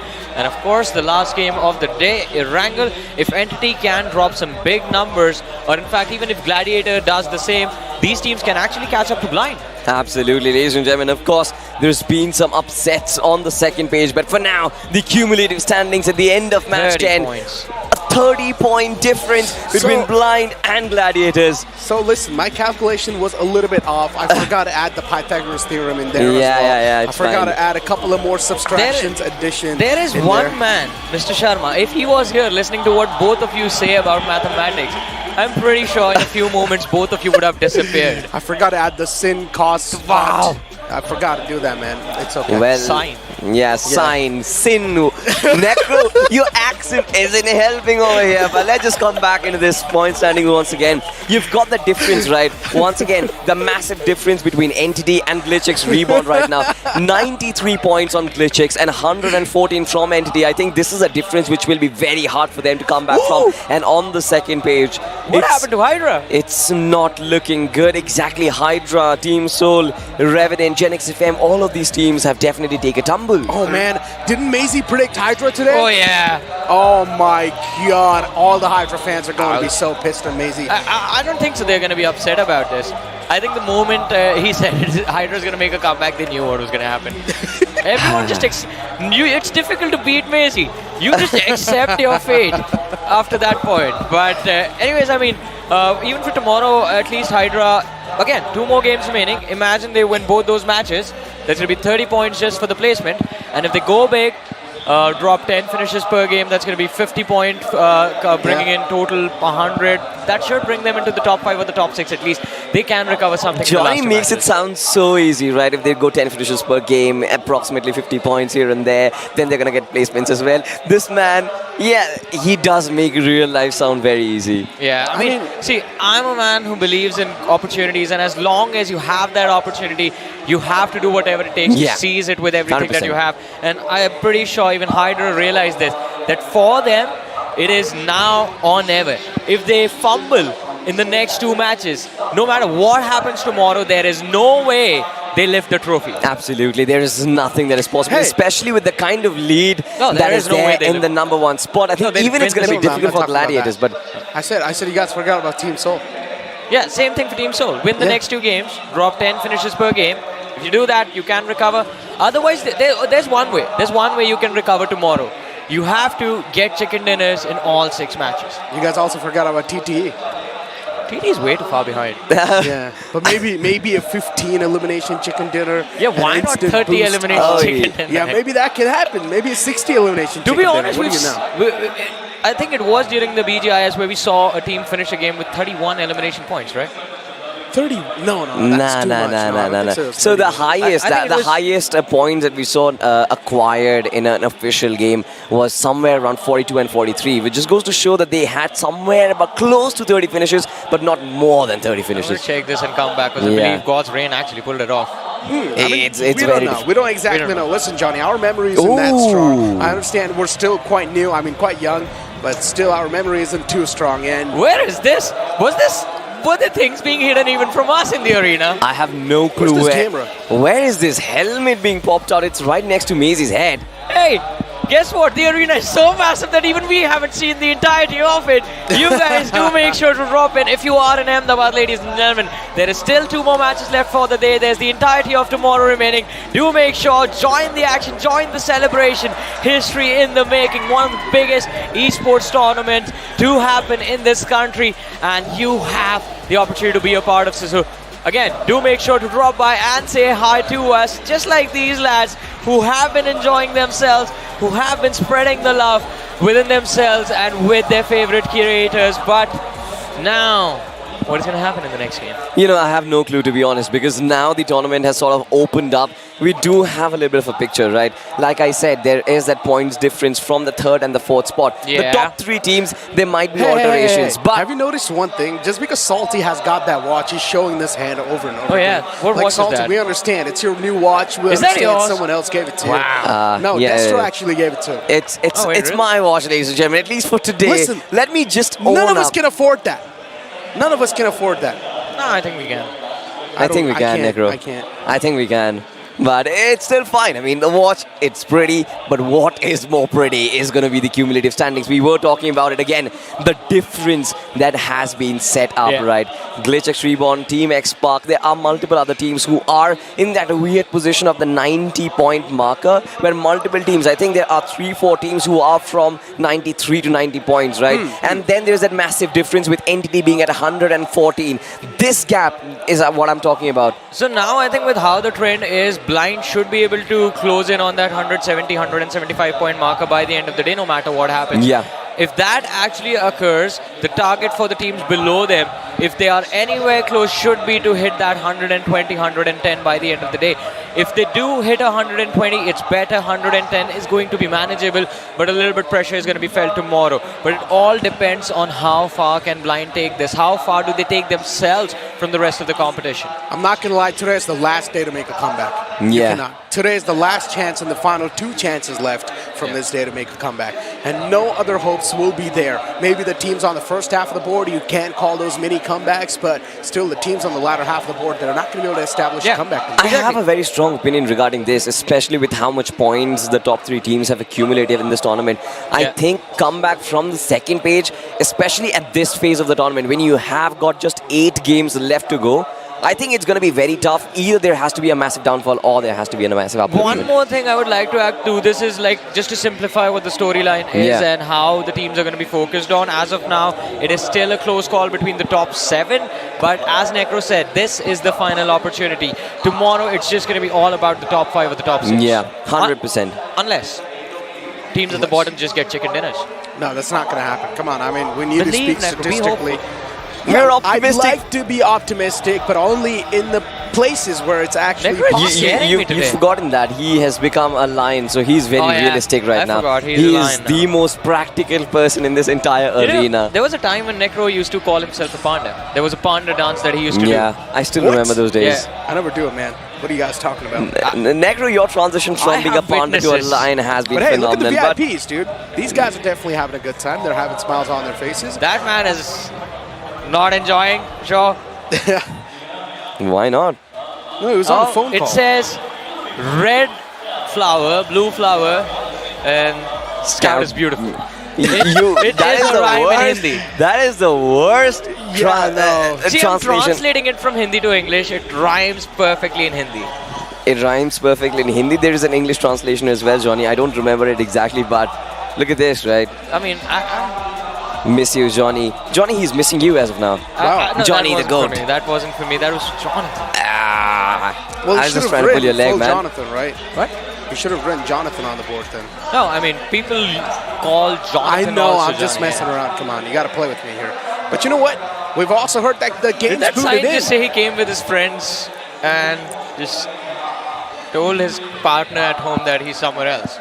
I mean, it's fine. This is what happens, right? Sometimes you do have to make Out with the compromises to come here and enjoy this. But it's worth it, ladies and gentlemen. Once again, a little bit of a glimpse of that body cam that we have, of course. And if you also want to come here and enjoy, possibly bring your buddies along, because that just... There's a high chance you would be on broadcast, you'd be on the big screen and on the live broadcast as well. But ladies and gentlemen, we are getting prepared for the next map of Miramar. Continuing the tradition, Johnny and Necro, want to ask your predictions for this one? Oh, Necro, together? You want me to go first? No, let's do it together. Okay. 3, 2, 1. Insane. Yeah! Right, Team Insane it is. Both of them acknowledge it, but the map of Miramar, ladies and gentlemen, is back up live, and the Big Bird is back in the skies. This time they're around. My co-pilot is going to be Master Necro, and we are flying from the left-hand side of Puerto Parazo towards El Pozo right now. It's going to be a flight path which is very skewed on that left-hand side towards the south as well. So it's going to be interesting to see how these teams kind of migrate towards the north. But once again, all the 16 teams in front of our screens, Blind at a massive advantage, will be looking to kind of make that entry, or rather 1 foot inside of that champion tag for themselves. But the rest of the teams, Gladiators specifically, Necro, do you see them making a big jump and possibly snatching that #1 position away from them? Maybe. Anything can happen at this point. Other than teams who are completely at the bottom making a comeback. That's something that's impossible to expect. But this plane flat path, as you mentioned, it's quite messed up. And it might just mess up a lot of teams' drop locations. But let's see how Grow and Strong are going to deal with this. Bocado is quite close, so Soul's not going to have any issues. So all good in the hood for them. Entity Gaming as well, dropping all towards El Pozo. Blind Esports too. I want to see how the adjustment's going to look like.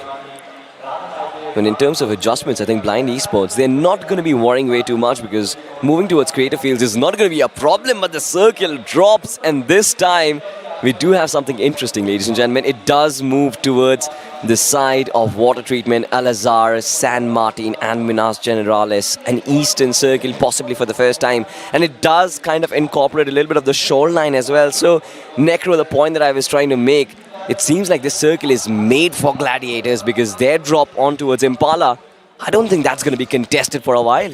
Indeed. Well, Team Insane on our screens right now, just moving around, but they do have teams right across. They have Team PSYCHE. And it seems like Team PSYCHE is playing a very weird split. 2 players on towards Ruins, 2 players on towards Trailer Park. What exactly is happening? What does Team PSYCHE want? We'll be able to find that out soon. But Team Insane in front of us, a prediction me and Johnny made. Because so far, at least in the previous game, it feels like now the wind is in their sails. And now that they're also on the 6th spot in the overall standings, they're looking pretty okay. One more solid game and they can actually breach inside top 4. And that is a really good way to finish the day 1. That certainly is. I mean, Team Insane especially just stabilizing their position on the overall standings with that chicken dinner. They've been consistent throughout. They've had decent games left, right, and center. And that one game, that one chicken dinner was exactly what they were looking for. But for now, Team Entity on our screens, they've done massively. This team had such a slumber in form, but now look at this. Team Soul back in action. Omega with that M249 just firing in all cylinders. But GENxFM, they managed to escape away. Akshat did try to pull up his vehicle, try to chase him down, but I don't think that's going to happen. But instead, look at this. It seems like Team Soul, they're prepared for a fight, Necro. They indeed are. He eyed that vehicle out. They know that there's someone in the close lines, in the close quarters, but then instantly Team Soul, they want to back away. Team Soul has learned their lessons in these early engagements, so they just want to play for the late game at this point. But is that really going to work out? I don't know.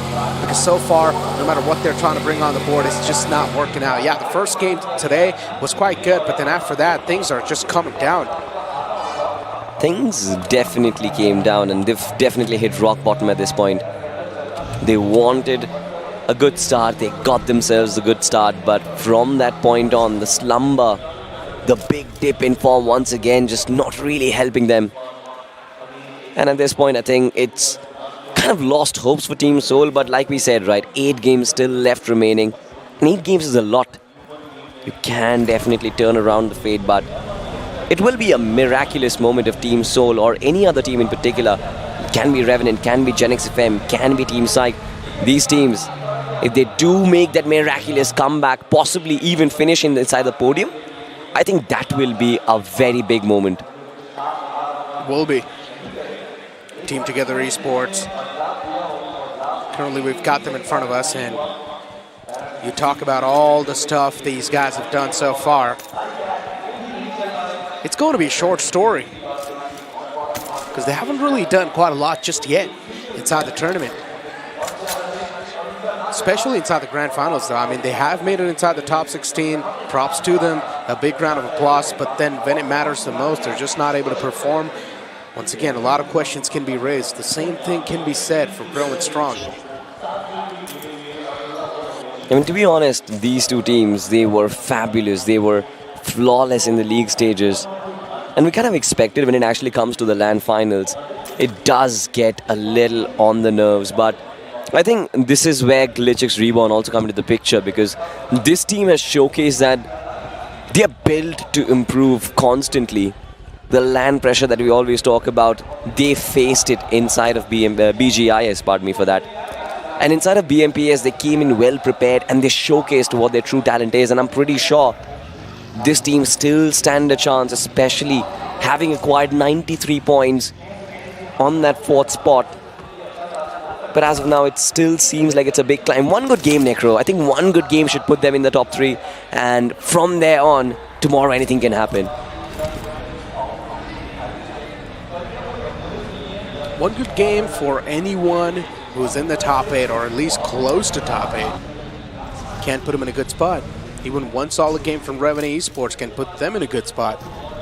But once again, so far, that one single good game isn't really found. Look at Blind Esports, actually hugging all the way at the edge of the map. Interesting. One of the safest rotations that you can ask for. Yeah, I mean, this is something which we have seen, right? Blind Esports. They could not really capture the creative fields. Now I think, their prime focus will be the shorelines. We've seen Blind Esports kind of stick to the edge lines. Even on the map of Erangel, they kind of do that. They play in from the edges. Even on the map of Miramar, sometimes they do play in from the edges. If they do not get their prime spot, which in the case of Miramar is the Creative Fields Hills, then they will always opt for a safer option. Salty. Nakul and Ronnie had 0 meds. Zero meds. I think they did not really get the time to loot. I think they might be able to loot, especially when they reach Terra Bronca. Maybe. Yeah. Or maybe the intention is just to fight and get the loot of the opponents.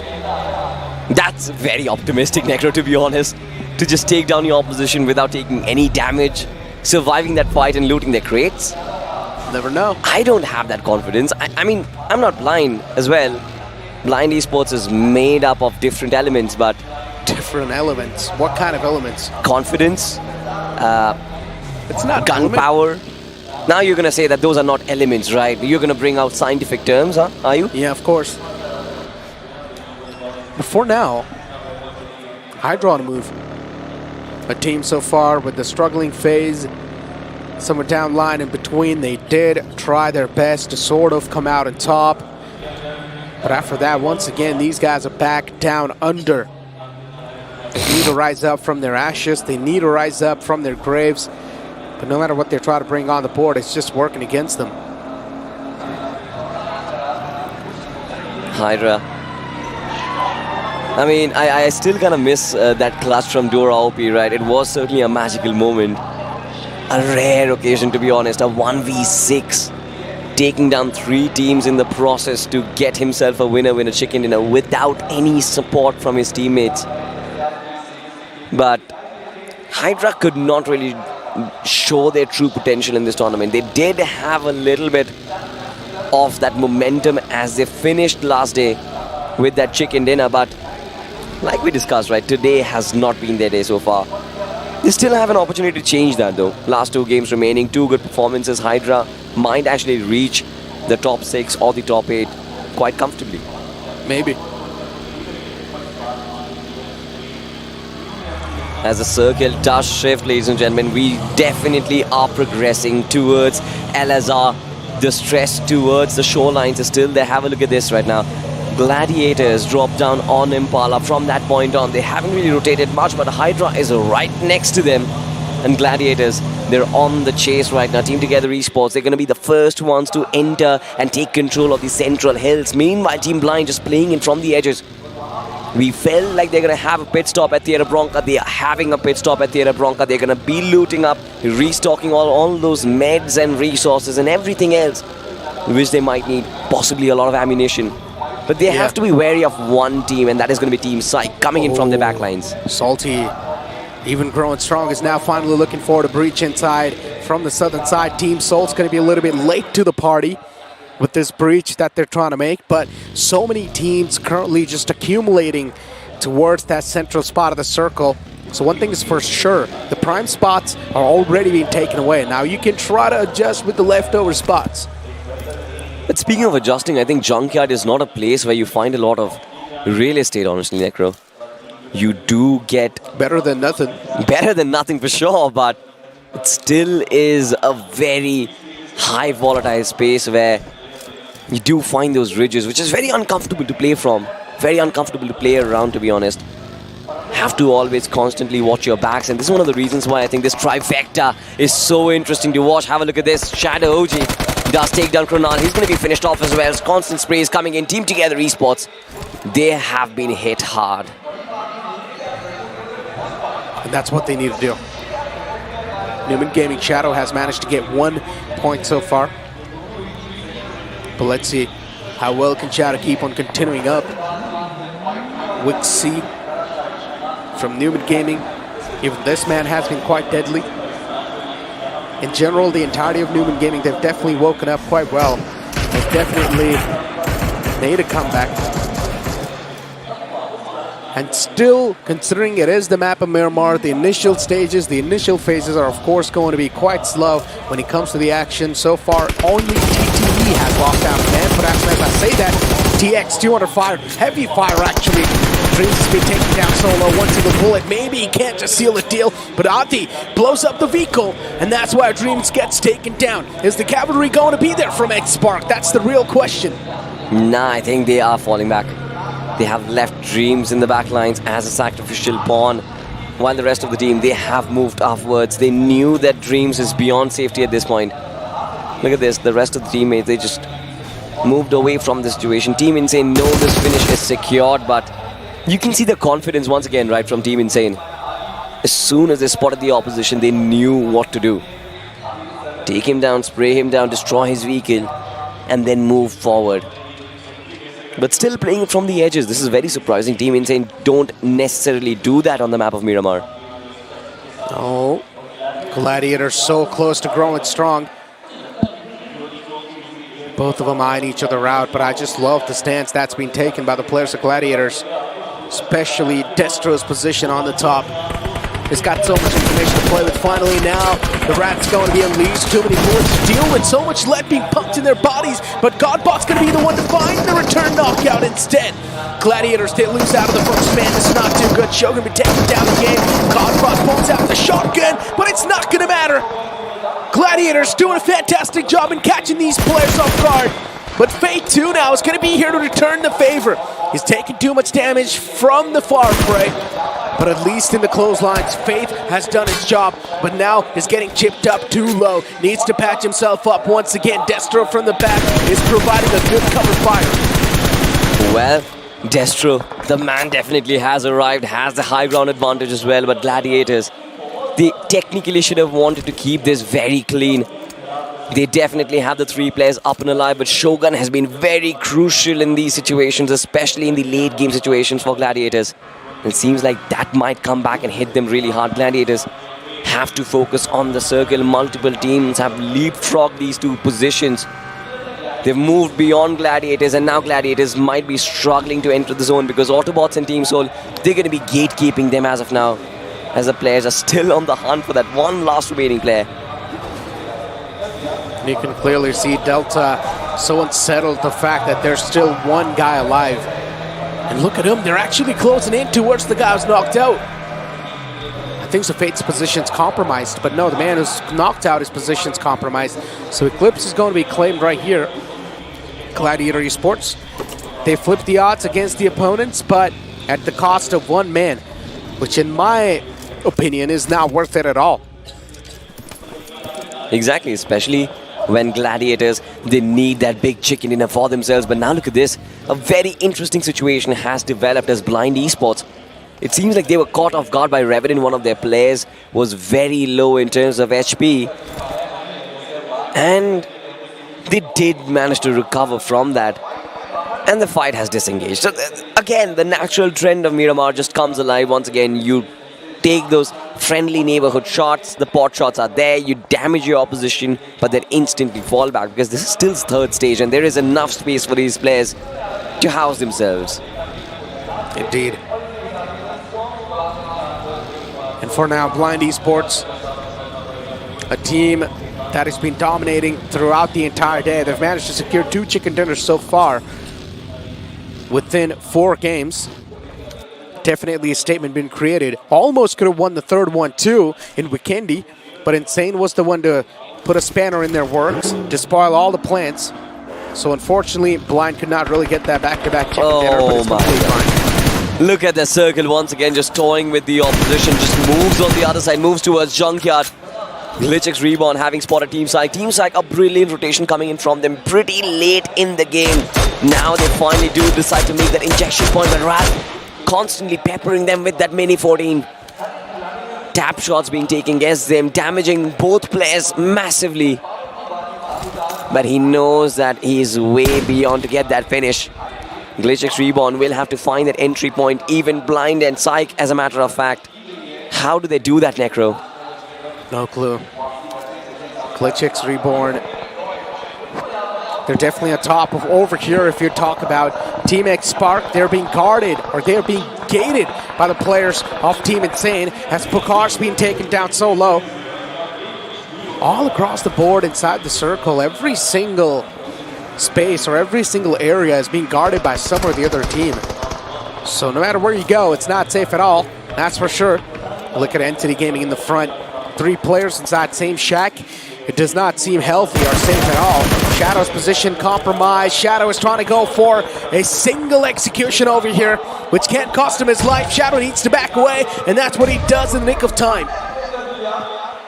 Well, the need was just way too far away from Shadow, but now look at this. Being pincered in between Team Entity and GLITCHxREBORN, and as GLITCHxREBORN, they make that climb. It seems like Numen Gaming. They can see their life flash in front of their eyes. The finished feed, of course, just indicates that Gladiators and Team Psych, they're still duking each other out. But now look at this, the spray comes in. Wixkey just manages to survive barely. GLITCHxREBORN, Duke. Oh, look at this. He knows the teams are in the front. What? In the name of Numen Gaming, and finally, Savitar being found by Ralph. Beautiful stuff. GLITCHxREBORN. The prowl, the hunt continues. And this is what we'd like from a team like GLITCHxREBORN. Astonishing all of us with the performance these guys have showcased so far in the grand finals. But the elimination feeds now starting to pop up as well. It's a dance. It certainly is a dance. I mean, especially look at this, right? GLITCHxREBORN, now that they have the edge of the circle for themselves and the high ground, they can potentially hold themselves for a while. And this does give them the visibility to kind of gatekeep the teams coming in from the eastern side of the circle. But on the other side, in the south, we do have a massive fight. Team HYDRA, Team Soul, and AUTOBOTZ are duking it out. A trifecta. Necro, this is madness. Madness indeed. Look at HYDRA. I love the way they have spread themselves out. AUTOBOTZ Rico knocked out. Goblin, though, could have been knocked out himself, but eventually just sneaks away with a sliver of HP. HYDRA in the front. Now they're going to be like the gatekeepers, the guardian angels off the zone line. But Team Soul 2 on the opposite side, they're not going to let that happen. Team Soul, they continuously keep on damaging against HYDRA. Starboy being found. As soon as Team Soul, they get engaged in a fight, the fans just go wild. The fans are always going to get wild. They love this, but look at Neo. Up in the front lines, they've got Omega as well with the vehicle. They've got Mr. Spray from AUTOBOTZ, who is making a wild drive. And Goblin will constantly pepper the sprays, but he also has to be very wary of where HYDRA is. A little bit of a dip for Mr. Spray to stay alive, but Omega is always there. He's going to finish off. AUTOBOTZ have been eliminated. AUTOBOTZ out of the game. A team that's already been struggling. They've been put out of their misery. And Team Soul looking forward to control this entire edge line. But instead, being proactive can be a good choice too.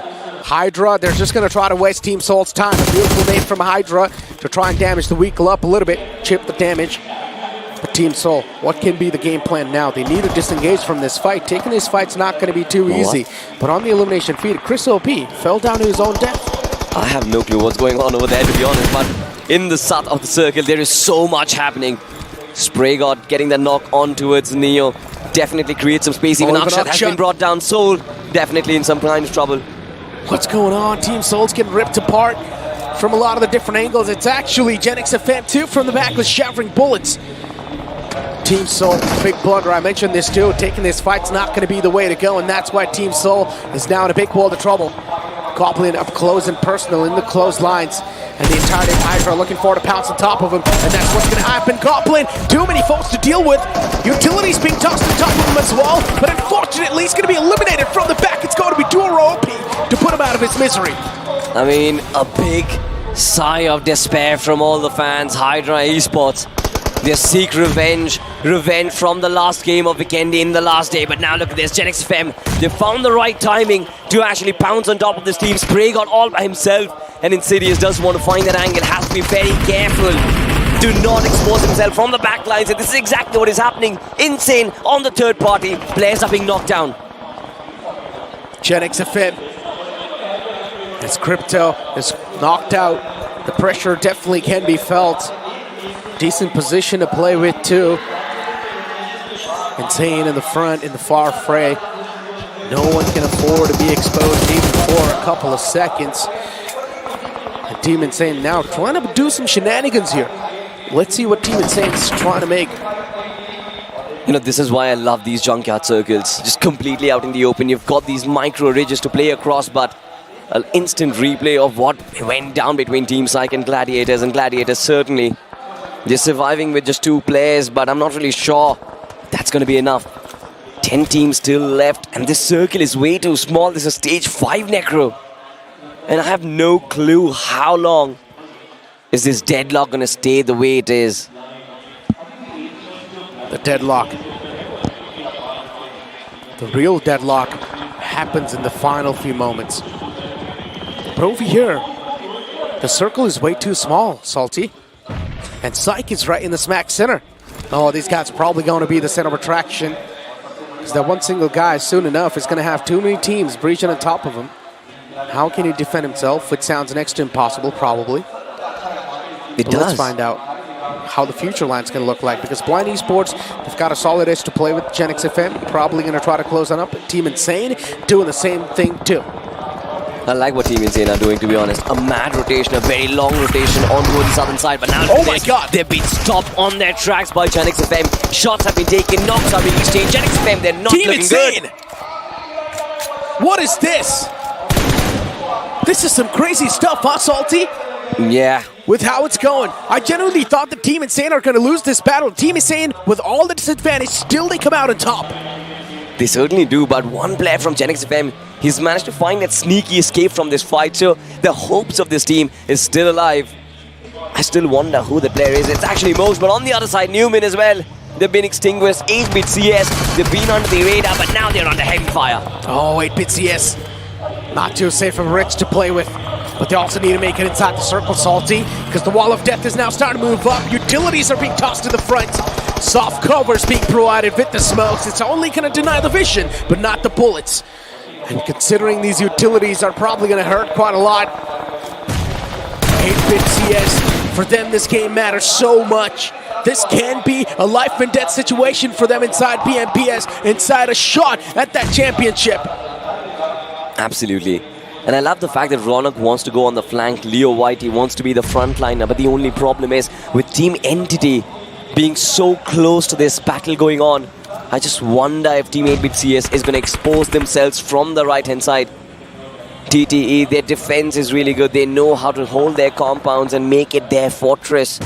And they're on the right end of the circle. If the ball is in the court of Team 8-bit CS, they are the ones who needs to make a move. Otherwise, the blue zone is going to come up and electrocute them. Have a look at this. Team Insane is also in the back lines. I'm pretty sure they will be waiting for that opportunity to pounce. And talk about the pounce, Salty. These guys are already looking forward to pounce on top of the prey. Blind Esports, a beautiful nade that sailed in, got the confirmation, but somewhere else on the elimination feed, you also do see Insane against the players of Entity. Insane are probably going to be like the unstoppable freaks of nature. And 8-bit CS slowly and steadily looking forward to make that climb. It's going to be a long trek for them.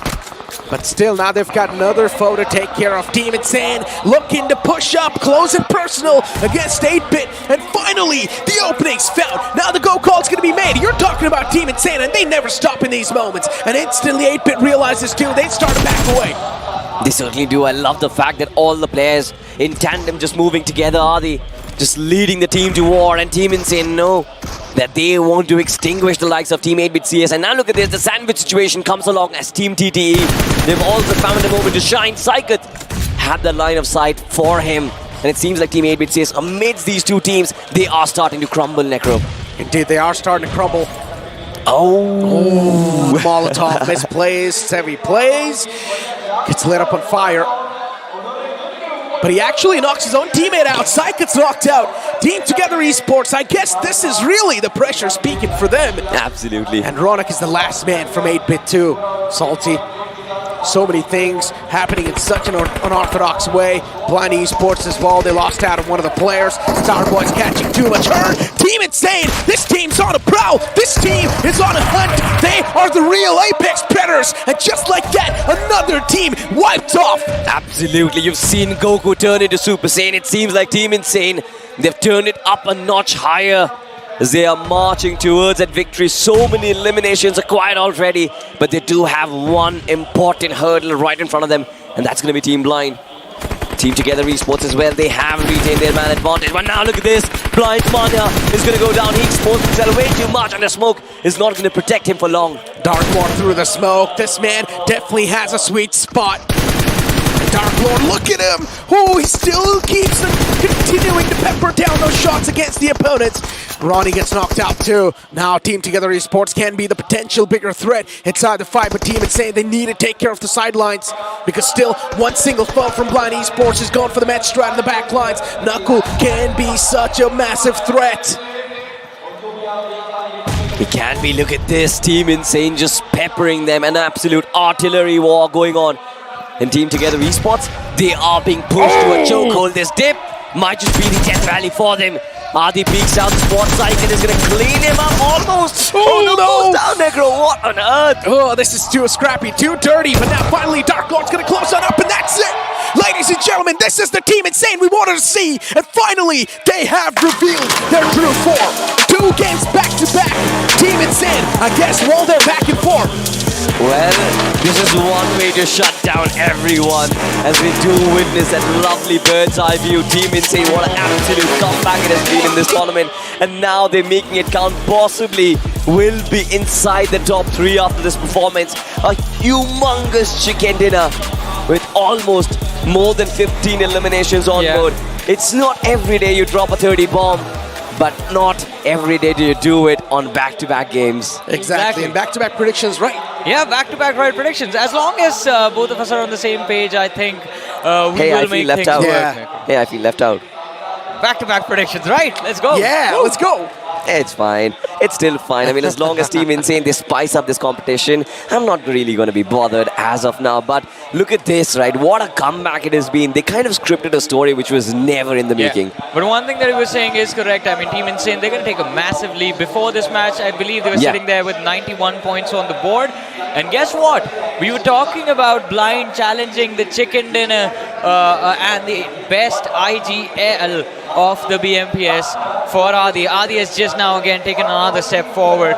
And of course, another point, as I mentioned, 120, I believe, is going to be the marker that Insane has just managed to cross. So that will bring them not just within the top 5, but the top 4.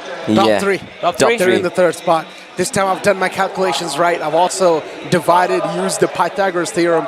Is that the only formula you know? Yes. Yeah. I'll teach you a couple of more, Necro, tonight. I'll teach you a couple of more. What are you going to teach him? Possibly Kirchhoff's law, ladies and gentlemen. But it's going to be useful, especially Kirchhoff's law is going to be used when you have to solve complicated electrical circuits. Yeah. And it seems like the point standings right now, there's a lot of complications going on. Physics. The guy is struggling in maths. No, so physics and maths, you correlate them, ladies and gentlemen. It's a topic which does deviate from BGMI. So we're going to slowly grab our friends' hands and we're going to be holding them, bring them back inside the play zone right now. And let's just talk about what exactly happened on the map of Miramar. The zone once again shifting to the right-hand side. We saw so many different variations of play, right? Yeah. Blind Esports making a different drop, trying to go down a different side. Team PSYCHE as well following the same path. But once again, we see teams making their last-ditch rotations towards the south. You've got Team Seoul, I believe it was 8-bit CS as well. And it's not really working out somehow or the other. Yeah, it's definitely not working out quite nicely for them. And it is, of course, heartbreaking considering, as you mentioned, Team Seoul. And as soon as you say that name, you follow that up with the defending champions of the trophy. And then you look at their ranking on the overall leaderboard and it just breaks your heart. It definitely does. But, ladies and gentlemen, we definitely have had a blockbuster. And Team Insane, all the doubters that they had, who were saying that they possibly were the best team in the league stages but were not meant for the LAN, it seems like they've shaken jitters. But not just jitters, they have definitely silenced the crowd as well. But for now, it seems like you guys are also going to be silenced with something brilliant that is going to come across your way.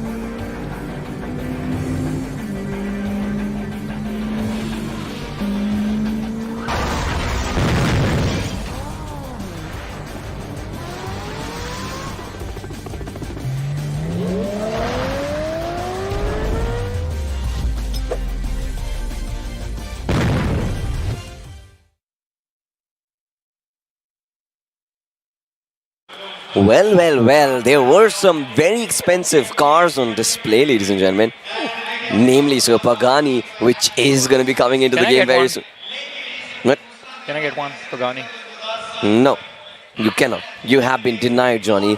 Just like Team Blind possibly might get denied that #1 spot. Of course, there's still time. There are two teams who are still duking it out right now. Gladiators, they are slowly progressing forward. They did get eliminated quite early, but 7 eliminations on board. I think they're still going to retain that #2 spot. But the way Team Insane are charging, it seems like it's going to be very hard to stop this team. Yeah. That is true. I mean, Team Insane back-to-back 2 chicken dinners. Win is back in their sails. I think so. Now consistency is something Team Insane will probably try to end, not the wins. And they're also getting so many elimination points. This is the exact Team Insane that we have been seeing since the past, and we're finally seeing those gunfights being won by them. Necro, it seems like when you got disappointed, they heard you and they were like, how could Necro get disappointed from us? You were saying a lot of things about them. You've been very brutal upon the teams today. What has happened, man? Listen, just like your dad, like your dad, right? Sometimes your dad is harsh, but he always wants the best things for you.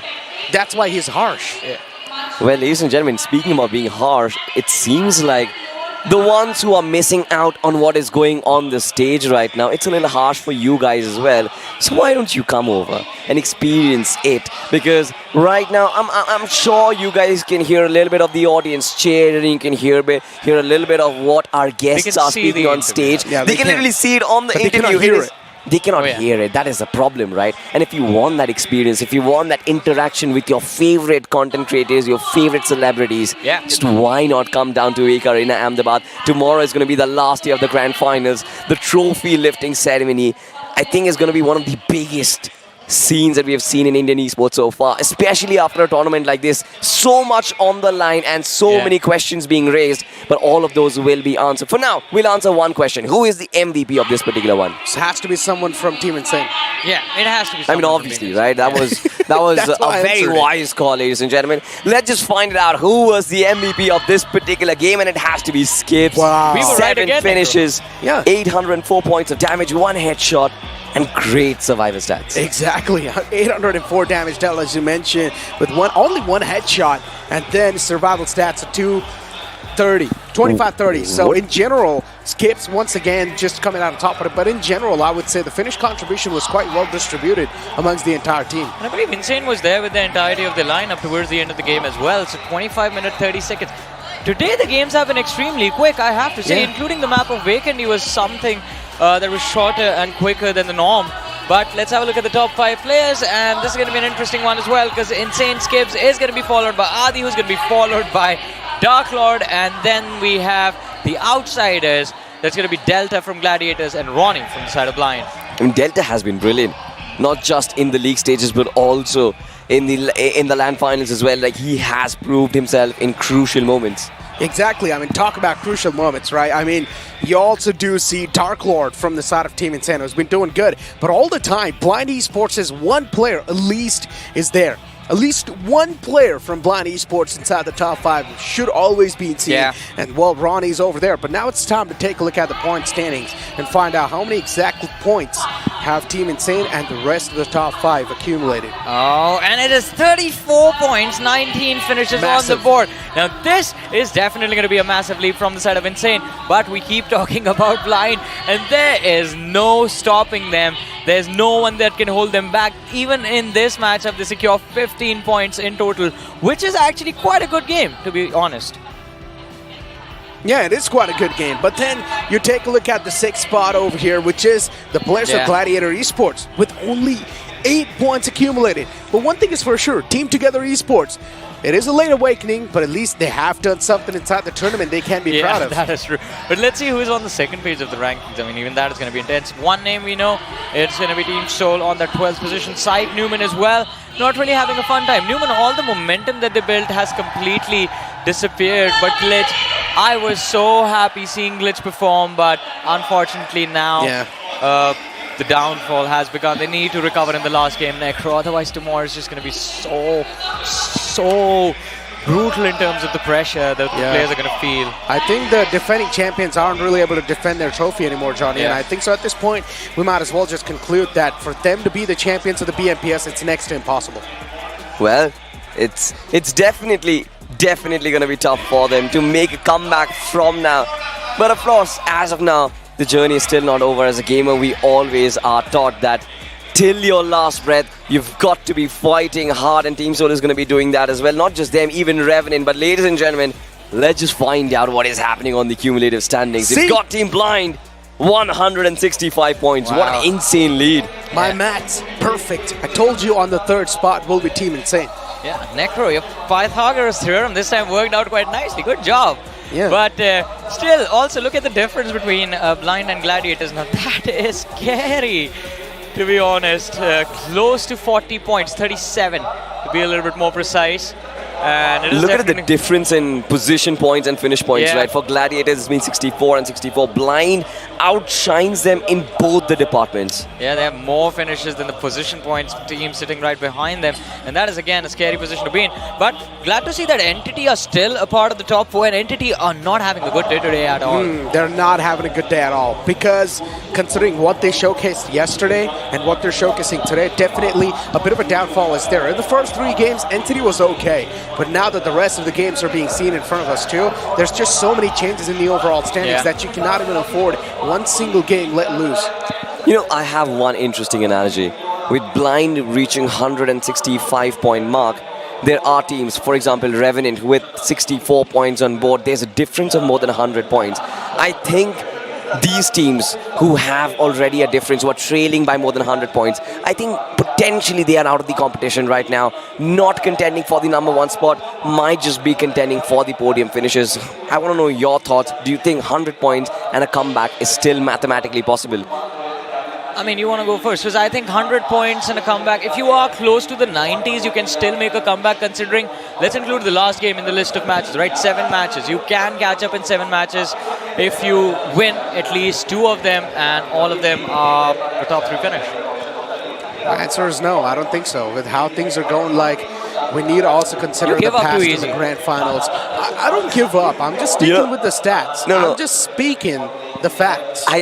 Oh wow, that actually rhymed. But I kind of liked his approach. The moment he kind of showed his disimpression with Insane, they started performing, right? And now, for sure, when he says that it is not possible, it will be possible. Hopefully, but ladies and gentlemen, beautiful moments from BMPS 2023 Grand Finals. Look at the expressions on the crowd. They've been cheering. They've been at the edge of their seat. That's so tough. Watching these young lads with their hand covering their faces. Just a moment of disappointment over there for GENxFM.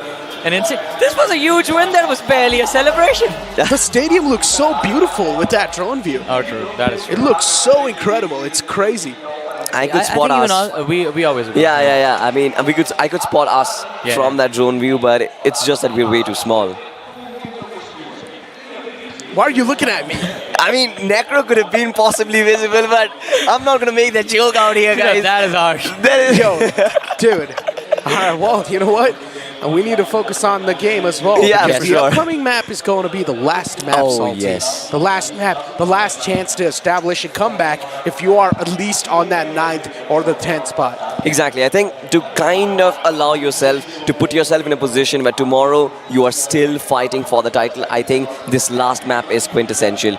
Get yourself that big chicken. And I'm not looking at the table toppers. I'm not looking at the teams who are in the top 5. I'm looking at the second half of the leaderboard. Because like Necro said, I think this is the last time. Tomorrow, it will be a way mammoth target for you to chase, and there is no possibility. Exactly. I mean, the possibility is not going to be there. Unless you're already in the top 5, maybe. Then. Yeah, I mean, look, tomorrow the top teams are just going to go all berserk. Because they know they need to get even one single point if possible. Or maybe the teams at the bottom have some vendetta against one of the teams in the top 5. Targeting? And draw clashes happen, I mean, if you have players like him and I in the lobby, you can guarantee that is going to happen. But these lads are a little bit nicer than us.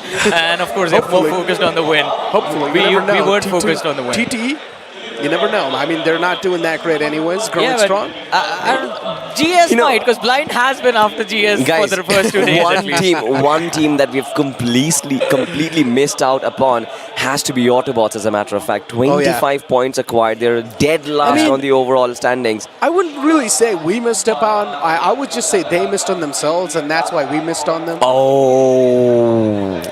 And that kind of hurts. To be honest, since you brought them, this is quite surprising because this is not what we expected from the AUTOBOTZ based on how the league stages went for them. They finished the league stages on the 6th position in terms of the overall. Exactly. And that was quite brilliant. Coming in from a new team, they just have a few players who have that experience of being on LAN, playing in front of audience, and of course, being through tough, grueling tournaments. But yet, that experience isn't helping them recover anymore, and I think at this point, it's just over.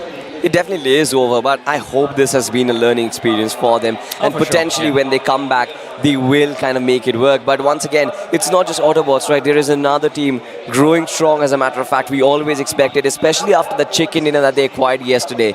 I felt like, yes, there were not a lot of finishes involved, but one chicken dinner could have given them the boost in terms of morale. True. But even that did not last for long. They could not celebrate for long. No, I completely understand what you mean. Yes, that should have given them that wind in the sail that is needed, but unfortunately, no, that was not the case. I don't blame them as well. What do you do when Blind is chasing you every single game and just hunting you down? Fight and be better, I guess. It's Take Blind. you down.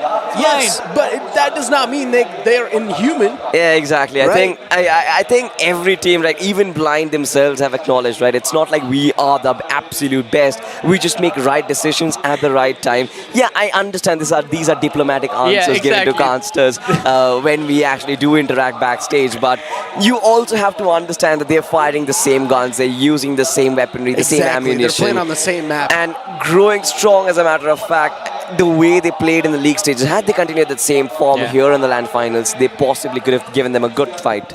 Maybe, but let's see what is going to happen. I believe the players are prepared. Gladiators see a smile on their faces, even Revenant looking extremely focused for this last matchup of the day. But we're going to find out how this game is going to go, ladies and gentlemen. We didn't do predictions, Salty.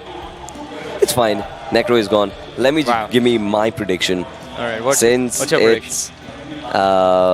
Since it's the last game, right?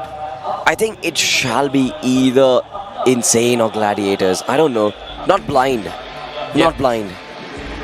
Not Blind. Not Blind. I think it's going to be either the second place team or the third place team. See, I can't beat you in the gym, but I think I'm going to go with Blind. Hopefully they win. Alright then, the stage is set. Johnny is going with the tabletoppers Blind. I'm going with the challengers Gladiators. There's barely any difference between the second, third and the fourth position teams. And ladies and gentlemen, here we are for the last time in the day 2 of BMPS Grand Finals. The Big Bird will be back up on the skies on these lush green fields of the map of Erangel. We are back at home. We are back where we belong. And this time, my co-pilot is going to be none other than iSuper Johnny, and the flight path Johnny does start from military base towards Yesnaya. Oh, this is going to be interesting. The flight path leading towards the eastern half of the map. And we know for a fact some of the heavy hitters like to start that game from their northwestern quadrant, specifically from Ruin School, Hospital, Georgopol City, all of those hot drops as they are called inside our classic matches. But let's see. One of those heavy hitters likes to drop on the military island. They're going to be quite happy with this flight path. We have 8-bit CS who will take that exit towards the ferry area. Gladiators dropping on their home ground of military island. The military base, to be a little bit more precise, and PSYCHE will get the early control that they want of Novo Repnoi. Even Revenant is going to be a happy squad this time around because Milta will right be in the flight path. Blind as well, I think it should be an easy glide towards the school Rozok position, and Blind do like to start their game early. But the question is, now because of how the flight path is, there might be an opportunity for Blind to run after teams for an early fight if there is a western or a northwestern circle. Will that actually happen? We'll find that out. There is a possibility, I mean. Certainly if the circle does drop away from the flight path, a huge wave of cavalry is going to follow up. And as of now, we're still waiting, and oh my goodness. Wow. What a circle. Let's go. This is the perfect way to end things up. And look at this. Goblin has been caught in the middle of nowhere. Sarang just trying to chase him, but he does not have the weaponry. And Goblin manages to escape. A little Tom and Jerry moment right at the start of the game. Well, it is going to be quite awkward between X-Pac and the players of Team Seoul, and especially considering, let's not forget, there's another team in the close vicinity, not too far away from these squads that can, if they have the information, fall back, go for a third party, get a few extra points for themselves. And that squad is going to be Entity, ladies and gentlemen. But as we saw the circle a few moments ago, that northwestern quadrant, it is going to cause so much excitement in the early stages. And this is where we begin the action. The city of Yasnaya Poliana, Numen have just showed up to challenge the players of GS. One man Faith is going to be dropped. Whiskey looking for the finish, but the wall on the outer side of the compounds does manage to protect Faith for a little while. Numen now looking for the push. And they're not scared. GS, that 4-man split drop that they usually utilize to start the game off on Wrangle, this time backfires. Lose 2 players at the start of the match. And this could be the final nail in the coffin of growing strong. Not just in this match, but in this BMPS 2023. Well, speaking of BMPS 2023, growing strong, they definitely are not contending for the trophy right now, but they can definitely hurt the teams who are. Numen Gaming being one of them. Certainly inside that top 8 positions. Do have a potential chance of pulling off a miracle, even though the lead is way beyond. Blind has set insane standards, and Team Insane as well. They're chasing, but now look at this. Somraj does spot out one player from Team X-Pac, that is Dreams. But no shots being fired. But is he charging towards him? Wait, what? Well, I think he is. But does he know? Is that a charge or just a fight for combo? Oh, it is a charge. It is a slam, and they know exactly where he is. Dreams is going to dream of the fields in heaven as he's going to get dropped and finished off. No delay over there. Entity finding the first pick for themselves of the game. Gamla Boy was knocked out, but should be an easy revive for Entity to bring their teammate back into the action. Absolutely. Team Entity certainly have found themselves the early success, but you can see from the radar that shots are being fired, and Team X-Pac wouldn't let them get away at peace as of now. Well, Spray God, the retaliation was... Oh, he goes on to secure the finish as well. A massive blunder from the lads of Entity. The advantage that they gain has been neutralized completely in this matchup. What is the game plan over here? Is this an early rotation towards Pachinki? Let's see Spray God trying to spray down another player from the side of Entity Gaming. Fails to connect the shot. Sarang going for the chase, hoping to catch at least one of the players off guard, and they managed to make sure that Troy will be split from the rest of the squad. Both the players cooking up a nade to lob towards each other, but who will be more precise? The answer is neither. Damage dished out from either side, but not enough to secure the knock. The flank is going to be there from the side of Xbox, but Entity, they are holding a brilliant position. Somraj in the back lines on the move. I think they might just have to give up on Troy. There it is. Sarang gets the knock with the M16. Out of all things, and should be an easy finish for him to secure as well. Entity down 2 players instead of just 1. Now this fight is so crucial, Johnny, especially in terms of the overall standings. Yeah. Whoever gets taken down will suffer a massive, massive drop. A lot of real estate on that standing being just given away, and now Team Xbox, they certainly know what they have to do. Just clean up Team Entity. They know that these players, they're shaken. Troy has been taken down. Kamla Boy has been taken down. 2 crucial players are down and out. And Somraj also makes a very wise decision this time. Just moves away. And there you go. The pan for the audience. Everyone cheered. Yeah, everyone loves that. it. It's just hilarious to witness when it happens. It's not hilarious. I think it's the signature way of finishing someone inside of this game. Like, if in an ideal world of BGMI, if there could have been an ideal way to finish your opposition, that would be banning him. There's that one finish that we still haven't seen, and it is going to be extremely rare, but when it happens, it will drive everyone nuts. Let me guess. Someone throws a ban and gets that. Yeah, I guessed it right. Knock, yeah. But it's very difficult. I think Mania tried that once. A lot of people have tried. I remember Blind Esports trying it quite often, and speaking of Blind Esports, they are very close. I mean, the split from them is very surprising. 1 player in Rozhok, 1 player right next to this Rozhok bridge. And the rest of the 2 players towards the school hills, proceeding towards Rozhok right now. Let's see how things are going to go.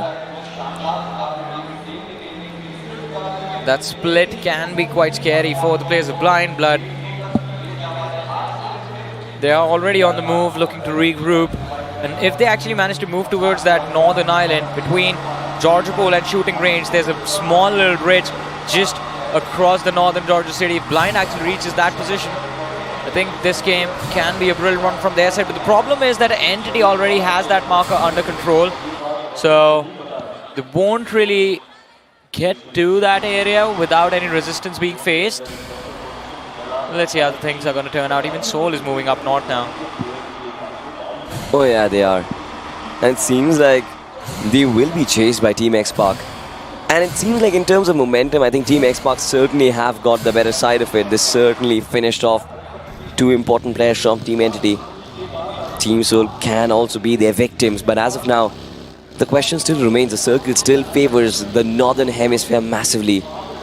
In order to cross over, you've got very rare bridges, or otherwise you will have to take that plunge into that small little river.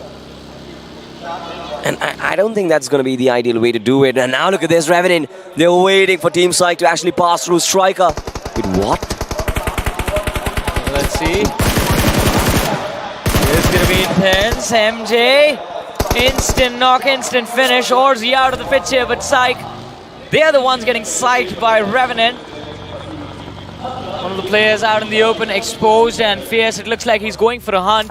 It's not going to be easy. The distance between the opposition a little too much. Striker manages to make that escape, but PSYCHE now caught in a very awkward position. 2 of their players are still stuck on the military island, and if they could try to move towards the military bridge, they can be caught off guard by the players from Gladiator Esports. So they need to be extremely careful and cautious with how they move forward, how they rotate towards the northern island. Yeah. As of now, Revenant Esports just getting that 1 finish point from Team PSYCHE, and now proceeding forward. They're still holding that Novorupnoye bridge, so this is going to be a long journey for them, as we do tend to have a look at the map. Yeah. A lot of these teams are still in the blue zone. You've got Gladiators, you've got Team PSYCHE, you've got Revenant, HYDRA, 8-bit CS, late rotators to be exact. And out of all of them, I think right now, if you actually do tend to go towards the Georgia Pole region, crossing over is going to be an utmost challenge. You've got AUTOBOTZ, you've got Team Seoul, you've got Blind. How do you do it, Johnny? It is going to be so difficult to actually make it happen. Even if you go from the right-hand side, right through the stopper hills, if you by any chance figure out a plan, even that boundary has been covered. Team Together Esports, insane over there, Numen. It's massive. Well, let's see. And there's a massive cluster forming on that northern island already. You know what's going to be fun? If the circle just takes a hard shift towards the south. If it's towards the Everest Hill or towards either Ruins or Rozok. It's going to be so fun, Salty. Right on that river. Imagine that. The river turns into a fence separating the squads on the north from the south. It's going to be such a fun end game for us to witness. That would be ideal. Yeah. But I don't really want it to come back to the mainland, to be honest, because, again, we're all cruel people. We all want these teams to struggle and late rotators to be punished.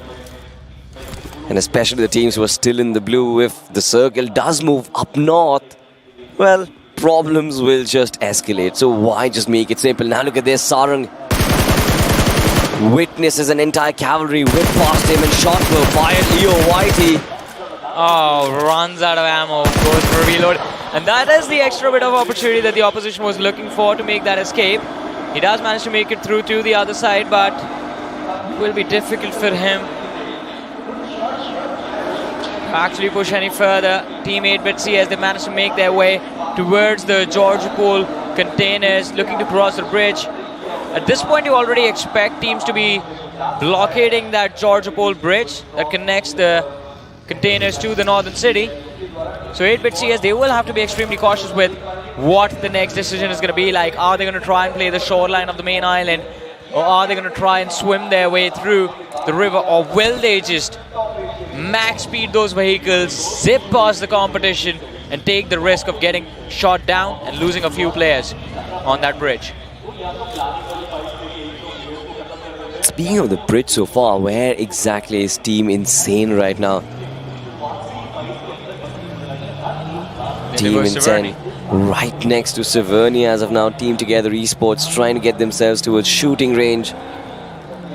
All of these teams, they are starting to develop their own fortresses inside of this northern hemisphere. But we've never really seen this shooting range play, especially the tunnel play, go down on a positive note for any team, to be exact. That is true. I mean, majority of the times, Johnny, they are just being cut off by vehicles closing in the entrances and then constantly pepper down the Molotovs and the nades. It's so funny. Park your vehicles right in their faces and wait for the team to get stuck in there. You know what's the worst play I've seen in these tunnels? What? I've just seen players getting pinned in, the zone moving away, and they just eventually have to accept their death to the blue zone. But look at this fight breaking out. Saad is going to get picked off by X-Park again. Sarang not looking to stop anytime soon. Needs to cross into the safe area if he wants to stay alive longer in this match. It's not going to be easy, but it is important. It definitely is important. Team X-Park, very long pathway that they have to take from now on. 8-bit CS on their move. The circle has taken a massive shift right on toward the left-hand side of Severny. And look at this, Team Entity. They spot the engines roar from Team Insane, but on the other side, in shooting range, we have three teams who are coming in contention. Glitch, Team Together, and Team Numen. Oh, this is going to be intense.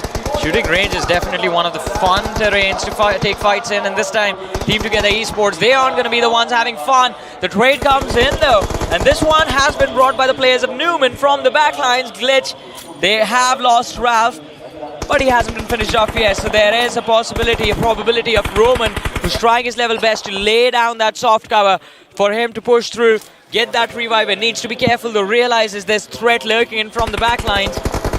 And Team Together Esports, they will appreciate this breathing space so much. But guess what? There's a fourth team that joins the action. You have GENxFM. Look at the radar, the purple dots. That is GENxFM, the Fearless Marathas. There they are, just south of shooting range. The entire outer periphery has been taken control of. There's GLITCHREBORN sitting smack in the center. And HYDRA showed up out of nowhere as well. They have the control of the hill and the backlines. I mean, this space is going to get very chaotic. I still remember Team Together Esports in the tunnels of the shooting range as of now, but GENxFM just taking those spot shots up against the opposition. GLITCHxREBORN, they were holding this like their fortress, but it seems like it has been invaded by multiple assassins. And as of now, GLITCHx, the 2-2 split, it's not working. Look at this, Gladiators.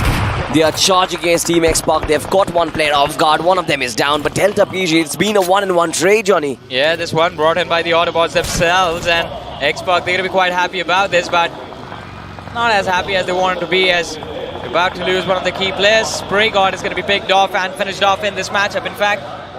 Oh. Gladiators, though, looking for a revive. No room to breathe from AUTOBOTZ. Shots on Shogun from the back lines.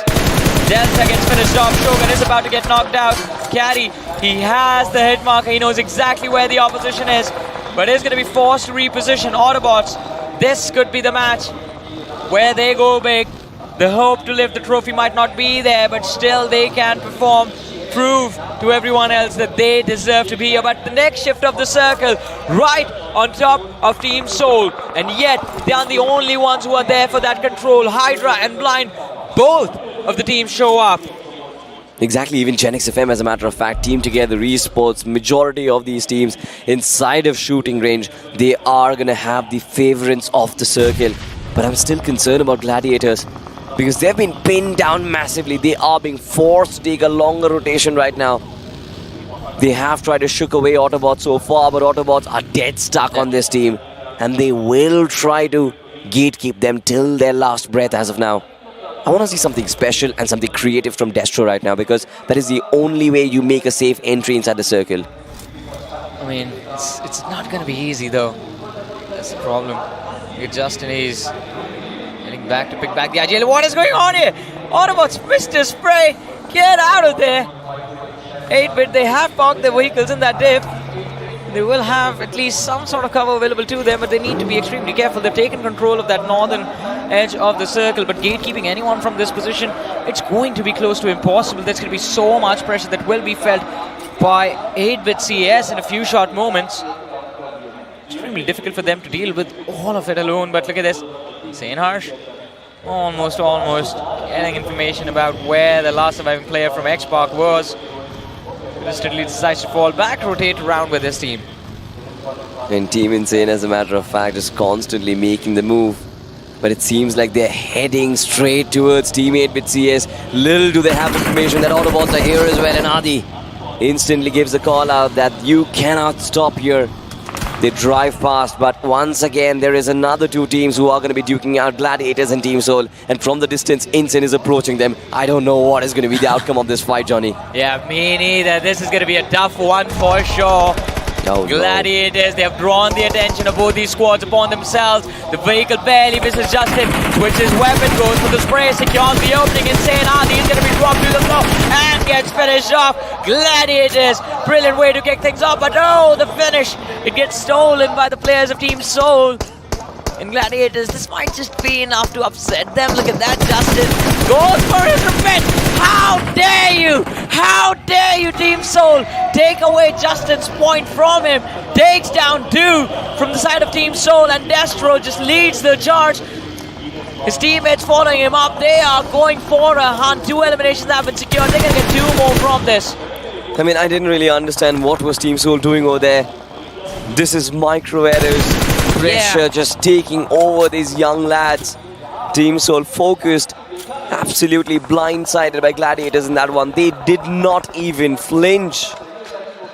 And I didn't really make it out why that happened. And Team Insane, they will be completely wiped off. Their momentum is going to be shattered. 0 eliminations and 14th position eliminations. That just means that Insane acquired 0 points from this entire game. This is not good. Yeah, this is definitely not going to be good, but hopefully they can convert something from this. At least hope still kept alive, but look at this GLITCHREBORN. They've been fighting for their lives in such a tough spot all this time, but finally the blue zone forces Numen to move. The heavy fire is going to result in 2 more players being dropped. We just have Whiskey running inside that smoke. He has managed to stay alive all this time, but now finally the sandwich between Team Together Esports and Glitch is going to collapse upon the players of Numen. The first aids on Whiskey, one smoke, 4 nades, at least he can take down Team Together with him. Glitch, although, still managed to stay safe inside that shooting range. In a few short moments, they're going to be forced out as well, and that is when GENxFM will have the opportunity to deal with the players of GLITCHREBORN. Oh, this nade is going to be so close. Oh, it overshoots. Numen is quite lucky. They certainly are. I mean, Whiskey, look at him, just barely managing to survive with the smoke.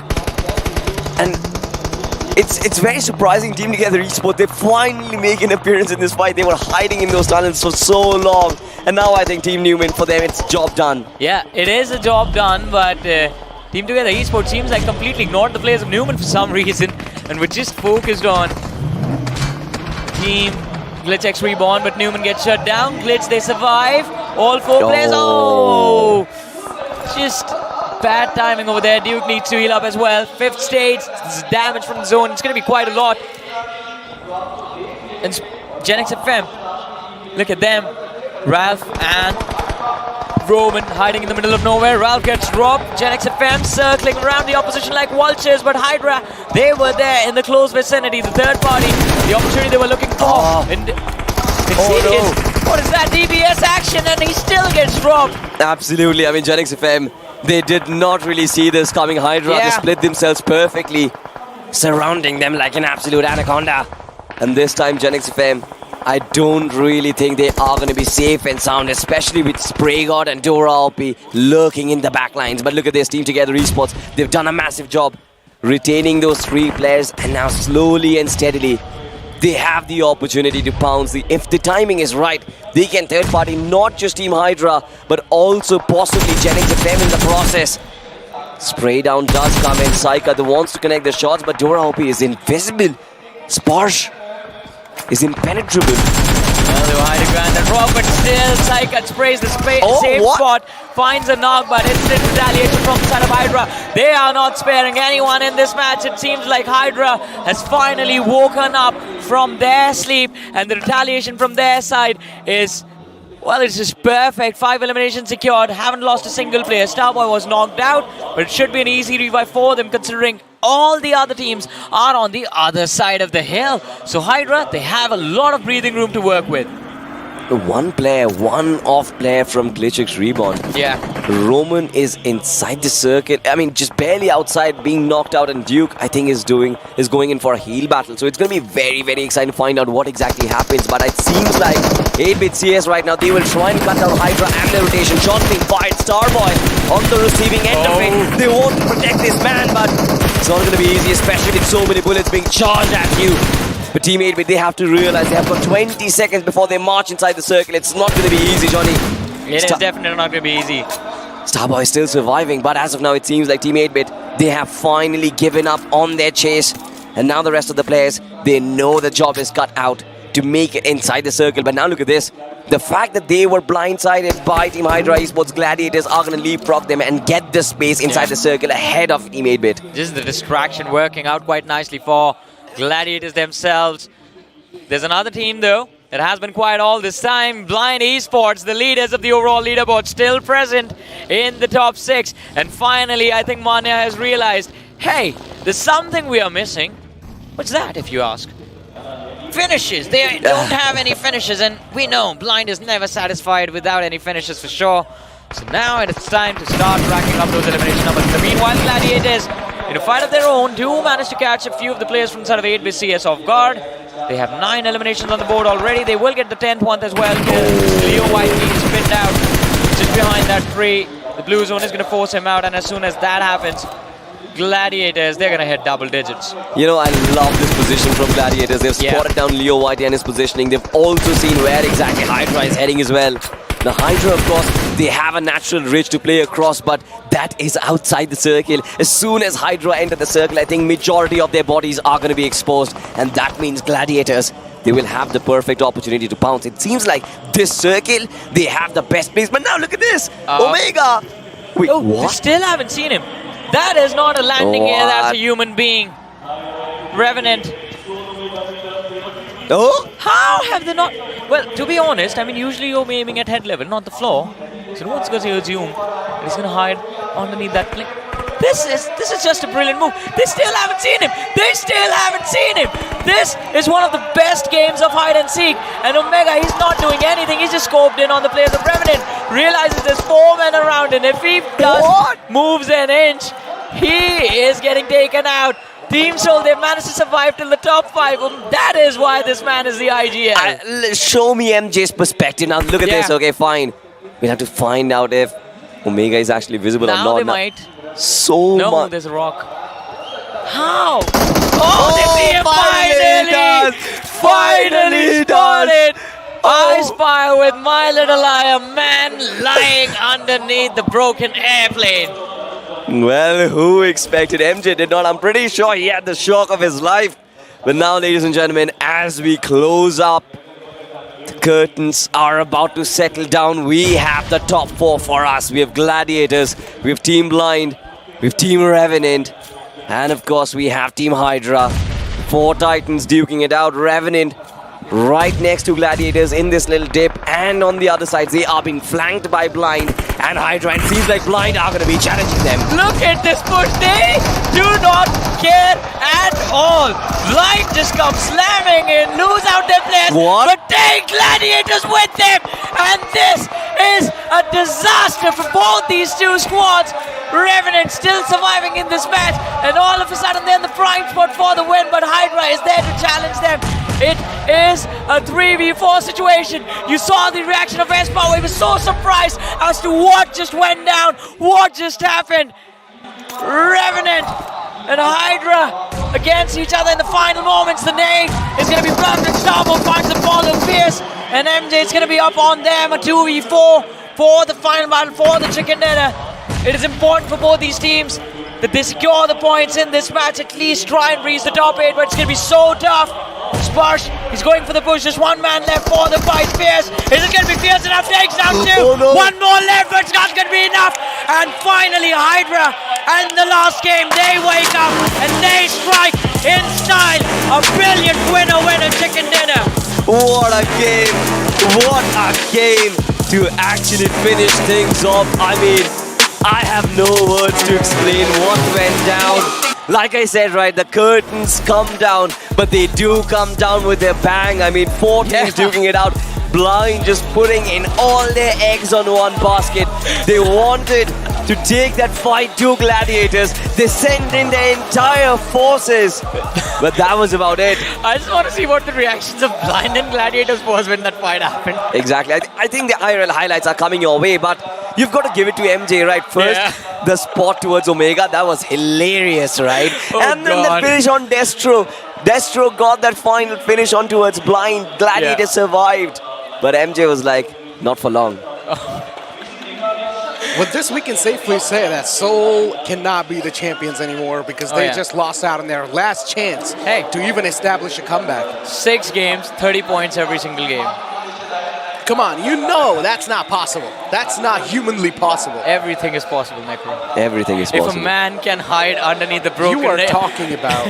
If a man can hide underneath that broken airplane for a good 10 minutes, then I think anything is possible. I mean, listen, it's still sort of like a prop hit, but over here you're talking about stats and you're talking about exceeding your own limits. And so far, Seoul hasn't even came close to that. We made it to the moon. We've been outside the solar system at this point. I think anything can happen.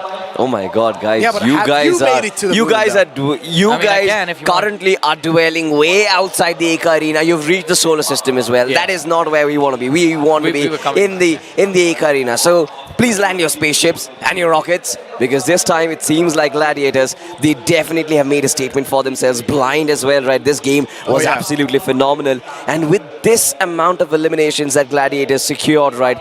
Certainly the gap will be closed. Like I said, this game was a setup for tomorrow. True. And what a setup do we have? I mean, there's just, well, more people. There's so many people. I mean, it's just a wave, a sea in the arena itself, and it is exciting. That is what helps us enjoy the action as well, ladies and gentlemen.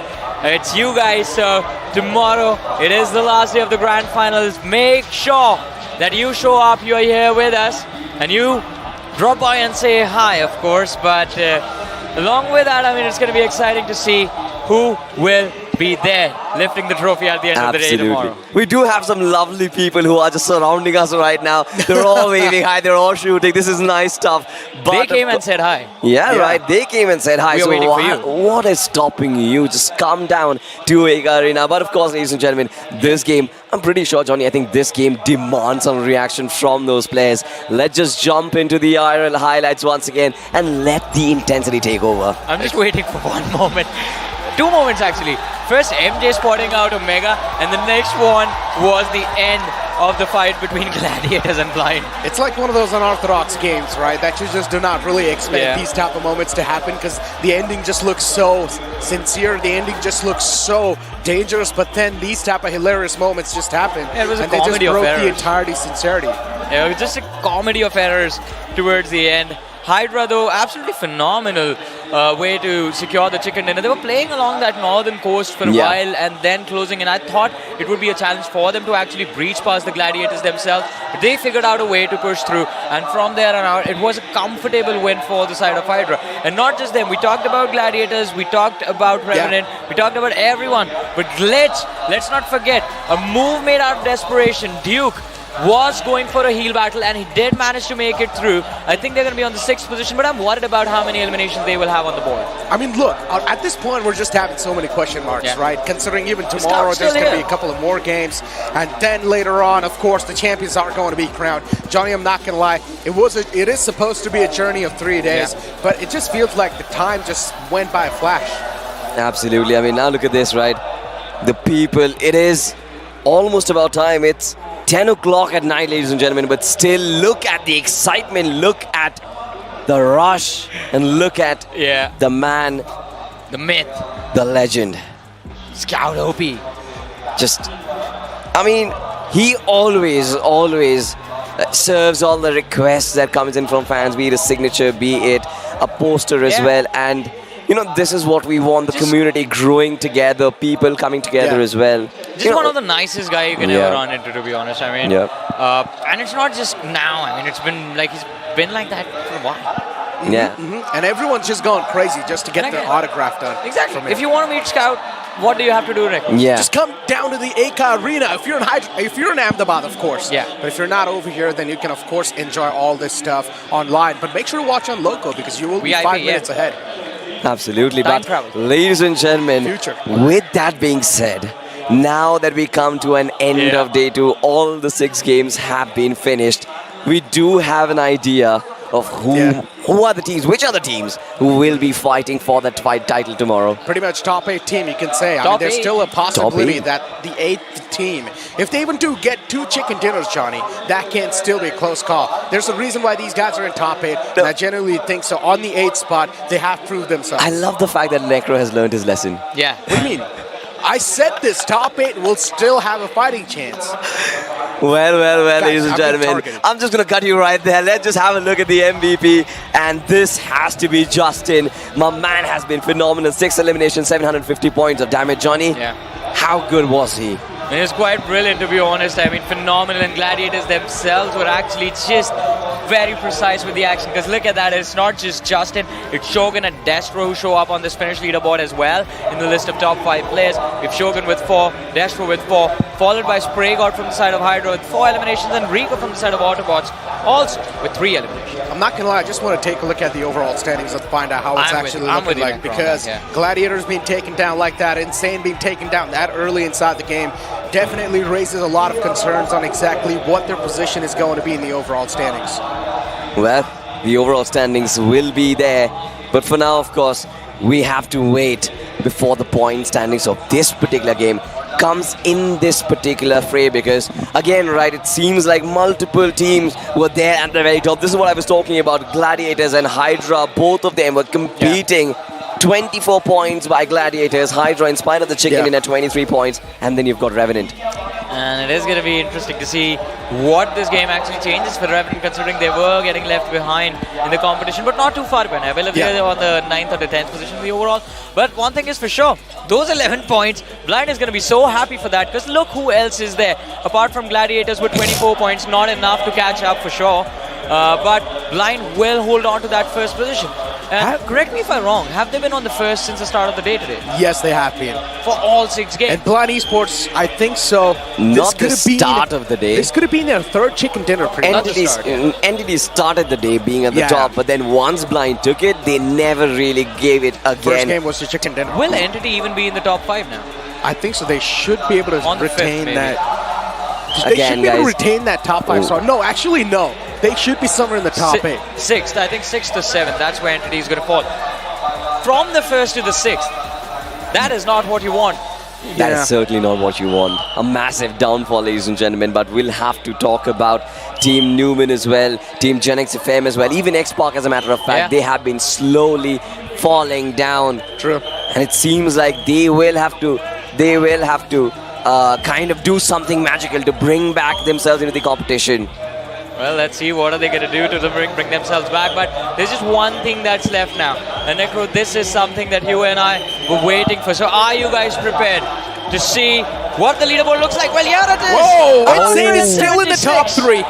24-point advantage. They still have 20 plus points in the lead. That is true. That is true. Tomorrow, it's going to be a tough climb for a lot of these teams. 8-Bits, yes, still in the top 8. You mentioned where Entity's going to be. It's actually in the top 5. So they're still in a solid spot. That is good. That is still good. I mean, that means the hope is still alive for the win tomorrow. But Blind, these 24 points are so crucial. Imagine a chicken dinner to start off the day tomorrow, and Blind will control the entire momentum for the remainder of the 5 matches. That is true, but imagine if a chicken dinner from Entity or Team Insane, then that momentum will instantly fall down. Even Gladiators will be in that red zone, so that means the pressure is going to be so much inside the top 8. One special mention, GLITCHREBORN not falling out of the top 5 was absolutely phenomenal, and I'm so proud that we got to witness this team in BGIS. They did have a little bit of a downfall during the finals, but now they have finally recovered, and we are seeing what a little bit of experience on LAN and how it can help a team improve so much. Revenant, they're just outside the top 8. They're just outside the top 8, but with 90 points, I think with the kind of lead that Blind have made up, it will be very difficult, especially even with Gladiators, right? 60 points. It will be extremely difficult for Revenant to make a comeback, but who else can do it but my man Sensei? I mean, he certainly is preparing something. I would say they can definitely make it in top 5, but the championship slot is gone. The championship is definitely gone. The podium finish and the top 5, maybe. Yeah.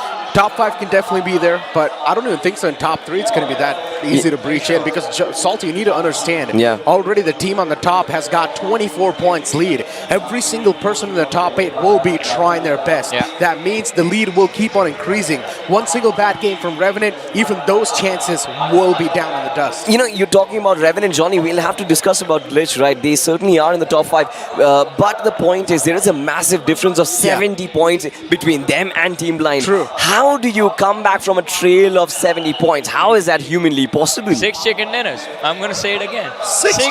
They just need one chicken dinner. 15 elimination every single game. Let's go. That's too much to ask for, I'm not going to lie. Before that to happen, maybe the other teams need to target Gladiators and Blind. Yeah, possibly.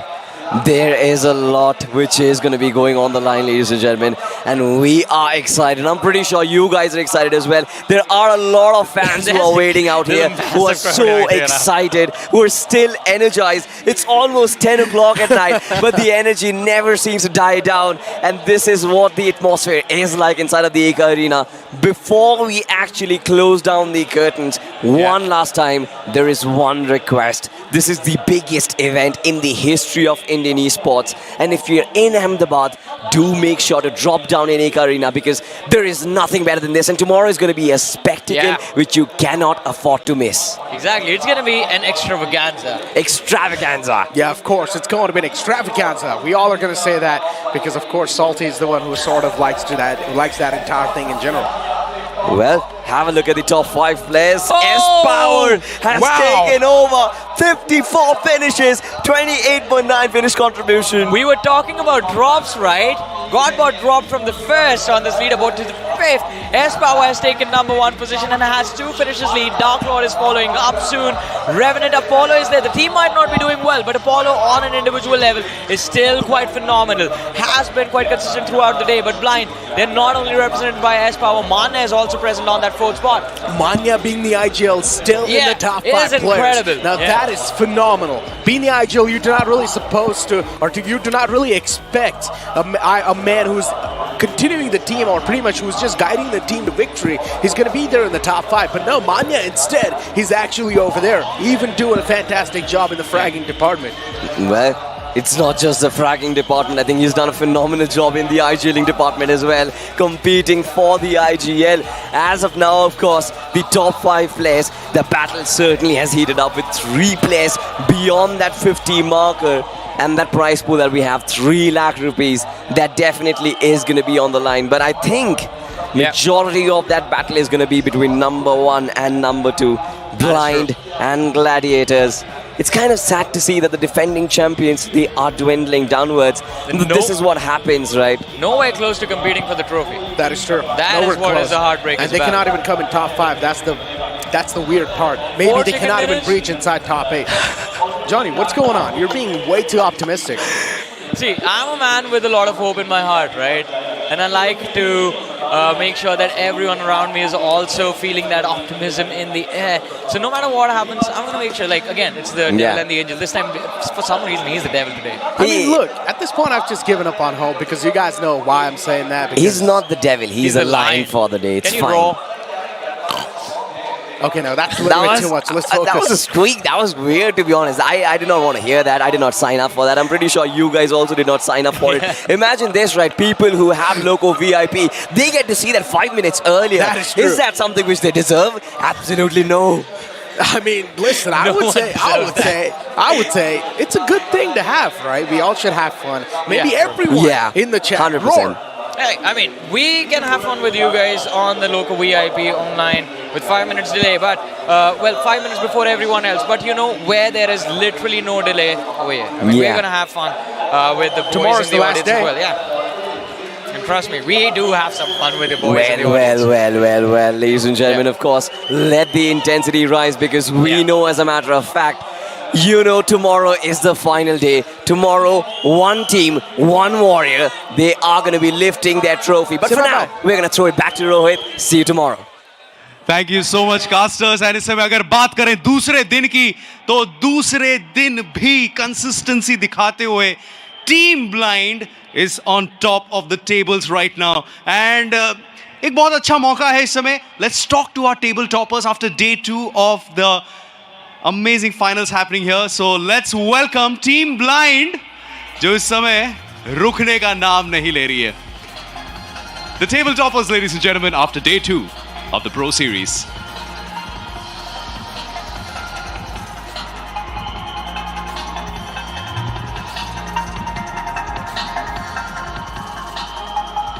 Congratulations, Team Blind.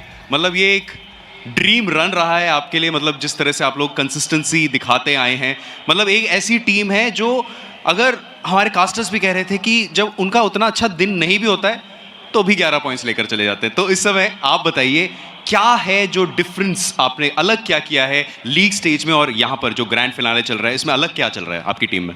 इसका best answer हमारे IGL साहब भी दे सकते हैं, तो उनको mic देना चाहूँगा मैं. बिल्कुल बिल्कुल. क्या आंसर दिया है? मतलब कुछ नहीं है, अपन ने जो भी स्ट्रैटेजी है वही सब फॉलो कर रहे हैं और लाइक मेरिट पे खेल रहे हैं. हर मैच पॉइंट निकालना ही है और वही बेस्ट दे रहे सब अपने इंडिविजुअल लेवल पे.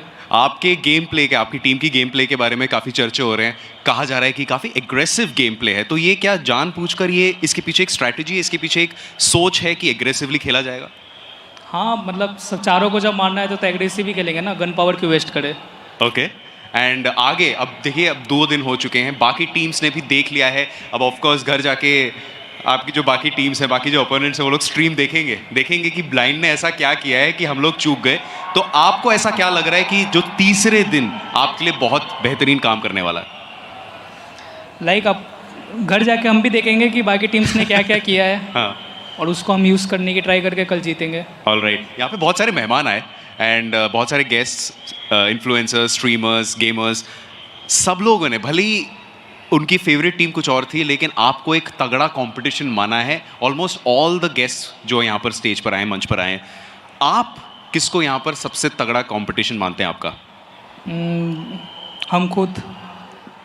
आप खुद? हाँ। इसके बारे में मैं थोड़ा सा और जानना चाहूँगा, इसका क्या मतलब हुआ जब आप बोलते हैं कि हम खुद अपने कंपटीशन है? लाइक हमारा जंग हमसे होता है, अगर हम नहीं आगेंगे तो कोई नहीं जीत सकता। ओके, तो आप किस चीज़ से जीतना चाहेंगे कल के दिन? खुद से। और उसमें क्या होगा? जो ट्रॉफी और आपके बीच में क्या है जो आपको रोक रहा है? हम खुद। तो क्या करना है अभी? हैं? कुछ रिवील नहीं करोगे? आपके कोच ने बोल दिया कि कुछ स्ट्रेटेजीज रिवील नहीं करनी है। यही स्ट्रेटेजी है कि खुद से लड़ना है, खुद से जीतना है और खुद ही सबसे बड़े कंपटीशन है। Yes. आप किसी को, जो बाकी जो इतने 15 टीम्स हैं जो इतना ग्राइंड करके आए, किसी को कंपटीशन नहीं मान रहे, बल्कि खुद को ही अपना सबसे बड़ा कंपटीशन मान रहे हैं। Yes. ये तो बड़े लोगों की सोच होती है। एंड इस समय जो चैंपियन सोच है, आपने शायद इस समय दर्शा दिया है कि चैंपियंस ऐसी सोचते हैं जो अपने आप को सबसे बड़ा कंपटीशन मानते हैं। तो आपके हिसाब से आप में वो कौन सी चीज़ है जो आफ्टर डे 2, जो डे 1 में जो आपके लिए काम किया, जो डे 2 में नहीं काम किया, वो कौन सी चीज़ है जिसकी शायद आप भरपाई करना चाहेंगे डे 3 में? लाइक आज भी हमारा चिकन थ्रो हुआ है और डे 1 में भी थ्रो हुआ है। डे 3 जब भी मौका मिलेगा एक भी थ्रो नहीं होगा, सारे चिकन निकालेंगे जब मौका मिलेगा। All right.